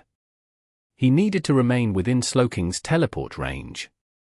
This meant Kane would have to stay close for a while. After being away for several days, the backyard pond had grown considerably, now home to many water-type Pokémon. While not a fully wild habitat, it was close enough, and the Pokémon there showed respect toward Kane. The Slowpoke group in particular held great respect for Kane, and since they were tasked with guarding the backyard, the other Pokémon followed suit. That night, Kane decided to sleep in the backyard with Larvitar, foregoing a tent and simply lying on the grass. In the middle of the night, Larvitar, feeling a bit cold, slowly moved closer to Kane's lap. The other Pokémon, after finishing their playtime, gradually nestled around Kane as well. Kane experienced alternating sensations of warmth and cold. Torchic and Larvitar radiated warmth, especially Torchic, who felt like a small flame beside him. Mudkip and Poliwag, on the other hand, felt like little blocks of ice. That night, Kane felt both heat and chill simultaneously. However, once Honchkrow and the others finished their training, the sensations balanced out. All the Pokémon huddled around Kane, spending the night together. At dawn the next day, dew covered the grass. Kane felt his clothes slightly damp. Gently freeing himself from the Pokémon's paws, he noticed Honchkrow and Slowking were already awake, sharing his daily rhythm. Torchic and the others were still sound asleep. Not wanting to disturb them, they deserved a bit more rest. Kane sent Honchkrow and the others to train farther away and began preparing breakfast. Soon, the aroma of food filled the backyard. The delicious smell quickly woke Torchic and the others. Rubbing their eyes, the 5 small Pokémon turned their attention to Kane's prepared meal. Even Larvitar, only a day old, ignored Torchic and the others, drawn by the smell of Kane's food. Smiling, Kane distributed the food among his Pokémon and taught Larvitar how to use utensils. At that moment, Larvitar noticed the other Pokémon around him for the first time. He showed no fear, just brief curiosity as he watched them eat. After a moment's thought, he decided that eating was more important. He plopped down on the ground and started devouring his meal. Compared to the noise he made sitting down the previous day, Larvitar seemed to have better control of his body today. While he left a small mark in the dirt, it wasn't as loud. Still, the other Pokémon were surprised by the mark he left. They could all sense Larvitar's weight. They couldn't believe such a small Pokémon could leave such a deep dent in the ground. Larvitar, of course, was oblivious. The most amusing reaction came from Aaron. Aaron observed Larvitar, then looked at himself. He tried mimicking Larvitar, plopping down on the ground. The ground sank slightly, but when comparing the dents, Aaron realized Larvitar's was deeper. Aaron smiled, satisfied. Finally, there was someone heavier than him. With a grin of relief, Aaron returned to his meal. As a hearty eater, Larvitar, despite being only a day old, already demonstrated a voracious appetite. This time, he ate more than Torchic and Mudkip combined. Though Kane was pleased, he couldn't help but think, "Wow, what an appetite!" End of chapter. Chapter 488. Ideas for Skorupi's combined moves. After preparing breakfast for the Pokémon and ensuring that those finishing their morning training, like Honchkrow, also enjoyed a carefully prepared meal, the formal training for the day began. Kane assigned each of his Pokémon their training tasks for the day. The main focus remained on practicing the combined moves they had been working on previously. For example, Honchkrow's Shadow Wing attack, while already usable in battle, still didn't have the power Kane was aiming for. Sneasel's Ice Claw, on the other hand, relied heavily on the Metal Claw move, but its Ice-type energy was somewhat lacking. This was the area it needed to improve. Nonetheless, Sneasel was one of the Pokémon that excelled the most at mastering combined moves. Many Pokémon have moves they can learn from one another, and having a mentor to teach them makes mastering those moves quicker. Recently, Sneasel had taught Slowking the Ice Punch move. While Slowking hadn't yet perfected it, he would be able to use it against Grass-type Pokémon, who are weak to ice. Skorupi's levels had increased significantly during this training, and he had also learned many basic moves. These moves are innate to Skorupi, and as long as his potential is sufficient and he reaches a certain level, he will learn them. But learning a move doesn't necessarily mean mastering it. This time, Skorupi had learned 2 poison-type moves he needed to train to master, Venoshock and Toxic Spikes. Both moves had distinct advantages. The Venoshock move could deal double damage to already poisoned Pokémon. Combined with the poison Skorupi had developed, this made it even deadlier. The Toxic Spikes move was also very effective. By scattering poisonous spikes on the battlefield, any Pokémon stepping on them would become poisoned. With toxin buildup, this could escalate to severe poisoning, a great move for prolonged battles. Additionally, Skorupi learned the Hone Claws move. Sneasel also used this move and had mastered it well, so Skorupi could learn a lot from him. This move was particularly useful for Skorupi because of his sniper ability, as it increased the chance of landing critical hits. Combined with his ability, this created an effective synergy. However, Skorupi still needed to train these 3 moves. Kain had already devised a combined move for Skorupi. The Poison Fang move combined with Venoshock. After Poison Fang poisoned the opponent, Venoshock would deal double damage, further intensifying the poisoning and the damage. With the Sniper ability, any Pokémon weak to poison-type attacks would almost always be instantly defeated. After absorbing the energy from the broken Toxic Orb, the intensity of Skorupi's Poison-type move surpassed even Haunter's. Combined with the Black Sludge, Skorupi would have great endurance in prolonged battles. Whether in long-duration battles or quick bursts of damage, Skorupi had already become a very competent frontline Pokémon. Without type disadvantages, his power bursts would be the strongest on Kain's team. Perhaps only Honchkrow, with multiple boosts from the Moxie ability, could compare in terms of explosive power. When Skorupi evolved into Drapion, Kain's team's strength would see another significant boost. Not only Skorupi. The Razor Claw for Sneasel was already prepared, and Kain just needed a knight to train him and enable his evolution. Haunter's evolution also needed to be considered soon, but Kain wasn't sure how to proceed with that evolution and would need to consult someone. Once these Pokémon evolved, Kain estimated that his strength among advanced trainers could reach the upper half or even the top tier. After assigning the training tasks for the Pokémon, Kain called his master, Old Matsuda, on the phone. After a brief conversation, Kain expressed his desire for the League to build a Pokémon Center in Leafy Town. A town with only a gym but no Pokémon Center was incomplete and had a critical deficiency. It also lacked the appeal to attract trainers. Old Matsuda agreed that he understood and, although it was a minor issue, Kain was his only disciple, so he was willing to help. It wasn't a particularly complicated problem. If it had been a town without a gym, requesting a Pokémon Center might have been harder, but for a town with a gym, a Pokémon Center was an essential facility. The issue was assigning a Nurse Joy, something old Matsuda couldn't arrange. The Joy family, who managed the Pokémon Centers, had exclusive control over staff assignments, and even high-ranking League officials couldn't easily interfere with this. But for Kain, the existence of a Pokémon Center was what mattered, not which Nurse Joy would be assigned. After speaking with old Matsuda, Kain made another familiar call. After 10 seconds, the call connected. "Hello?" Kain, a male voice, answered on the other end, sounding a bit surprised and happy. "Yes, Stephen," Kain replied with a smile. The call's recipient was Stephen Stone, his old friend. "Why are you calling me all of a sudden?" Stephen asked, a bit puzzled. Stephen's question surprised Kain. He clearly hadn't expected Stephen to ask that right away. "Have you been out in the wild for so long that you haven't returned?" Kain asked. "Yes, after you caught Aaron, I went out looking for stones. I was told there were unusual stones here, so I came, but the wild Pokémon here are really strong, and after so many days, I haven't seen any unusual stones," Stephen explained. "No wonder. No wonder Stephen sounded so surprised.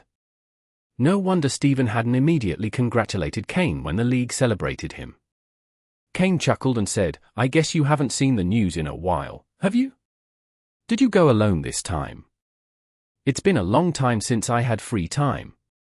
I didn't want to be bothered with unimportant matters, so from day one, I told everyone not to call me unless it was really important." "Why? Did something important happen?" "Nothing serious." "When will you be back?" Kane asked, withholding the details. End of chapter. Chapter 489. Stephen's imminent return. "I have a feeling you're hiding something," murmured Stephen. "Let me know when you're back, there are a few things I want to discuss with you," Kane replied. "All right. I'm almost back. If I don't find that stone soon, I'll have to return. The company has a pile of issues that need my attention." "Just thinking about it gives me a headache," Stephen said with resignation. Kane smiled but said nothing more. To achieve something, certain sacrifices are necessary. Inheriting the Devon Corporation has been Stephen's responsibility since birth. Although he loves stones and Pokémon, he also has to learn to manage the company. Stones and Pokémon can only serve as his solace while he hasn't fully taken on the company's legacy. However, as he grows older, there are responsibilities Stephen can no longer avoid. After chatting a bit more, Kane ended the call. Both he and Stephen had things they needed to do. After finishing his calls with old Matsuda and Stephen, Kane immersed himself in training his Pokémon, exercising his body and psychic abilities alongside them. When the trainer participates in the training, the loyalty of the Pokémon toward him increases. The 5 little ones watched Kane and the others train with envious expressions. Larvitar didn't quite understand, but seeing his companions with that expression, he ended up catching on as well. Although Larvitar had just hatched, his robust body allowed him to play alongside Torchic and the others. However, Larvitar hadn't yet learned to control his strength, so after a while, the ground was riddled with holes and craters. Aaron, unable to ignore it, began teaching Larvitar how to control his strength. Both being heavyweights, Aaron had some experience in this regard. Kane kept a close eye on the 5 little ones, especially the newborn Larvitar, who, as a neonate, was usually more fragile. However, perhaps because he had spent so much time in his egg, Larvitar didn't exhibit the typical sleepiness of newborns. In fact, after eating, he stayed quite active. Kane could only attribute this to the effects of the evolution elixir. Larvitar had hatched thanks to the elixir. Although most of the side effects had been counteracted by the geocentric cleansing milk, Kane wasn't sure if there might be other lingering effects. Training is demanding, but if the focus is solely on leveling up without training, the growth of Pokémon is incomplete. Leveling up is like building the skeleton of a structure, while training is like adding bricks and cement. Only by combining both can a solid and tall building be constructed. The difference may not be apparent in the short term, but in the long term, the absence of either will undo all progress made. As Kane and his Pokémon trained, the 5 little ones also tried to mimic their movements, albeit clumsily. This, however, showed that their bodies were growing stronger and that they would soon be ready for training and battles. In reality, with Aaron's sturdy build, he could begin training and battling without any issues. Torchic and Larvitar, on the other hand, needed a bit more time. Kane wasn't pushing them to engage in battles but hoped they would enjoy their childhood. After all, like Honchkrow and the others, once they began training, they wouldn't be able to stop. However, it seemed the little ones no longer wanted to enjoy a carefree childhood. It was unclear when this started, but in Kane's team, more and more Pokémon developed a passion for combat. Ever since Honchkrow evolved, his Moxie ability had been turning him into a true battle enthusiast. Skorupi had shown an unrestrained passion for combat since birth. Slowking and Sneasel were a bit more moderate but still enjoyed battles greatly. The only neutral one was Haunter, who neither loved nor hated combat. He preferred to spend his time playing pranks, likely due to his childhood personality. However, he strictly followed the tasks and battles Kane assigned him, so Kane didn't push him further. In Kane's second team, under Aaron's influence, all the Pokémon, except for Poliwag, who had a naturally good-natured disposition, exhibited a strong desire to fight. Even Larvitar, just a day old, showed great enthusiasm for battle after Aaron explained what it entailed. Faced with this, Kane felt a bit helpless but also satisfied. There isn't a trainer who wouldn't feel proud of having a team full of Pokémon passionate about combat. After an intense morning of training, all the Pokémon showed great appetites at noon, especially Aaron and the newborn Larvitar. Kane was considering whether he should prepare minerals for Aaron and Larvitar. While Pokeblocks provided enough energy, relying solely on them might be financially draining. Given their large appetites, the best option would be to combine minerals with Pokeblocks to meet their energy needs and ensure they had sufficient energy for training. Pokeblocks enriched with geocentric cleansing milk and energy crystals were excellent for these two Pokémon. After lunch, Kane decided not to continue with training. He recalled his Pokémon into their Pokeballs and headed toward the mountains. He left the newborn Larvitar in Miltank's care. Larvitar, who had played all morning, fell asleep after eating. Despite his sturdy body, he was still a newborn who needed plenty of rest. Miltank, who had volunteered to take care of him, was more than happy to do so. She loved looking after others and feeling useful. Kane wouldn't stray far, and Slowking could use the teleport move to return at any time. Additionally, there were plenty of other Pokémon in the backyard watching over and protecting the area, so there was no need to worry about potential intruders. End of chapter.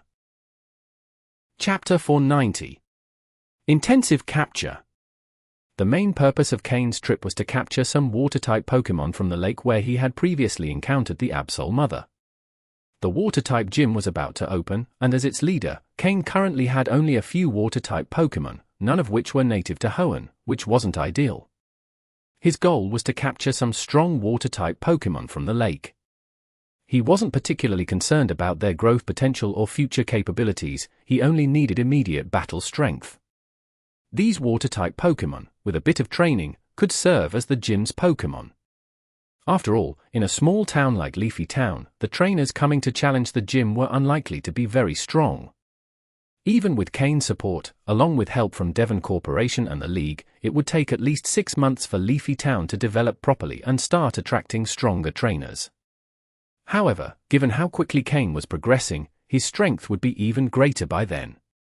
Additionally, these water-type Pokémon captured for immediate battle strength could also be entrusted to reliable people to manage the gym when Kane was away. These Pokémon could also serve as protectors of the gym. Thus, capturing some water-type Pokémon as immediate battle assets was necessary. Kane instructed Slowking to use teleport to take him to the lake. Slowking was familiar with the lake, as it was where he had evolved and become the king of his kind. Upon arriving at the lake shore, Kane found a wide area and summoned his Pokémon. Honchkrow, Sneasel, Skorupi, and Haunter. In addition to Slowking, these were Kane's main battle Pokémon. Skorupi, Slowking, dig a deep pit here, Kane ordered. Kane had used this tactic before on Trial Island when capturing Shelder. He didn't want to bring Slowking into the lake, as fighting there would be difficult, and unforeseen complications could arise. Using Gyarados to attract attention wasn't an option this time. But Kane had a better idea, though it might have a larger impact. Once all the Pokémon were ready, Kane pulled out another Pokeball. He tossed it to the ground, and a Pokémon with a large flower on its head appeared. Vileplume. This was the Vileplume Kane had captured during his mountain journey, at level 29 and of green quality. Kane hadn't sold it, instead, he spent several days taming it. For Kane, this Vileplume served only one purpose, its move, Sweet Scent. Vileplume, use Ingrain, Synthesis, and then Sweet Scent on the lake, Kane ordered coldly. Freshly released, Vileplume glanced around and saw all of Kane's Pokémon staring intently at it. It shuddered in fear. Back then, it could spar a bit with Skorupi, but now, seeing him felt like a mouse facing a cat. Obeying without hesitation, Vileplume rooted itself in the ground, slowly absorbing energy through its roots. The flower crown on its head, now healed, began performing synthesis under the sunlight. It felt revitalized. After so long in the Pokeball, it had missed the comforting sensation of the sun. If not for Kane and his Pokémon watching, it might have sighed in relief. Without hesitation, once it had finished using synthesis, Vileplume shook the large flower on its head. A fine powder, nearly invisible to the naked eye, began wafting from the flower's center and spreading over the lake's surface. After releasing the first wave of sweet scent, Vileplume cautiously looked at Kane, seeing no change in his expression. "Continue," Kane ordered without changing his tone. Feeling a pang of fear, Vileplume continued releasing more powder from the flower's center. As sweet scent permeated the water, the lake's surface began to ripple.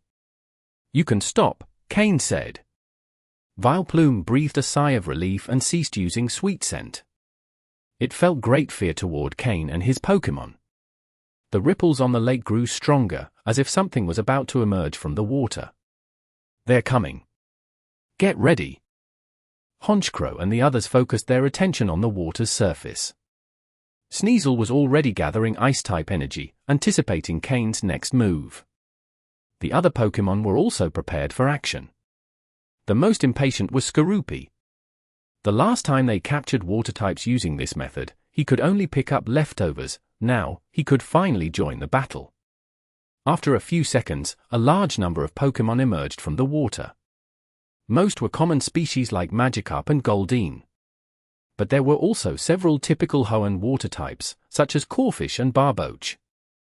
The lake housed a wide variety of water-type Pokémon. Kane activated his system to scan for data and identify those with potential to be useful. As soon as the Pokémon leaped from the water, Sneasel used Icicle Crash, cutting off their retreat. Whether Kane captured them or not, all of them needed to be subdued first. Kane's Pokémon launched their attacks. The first wave didn't include any Pokémon that met Kane's standards. Vileplume, keep using Sweet Scent continuously. Sneasel, maintain control over the incoming Pokémon, and use Icicle Crash only when I signal, otherwise, join the battle, Kane instructed. The Pokémon in the first wave weren't very strong and couldn't withstand the initial attack, so there was no need to block their escape. Once unconscious, the Pokémon were placed in a nearby pit. When the capture operation was complete, Kane would select the most suitable Pokémon to bring to his backyard pond, enriching the variety of water types. Kane had specific expectations for the quality of these Pokémon, hoping their reproduction would improve the quality of water types in his pond. Thus began a continuous capture process, almost like a production line in a factory. After a while, the first Pokémon that met Kane's standards finally appeared. End of chapter. Chapter 91. Two powerful working Pokémon. Before him stood a fierce Pokémon with a golden 5-point star on its head, clutching two massive, sharp pincers against its chest. Its two eyes, hidden beneath a red armor, gazed intently at Vileplume, which continued spreading the sweet scent move. Crawdaunt. Kane was quite familiar with this Pokémon. It is the evolution of Corphish, a fairly well-known water-type Pokémon in the Hoenn region. As Corphish, its type was solely water, but upon evolving into Crawdaunt, it gained the dark typing, becoming a water's dark Pokémon. Crawdaunt has good resistances. It is immune to psychic-type moves and has double resistance to ghost, steel, fire, water, ice, and dark-type moves. Although it is weak to fighting, bug, grass, electric, and fairy types with a double weakness, overall, it is a Pokémon with solid resistances. Pokémon. Crawdaunt, green. Gender? Male. Level. 38. Type. Water plus dark. Ability. Adaptability. Held item. None. Egg moves. Ancient power, Aqua Jet, Double Edge. Basic moves. Swift, Bubble, Harden, Vice Grip, Leer, Bubble Beam, Protect, Double Hit, Knock Off, Night Slash, Razor Shell, Taunt. Learned moves. Iron Defense, Liquidation, Water Pulse, Snore. TM moves. None. Looking at Crawdaunt's data, its moves are quite good. Additionally, its physical development is decent, and it is a Pokémon that has grown normally. Its green quality might not suffice for the current Cane, but for the Cane of the past, a green quality Pokémon would have been exceptional. However, Crawdaunt's current level is already quite high. After surviving in the wild for so long, it seems to have exhausted most of its inner potential.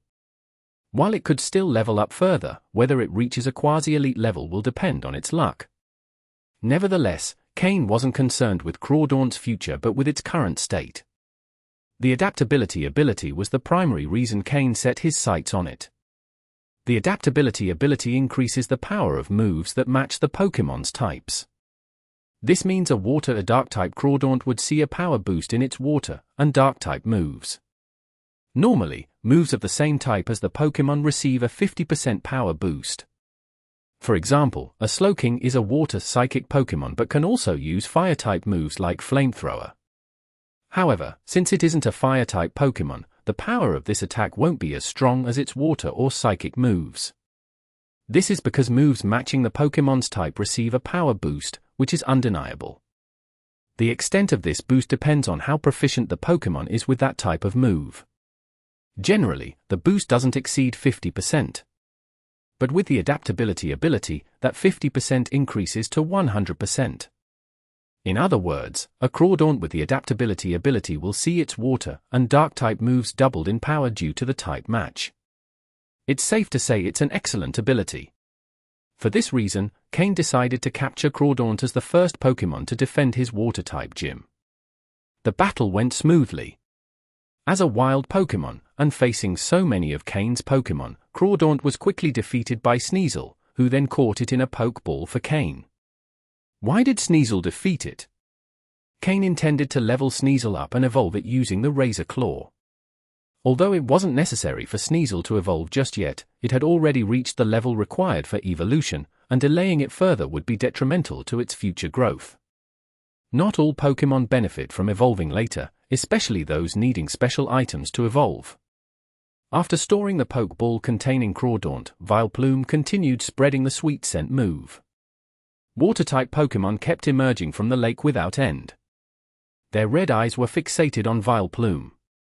If not for Cane and his Pokémon's presence, Vileplume would likely have fled due to the sheer number of Pokémon. However, over time, Vileplume grew accustomed to the situation and began to relax, realizing it was not in mortal danger. As it continued using Ingrain and Synthesis, it regained the energy spent using Sweet Scent and started mastering the move better, expanding its range. Cane knew there were secrets beneath the lake, but today his main objective was to capture Water-type Pokémon, so he had no intention of exploring. However, as Sweet Scent's range expanded, some well-hidden Pokémon began to appear. For example, Finneon, Lovedisk, and the very rare Relicanth emerged. Relicanth, in particular, was notable. Cane had seen it before when he dived into the lake but failed to catch it because it quickly disappeared. Today, Vileplume's Sweet Scent attracted one. This Pokémon appears to have an ancient map drawn on its body, and many archaeologists have encountered Relicanth when investigating ancient ruins. It is known as a living fossil. Cane captured all the Finneon, Lovedisk, and Relicanth that appeared. Although their levels and aptitudes were ordinary, they were rare Pokémon, and showcasing them in the gym's aquarium could attract a lot of interest. Additionally, all three Pokémon had the Swift Swim ability, and if Cane could breed offspring with good aptitudes, he wouldn't rule out adding some of these Pokémon to his Rain team. It seemed Sweet Scent's powder was sinking to the lake's bottom, as Pokémon usually dwelling there began to appear. It was then that Cane found the second Pokémon that caught his interest. Pokémon. Whiscash's light green. Gender? Female. Level? 40. Type? Water plus ground. Ability? Hydration. Held item? None. Egg moves. Whirlpool, Hydro Pump, Earth Power. Basic moves. Thrash, Belch, Zen Headbutt, Tickle, Mud Slap, Mud Sport, Water Sport, Water Gun, Mud Bomb, Amnesia, Water Pulse, Magnitude, Rest, Snore, Aqua Tail, Earthquake, Muddy Water. Learned moves. Icy Wind, Snore. TM moves. None. This level 40 Whiscash, which had just reached the advanced level, was the second Pokémon to catch Kane's attention. End of chapter. Chapter 492. Kabuto. The first reason Kane took an interest in this Whiscash wasn't its level or abilities but its type. The water and ground combination gives Whiscash a significant type advantage. Apart from its quadruple weakness to grass-type moves, no other type can deal more than normal damage to Whiscash. Moreover, it is immune to electric-type attacks and has double resistance to poison, rock, steel, and fire-type moves. It's an excellent type combination. Even Mudkip's final evolution, Swampert, which Kane greatly values, possesses this same combination. This Whiscash had clearly survived for a long time.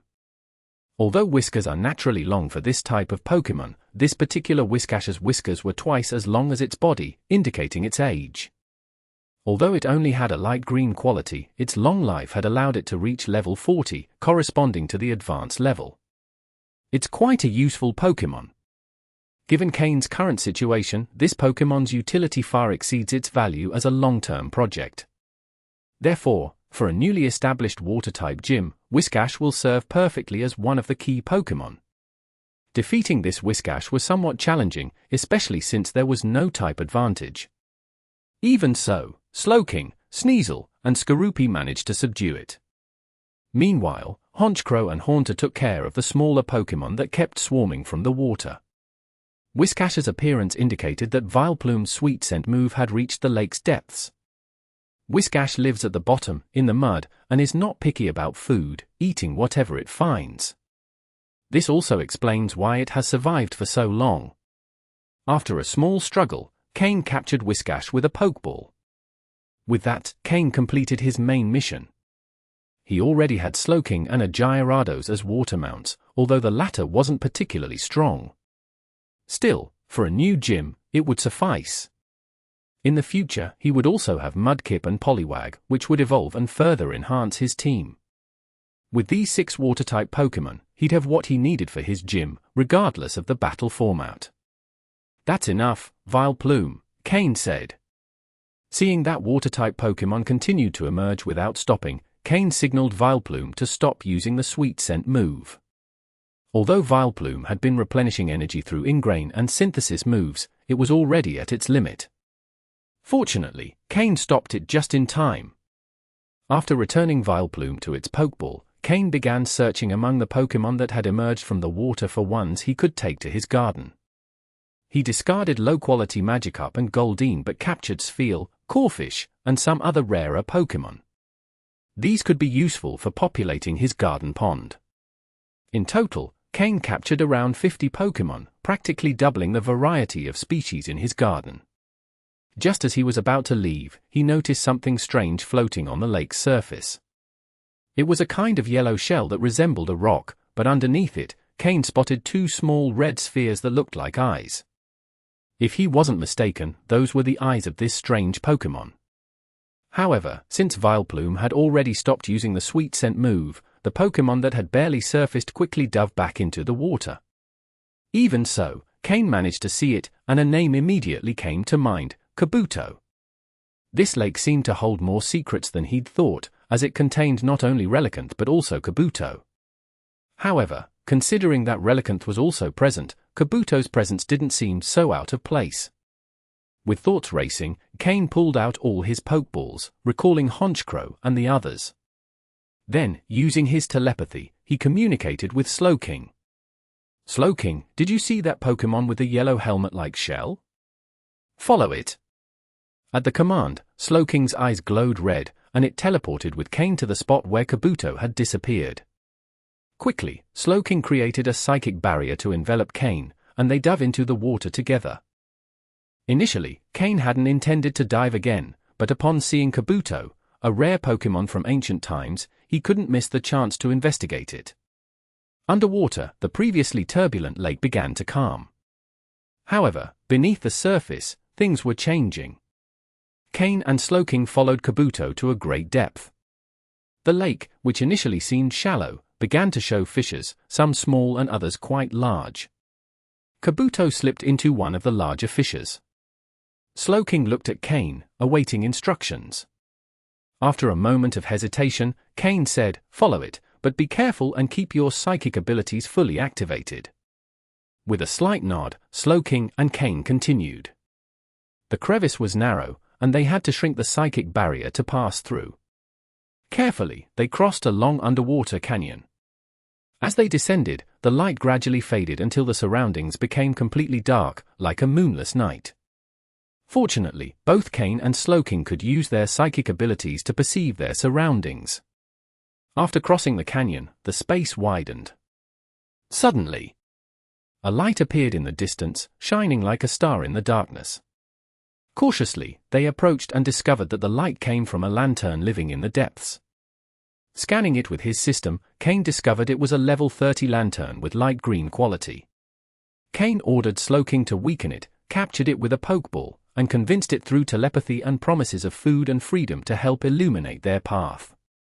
Lantern, familiar with its surroundings, agreed to guide them. After Kane described Kabuto's appearance, Lantern pointed to the location where these Pokémon lived. End of chapter. Chapter 493. Kabutops and the Mega Stone. Through Lantern's simple description, Kane discovered the position of power held by the Kabuto colony in this deep underwater canyon. It was the undisputed ruler of the area. According to Lantern, there was an extremely powerful Pokémon within the Kabuto colony, and its presence was the reason the Kabuto dominated this zone. Although Kane didn't fully grasp the details, he understood the essentials. Allowing Lantern to lead the way, Kane and Slowking slowly followed it toward the Kabuto's nest. After covering a certain distance, Lantern suddenly stopped. When Kane was about to ask, Lantern explained that they had reached Kabuto territory and that it couldn't go any farther, as it might be fiercely attacked by the Kabuto. If that happened, it would no longer be able to survive there. Kane sighed in resignation. Without Lantern's light, Kane would have to rely on Slowking's perception to vaguely sense his surroundings. So Lantern couldn't leave. With no other choice, Kane forced Lantern to move forward. However, he promised that if Lantern truly couldn't continue living there afterward, Kane would find it a quieter habitat that was no worse than this one. Lantern wanted to resist, but seeing the poke blocks in Kane's hand, it calmed down. Cautiously, it led Kane forward.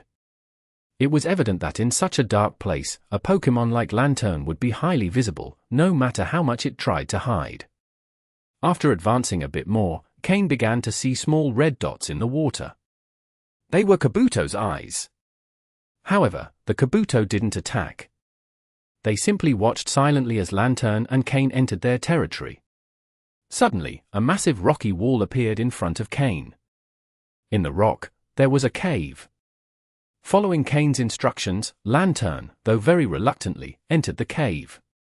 Like the cave where the Slowpokes lived, after advancing a bit, the interior opened into a large underground chamber.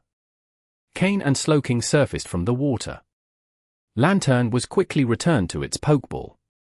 It was no longer needed, as the walls were covered in fluorescent moss that softly illuminated the entire area, allowing Kane to clearly see his surroundings. Who would have thought there'd be a place like this down here, Kane thought. If the Slowpoke's cave was the size of a basketball court, this was like 5 or 6 football fields. It was a vast space, and thanks to the fluorescent moss, even the darkest corners were visible. Slowking, can you still detect spatial coordinates? Kane asked telepathically. As long as Slowking could use teleport, the danger of this place would be halved. Slowking nodded, indicating no issues. Only then did Kane relax a bit. Set a coordinate here, just in case. We might come back in the future, Kane said. Hearing this, Slowking closed its eyes and began marking the coordinates in space. However, just then, a rattling sound like insect bones clashing echoed through the large cave. Kane frowned. From several small openings in the cave, yellow-colored Pokémon began to emerge. They were the Kabuto Kane had been searching for. There were many of them. But what surprised Kane even more was that from some larger holes, Kabutops began to appear. Kane, who was familiar with Kabutops, knew that for a Kabuto to evolve into a Kabutops, it had to reach at least level 40, the advanced level. Judging by the number of Kabutops emerging, there had to be at least 20 or 30 of them. That many Kabutops were something Kane couldn't handle at that moment. As Kane was about to retreat, a much larger Kabutops than the others appeared in the cave. With its arrival, all the Kabutops and Kabuto bowed in respect. It was the leader of the Kabutops. This must have been the powerful Pokémon Lantern had mentioned. The difference between Kabuto and Kabutops was immense. What was once Kabuto's armor now formed Kabutops' head, with its body, side-like arms, and long legs extending below. It now walked upright. Its sharp, triangular eyes locked onto Kane, observing this strange being it had never seen before. Under the leader Kabutops' command, the Kabuto and Kabutops began to approach slowly. Kane, frowning, placed his hand on Slowking's back, linking with its psychic power and preparing for Slowking to use teleport at any moment. But as the leader Kabutops approached, Kane saw something that left him stunned. On the leader Kabutops' head was a thumb-sized stone, somehow attached to it. It emitted a multicolored glow that, under the fluorescent moss's light, distorted the light and shimmered with various colors. Kane stared intently at the stone on the leader Kabutops' head, unable to hide his surprise. Although he wasn't entirely sure what kind of stone it was, there was one thing Kane knew for certain. That stone on the leader Kabutops' head was none other than a Mega Stone. Even though he didn't know which Pokémon it belonged to, it didn't matter. Kane had only one goal in mind. To get it. He had to obtain it, no matter what. Even if it wasn't a Mega Stone for his Pokémon, in the future, when Mega Evolutions became widely known, he could trade it for one he could use. In other words, whether it was compatible with one of his Pokémon or not, obtaining it meant that one of his Pokémon could potentially Mega Evolve in the future. Mega Evolution, while requiring both a Mega Stone and a Key Stone, depends most critically on the Mega Stone. The Key Stone has no restrictions on the type of Pokémon. Kane barely managed to suppress his astonishment, but his dark eyes gleamed with even greater ambition. That Mega Stone could be the key for Kane to reach Elite Four or even Champion level. He had to have it. Even if the leader Kabutops was extremely powerful, with Kane being the only one who knew of this place, he was determined to return if he couldn't succeed this time. End of chapter. Chapter 494. The Mighty Kabutops. Kane's eyes couldn't hide the desire for greed. Though he tried to resist the urge to act, he carefully watched the approaching leader Kabutops. He had to confirm the leader Kabutops' abilities before deciding whether it was wise to confront it. While he deeply desired the stone, his reason still ruled the clearest part of his mind. Slowking glanced curiously at Kane. It was the first time it had seen its trainer with that expression. Never before had it sensed such an intense desire from Kane. Not even when they found the Larvitar egg and hatched it had Kane shown such a strong desire. Following Kane's gaze, Slowking noticed the strange stone on the leader Kabutops' head. Is that stone what interests him so much? Slowking thought. Since evolving into Slowking, the already intelligent Slowpoke had surpassed the intellect of many humans. Pokémon. Kabutops, light blue. Gender? Male. Level. 59. Type. Rock plus water. Ability. Swift swim. Held item. None. Egg moves. Bubble beam, Aurora beam, confuse ray, take down. Basic moves. Slash, night slash, feint, scratch, harden, absorb, leer, mud shot, sand attack, endure, aqua jet, mega drain, metal sound, ancient power. Learned moves. Liquidation, stealth rock, earth power, aqua tail, water pulse. TM moves. None. A level 59 Kabutops. Kane finally retrieved Kabutops data, stunned. A level 59 Kabutops was a genuinely quasi-elite level Pokémon. Unlike Miss Magus, who had a simple mind, this Kabutops demonstrated real strength. It was clear that it wasn't just decoration, but on the other hand, the stone Kane coveted was embedded in its head. The leader Kabutops approached with a menacing demeanor, clearly uninterested in negotiation. Phew. Kane sighed. Reluctantly, he decided to abandon his obsession. There were other Mega Stones in the world, but he had only one life. Fighting here and now would not be the wisest decision. Kane knew that the place wasn't going to change. The Kabutops and its group had lived there for many years and wouldn't leave just because of his presence. I could come back for that stone when I'm strong enough, he thought. He didn't need to become a quasi-elite or elite-level trainer to return.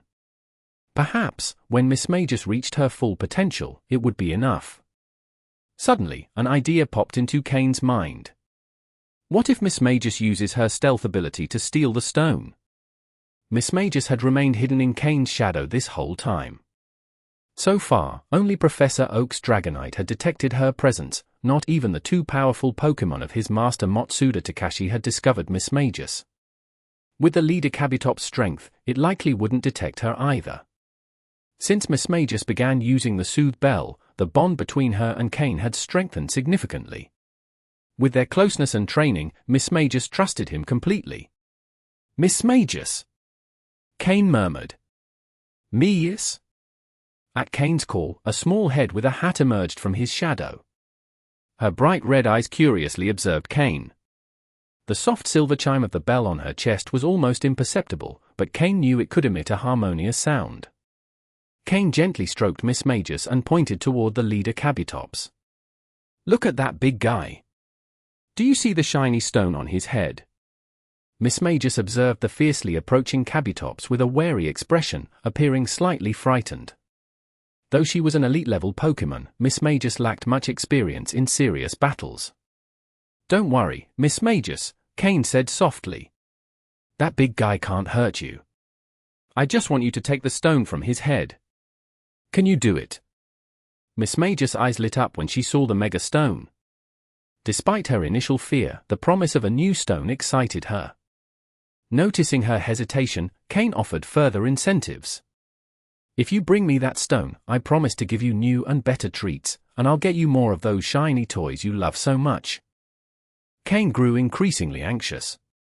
The leader Kabutops was approaching quickly, and while he knew Slowking could use teleport at any moment, he also had to consider whether Kabutops would launch an attack before they could escape. Feeling motivated by Kane's urgency, Miss Magus put her doubts aside. In the blink of an eye, she dashed toward the leader Kabutops with great speed. The leader Kabutops, though surprised by Miss Magus' speed, didn't consider her a serious threat since it didn't sense any dangerous aura from her. With disdain, it swung one of its sides at Miss Magus. But Miss Magus, being a ghost type, simply ignored Kabutops' physical attack and continued on her way. With a playful grin, Miss Magus extended her ghostly hand toward the leader Kabutops' head. Upon touching the Mega Stone, she felt it was slightly adhered, but with a slight effort, she managed to pry it off. Waving the stone triumphantly in the air, Miss Magus flew over the heads of the other Kabutops, showing her success to Kane, who watched with a broad smile. Excited, Kane signaled for Miss Magus to return quickly. Meanwhile, his telepathic connection with Slowking remained ready. As soon as Miss Magus returned, Slowking would use teleport to escape, and if Kabutops decided to counterattack, Slowking was prepared to use Protect. End of chapter. Chapter 495. The Unknown Mega Stone. Miss Magus briefly displayed the stone before quickly floating back to Kane.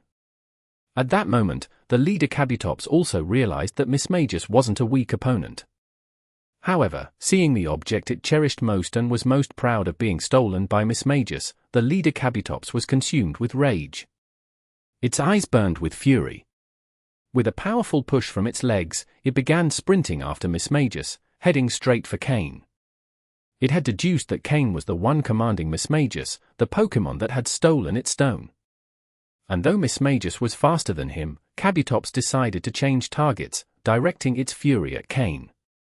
Seeing the Kabutops charging toward him, Kane's expression shifted slightly. To be safer, he called out Haunter, who had been waiting in the shadows.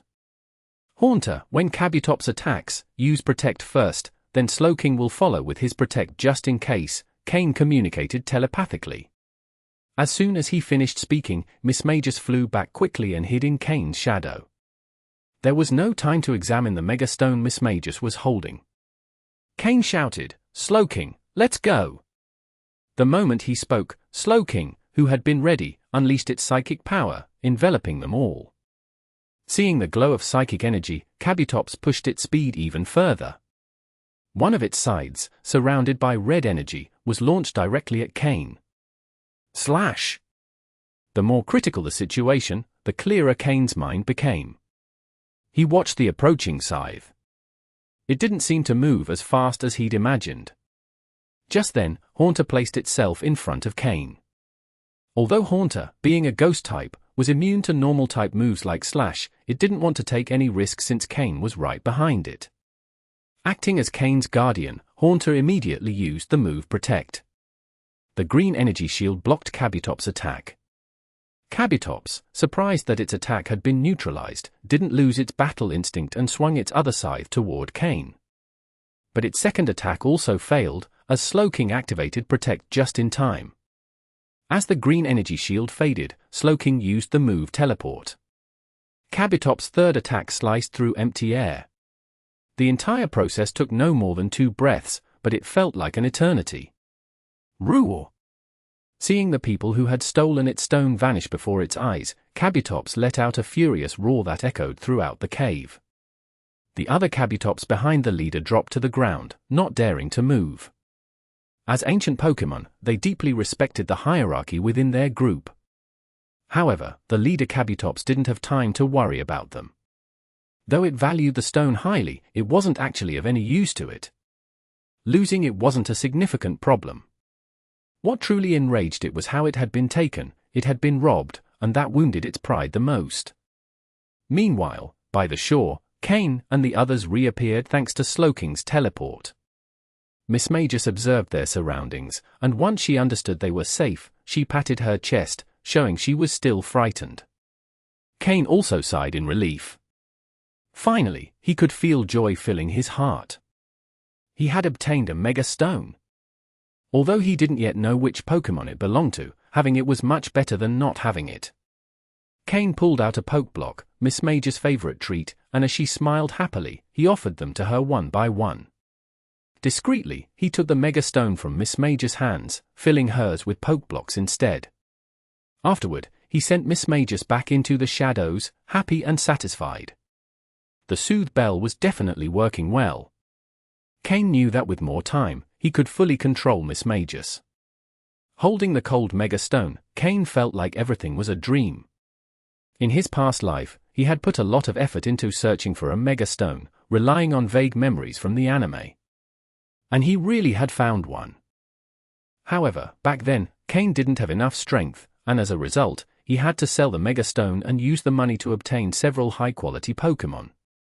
Thanks to those Pokémon, Kain had managed to reach quasi-elite level. Even so, in his past life, he never knew which Pokémon could use that stone, but he clearly remembered where he had found it. Despite not having had the chance to return to that place, Kain knew it wasn't urgent. In his past life, it had taken him several years to find it, but in this life, less than 4 months had passed. Moreover, he already had a Mega Stone. When Mega Evolution was discovered, with Team Rocket's influence and the power of the Stone family, trading it for a stone compatible with one of his Pokémon wouldn't be a problem. Of course, the ideal scenario would be obtaining a stone that Kain could use directly. That way, once the requirements were met, he could Mega Evolve his Pokémon. Perhaps he could even use the discovery of Mega Evolution to advance in the Pokémon League. System, record the information about this Mega Stone and start building a Mega Evolution database. Organize all related information, Kain mentally ordered. The Mega Stone had not yet been discovered, so the system didn't have much information about it. Even the system couldn't analyze which Pokémon it belonged to, so Kain decided to store it for now. Beep! Task created. Insufficient data. It is recommended that the host complete the database as soon as possible, the system responded mechanically. Kain sighed. Venturing into an unknown field, the system wasn't as useful. In his past life, when he first activated the system, there was no information stored, and he had to gather it all himself. It was thanks to his rebirth that the system retained data from his previous life. Otherwise, Kane would probably be barely better off than before and wasn't even sure he would have been the first to pass the trials. What's more, he still wouldn't have discovered how to hatch Larvitar. Not to mention obtaining an evolution elixir. Item name: Mega Stone. Compatible Pokémon. Unknown. Description: a stone that allows a Pokémon to undergo a special transformation. It is said to combine with a stone called the Keystone to unlock its true power. Effect: temporarily allows certain Pokémon to Mega Evolve. This was the description the system had generated, based on the limited information Kane had about Mega Evolutions. Kane stored the Mega Stone in a corner of his storage space. No matter what, at least I already have a Mega Stone, Kane murmured to himself. End of chapter. Chapter 496. Sneasel's effort. Obtaining an unknown Mega Stone made Kane very happy.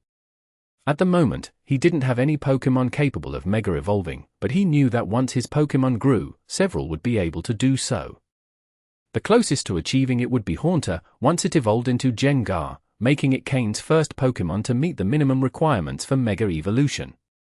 Next in line would be the Pokémon from his secondary team, Blaziken, the final form of Torchic, Aggron, Aron's final evolution, Swampert, Mudkip's final evolution, and Tyranitar, Larvitar's final form. 5 Pokémon in total capable of Mega Evolving, representing a significant leap in his power. Although there are generally few Pokémon capable of Mega Evolution, Kane already had quite a high proportion of them. Kane could only hope that the Mega Stone he had found would be usable. After leaving the lake, Kane realized that there were still secrets left to uncover there. He had only explored the cave where Kabutops lived, not other areas that could hold valuable discoveries. Still, the Kabutops tribe alone was fascinating to him. Kabutops is a rock-type Pokémon with good resistances, being 4 times weak to grass and twice weak to fighting, ground, and electric, but with reasonable defensive capabilities. It also had a quadruple resistance to fire and resisted normal, flying, poison, and ice types. With the ability Swift Swim, Kabutops fit perfectly into the Rain team Kane was building.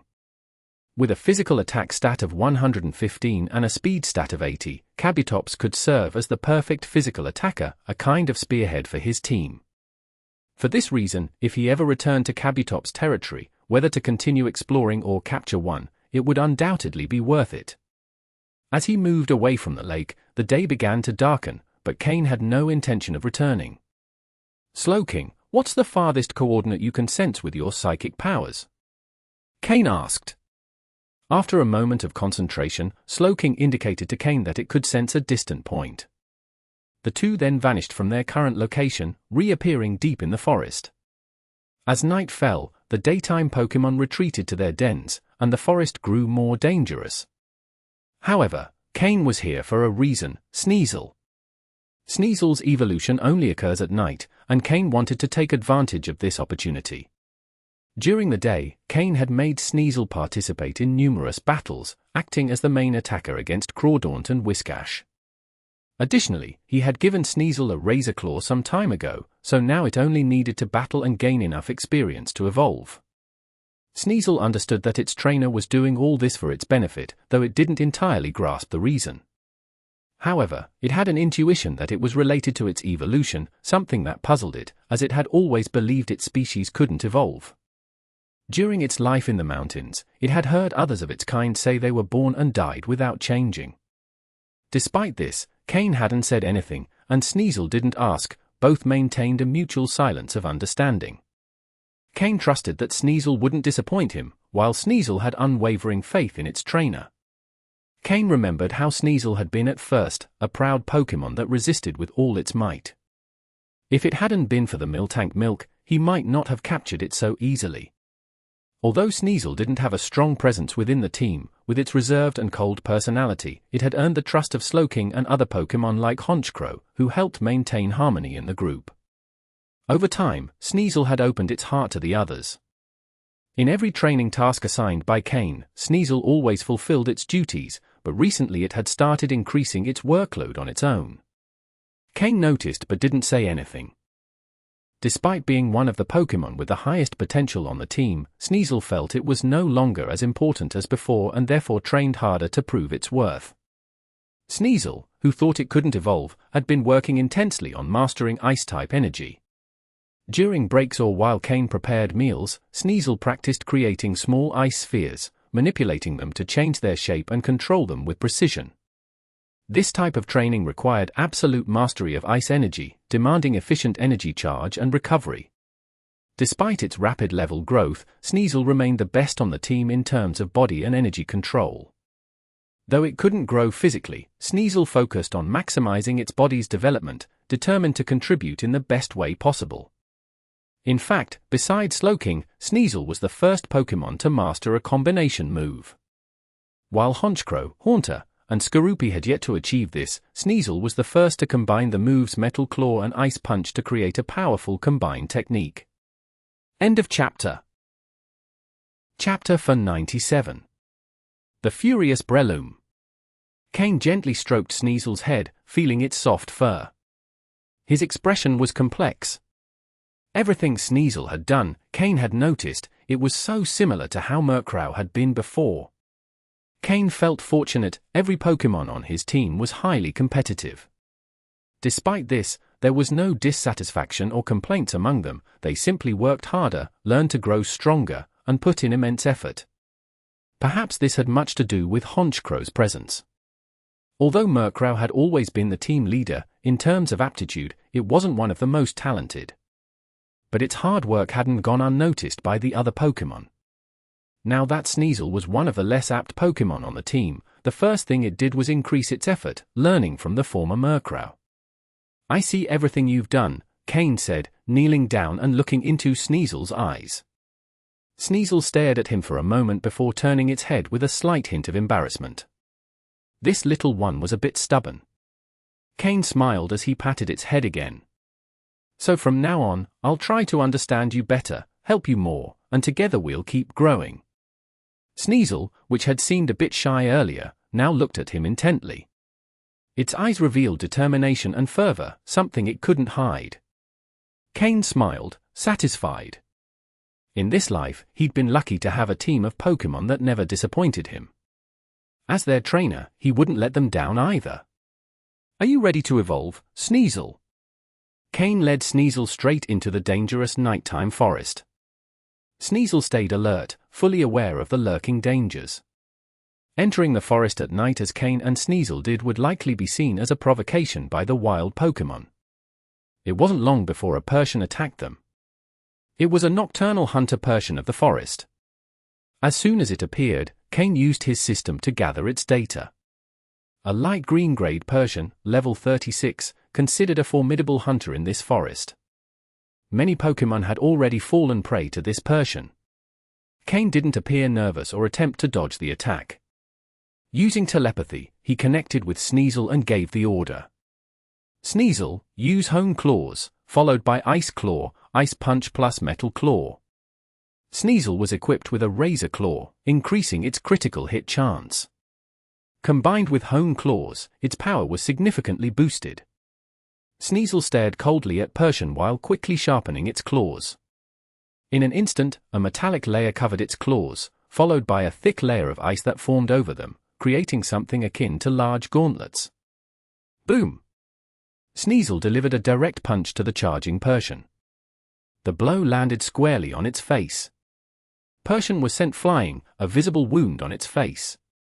However, the icy energy froze the wound, preventing further bleeding. Though it was in pain, Persian couldn't show much emotion. Seizing the advantage, Kane gave another command. "Sneasel, use Agility followed by another Ice Claw to finish it off." Sneasel vanished in an instant, reappearing in front of Persian as it was still falling from the tree. Under Persian's terrified gaze, Sneasel landed another Ice Claw strike directly on its face. Striking the face might not seem very noble, but Sneasel enjoyed it. Boom! Boom! Boom! 3 strikes later, Persian lay lifeless on the ground. Sneasel glared at it disdainfully. "With that level, you dare attack?" Kane ignored Persian's body. The smell of blood in the forest would attract other wild Pokémon, making it easier for them to handle the remains. Sneasel was already fired up, completely immersed in the battle, the state that pleased Kain. But it wasn't enough. Sneasel needed more battles. Come, wild Pokémon, become stepping stones for Sneasel's progress. As they ventured deeper, the number of wild Pokémon increased. Many were drawn by the faint scent of blood emanating from Sneasel. Some Pokémon were manageable for Sneasel, but others surpassed its abilities. When faced with those Pokémon, Kain didn't hesitate to retreat. Training Sneasel was important, but risking its life wasn't an option. For instance, they encountered a level 48 Shiftry, something impossible for Sneasel in its current state. Choosing the right opponents was crucial for Kain as a trainer. It seemed that fate was on Sneasel's side. A Breloom with bloodshot eyes appeared in front of Kain and Sneasel, staring at Kain hungrily. Sneasel quickly moved, positioning itself in front of Kain. Kain's system identified the Pokémon. Pokémon. Breloom, green, in a state of rage. Gender? Female. Level 39. Type: Grass plus Fighting. Ability: Technician. Held item: None. Egg moves: Worry Seed, Wake Up Slap, Bullet Seed. Basic moves: Mach Punch, Absorb, Tackle, Stun Spore, Leech Seed, Mega Drain, Headbutt, Feint, Counter, Force Palm, Mind Reader, Sky Uppercut. Learned moves: Drain Punch, Synthesis, Snatch. TM moves: None. Breloom was clearly in a state of fury. Regardless of its condition, it was now the perfect opponent for Sneasel, the best sharpening stone. Sneasel, use Agility followed by Low Sweep. Kain commanded. Snee tilde tilde. Sneasel cried out, propelling itself forward and kicking up dust and roots from the ground. Sneasel could also feel the pressure Breloom was exerting on it, but instead of feeling intimidated, it was exhilarated, so much so that it couldn't contain the boiling blood within. Something important was happening inside it, gradually affecting its body. Sneasel charged at Breloom at high speed. Breloom, in its rage, made no attempt to dodge. Confident, it raised its fist to use Drain Punch against Sneasel. End of chapter. Chapter 498. Weavile. Sneasel's low sweep hit Breloom's legs, but before Breloom lost her balance, she also struck Sneasel with her fist. Boom! Both Pokémon fell to the ground. However, Breloom, in her frenzied state, seemed to feel no pain. She quickly got back up. Sneasel, on the other hand, used his legs to push himself backward, keeping a safe distance from Breloom. Getting too close to a fighting-type Pokémon was not a viable option. Sneasel wisely created some distance immediately. Kain observed Breloom's state and frowned. This frenzied condition didn't seem natural. Sneasel, keep your distance and use Icy Wind, Kain ordered telepathically. After retreating a bit further, Sneasel stopped and unleashed a freezing gust of wind from his mouth toward Breloom. Thanks to Ice's advantage over grass, the Icy Wind move had a good effect. Breloom's body was covered in a thin layer of ice. But Breloom didn't seem to care. Despite her reduced speed, she charged towards Sneasel with impressive speed. Dodge, Sneasel, then use Icicle Crash. It doesn't seem like she's trying to avoid attacks, Kain ordered. Sneasel nodded. As Breloom approached, Sneasel quickly formed several icy spikes in the air, aligning them with Breloom's trajectory. Despite her frenzied state, Breloom still retained minimal combat awareness and avoided lethal hits with slight body movements. Even so, the Icicle Crash move still managed to hurt her, leaving visible marks on Breloom. If that's the case, Sneasel, use Ice Claw to face her head-on. Let's show her that even a fighting type can't handle us in close combat. Kain said coldly. Without much thought, Sneasel made his claws shine with a metallic gleam coated in a layer of ice and launched a direct attack at the approaching Breloom. Breloom, in turn, also prepared her Drain Punch to strike Sneasel. A large body and a small one collided in midair. Both Pokémon were pushed back a few steps after the impact. Sneasel suffered due to his smaller size, while Breloom was hindered by her type disadvantage.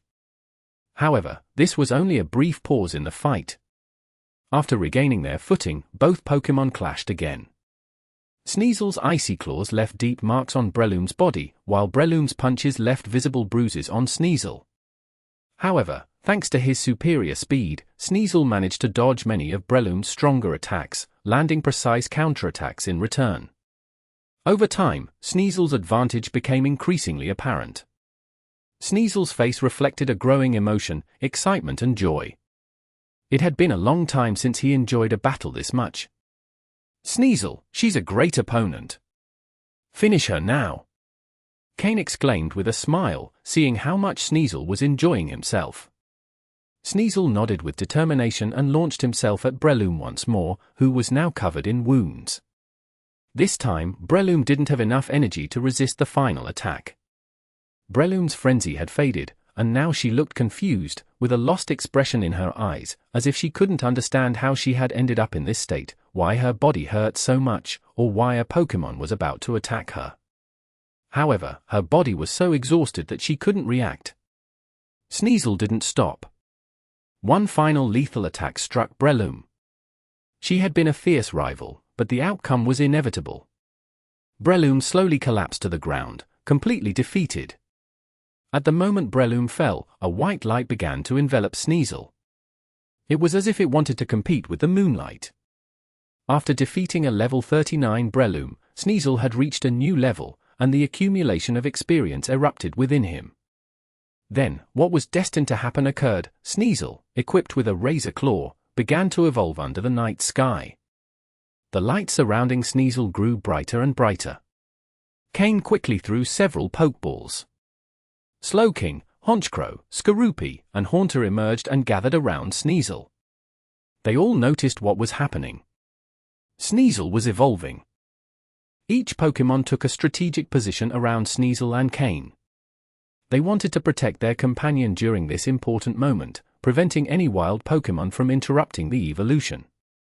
Their precautions proved wise. The light surrounding Sneasel had begun to attract several wild Pokémon, curious about the glow. Fortunately, they were low level and were easily repelled by Honchkrow and the others. Meanwhile, Sneasel's stats were rapidly changing under Kain's continuous system scan, with the numbers rising quickly. Sneasel's body was also transforming, growing in size. Although the changes weren't drastic, they were noticeable. 3 minutes later, the white light began to fade. A completely new Pokémon appeared before Kain and his companions. Weavile. Wheel. Weavile let out a long howl toward the sky, releasing all his excitement and joy. He had finally evolved. After defeating the last wild Pokémon, Honchkrow, Slowking, Skorupi, and Haunter approached to surround their companion. Sneasel had become the third Pokémon in Kain's team to complete his evolution. Now, they should call his Weavile. The red adornment that was once just a feather now covered Weavile's head completely, with 2 large red ears hanging down the sides of his head. The fur on his tail hadn't changed much. From Sneasel to Weavile, the transformation wasn't drastic. Even his size had only slightly increased, unlike Honchkrow, who nearly doubled in size after evolving. Both Sneasel and Weavile specialized in speed. His body couldn't change too much, as that might affect his agility. Only by maintaining his maximum speed could he unleash his full power. Now, with a base speed of 125 and a physical attack of 120, Weavile had become a top-tier physical attacker. He was undoubtedly the team's best assassin Pokémon. And Weavile was already more than familiar with this combat style. End of chapter. Chapter 499. It seems I found a treasure. Kain smiled as he patted Weavile's head. It had finally evolved, reaching level 39, just like Honchkrow, only one step away from becoming an advanced level Pokémon. At the same time, the system scanned and displayed Weavile's data. Pokémon. Weavile, dark blue. Gender? Male. Level 39. Type. Dark plus Ice. Ability. Pressure. Held item. None. Egg moves. Bite, Ice Punch, Ice Shard, Icicle Crash. Basic moves. Scratch, Leer, Taunt, Quick Attack, Feint Attack, Icy Wind, Fury Swipes, Agility, Metal Claw, Hone Claws, Beat Up, Screech, Slash, Embargo, Revenge, Assurance, Nasty Plot, Fling, Night Slash. Learned moves. Knock Off, Snatch, Low Kick. Combined moves. Ice Claw, Ice Punch plus Metal Claw, 449. TM moves. Protect, Hidden Power, Flying, Low Sweep, Dark Pulse, Ice Beam. Sneasel had finally completed its evolution and become Weavile. Moreover, thanks to the effect of the Razor Claw, Weavile had achieved dark blue quality, which indicated outstanding talent. This new quality placed it in the same category as Slowking, making it one of the most promising Pokémon in Kane's team.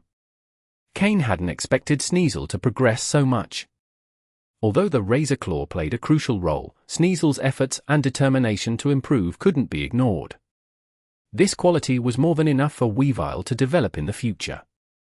Every effort it made would undoubtedly be rewarded. Additionally, its ability had changed from Keen Eye to Pressure. The Pressure ability should not be underestimated. Look at the Pokémon that possess it: the legendary birds, the legendary dogs, Mutuo, Lugia, Ho-Oh, Deoxys, Dialga, Palkia, Gyaratina, and Kyurem. All of them are legendary Pokémon. Apart from the legendaries, only a few like Aerodactyl, Wylord, Dusknoir, Absol, Vespiquen, Spiritome, Weavile, and Bisharp can have this ability.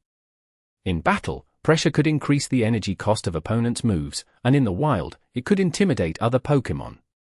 It was an extremely useful ability. Although Weavile wasn't a legendary Pokémon, the Pressure ability was still excellent for it. Weavile's evolution had further strengthened Kane. Now, both Honchkrow and Weavile, fully evolved Pokémon, had reached level 39, just one step away from the advanced level. Once he overcame this hurdle, Kane would officially become an advanced level trainer, putting him on the path to becoming a quasi-elite level trainer, the greatest achievement of his past life. Weavile was not only a source of joy for Kane but also for the rest of the team, who approached to congratulate it. The most envious was Skorupi, whose small pupils gleamed with admiration at Weavile's transformation. Skorupi also longed to evolve like Weavile had, a transformation that brought a fundamental change. Kane patted Skorupi's head and said with a smile, "Don't worry, first master what you already know. You'll evolve sooner or later, and you'll want to be even stronger when you do, right?" Hearing this, Skorupi nodded vigorously. Strength. That was its goal. Skorupi had grown more than Kane expected. Thanks to its size and strength, it had already secured its place in the team, and its future development would become increasingly promising. After ensuring all his Pokémon were satisfied, Kane returned them to their Pokeballs. With Slowking's help and its teleport move, Kane disappeared from the forest. After several short-distance uses of teleport, Kane and Slowking returned to the familiar backyard. Upon seeing Kane appear, Larvitar, who was playing on the ground, immediately jumped up. It ran toward him with clumsy steps, leaving deep footprints in the ground as it moved. Kane watched with an awkward smile. What could he do? He couldn't carry it. But he didn't want to hurt Larvitar's feelings either. With no other option, Kane used his psychic powers to lift Larvitar, whose weight was significantly greater than that of an average Larvitar. Though it was still growing, it already weighed more than twice the usual amount. However, it showed no difficulty in moving. Could Larvitar simply be an overweight Pokémon? If Larvitar grew at the same rate as an average Tyranitar but with double the weight, its attacks would be devastating. Would moves like Earthquake have extraordinary effects? Thinking about it, Kane stopped worrying about Larvitar's weight. To maintain agility, Kane decided to keep increasing its weight. To withstand such weight, calcium supplements to boost bone density were essential. Fortunately, there was still calcium left from what he'd used with Skorupi, and Miltank could continue giving Larvitar its daily dose of calcium. Although Larvitar might be heavy, it needed to learn to control its strength.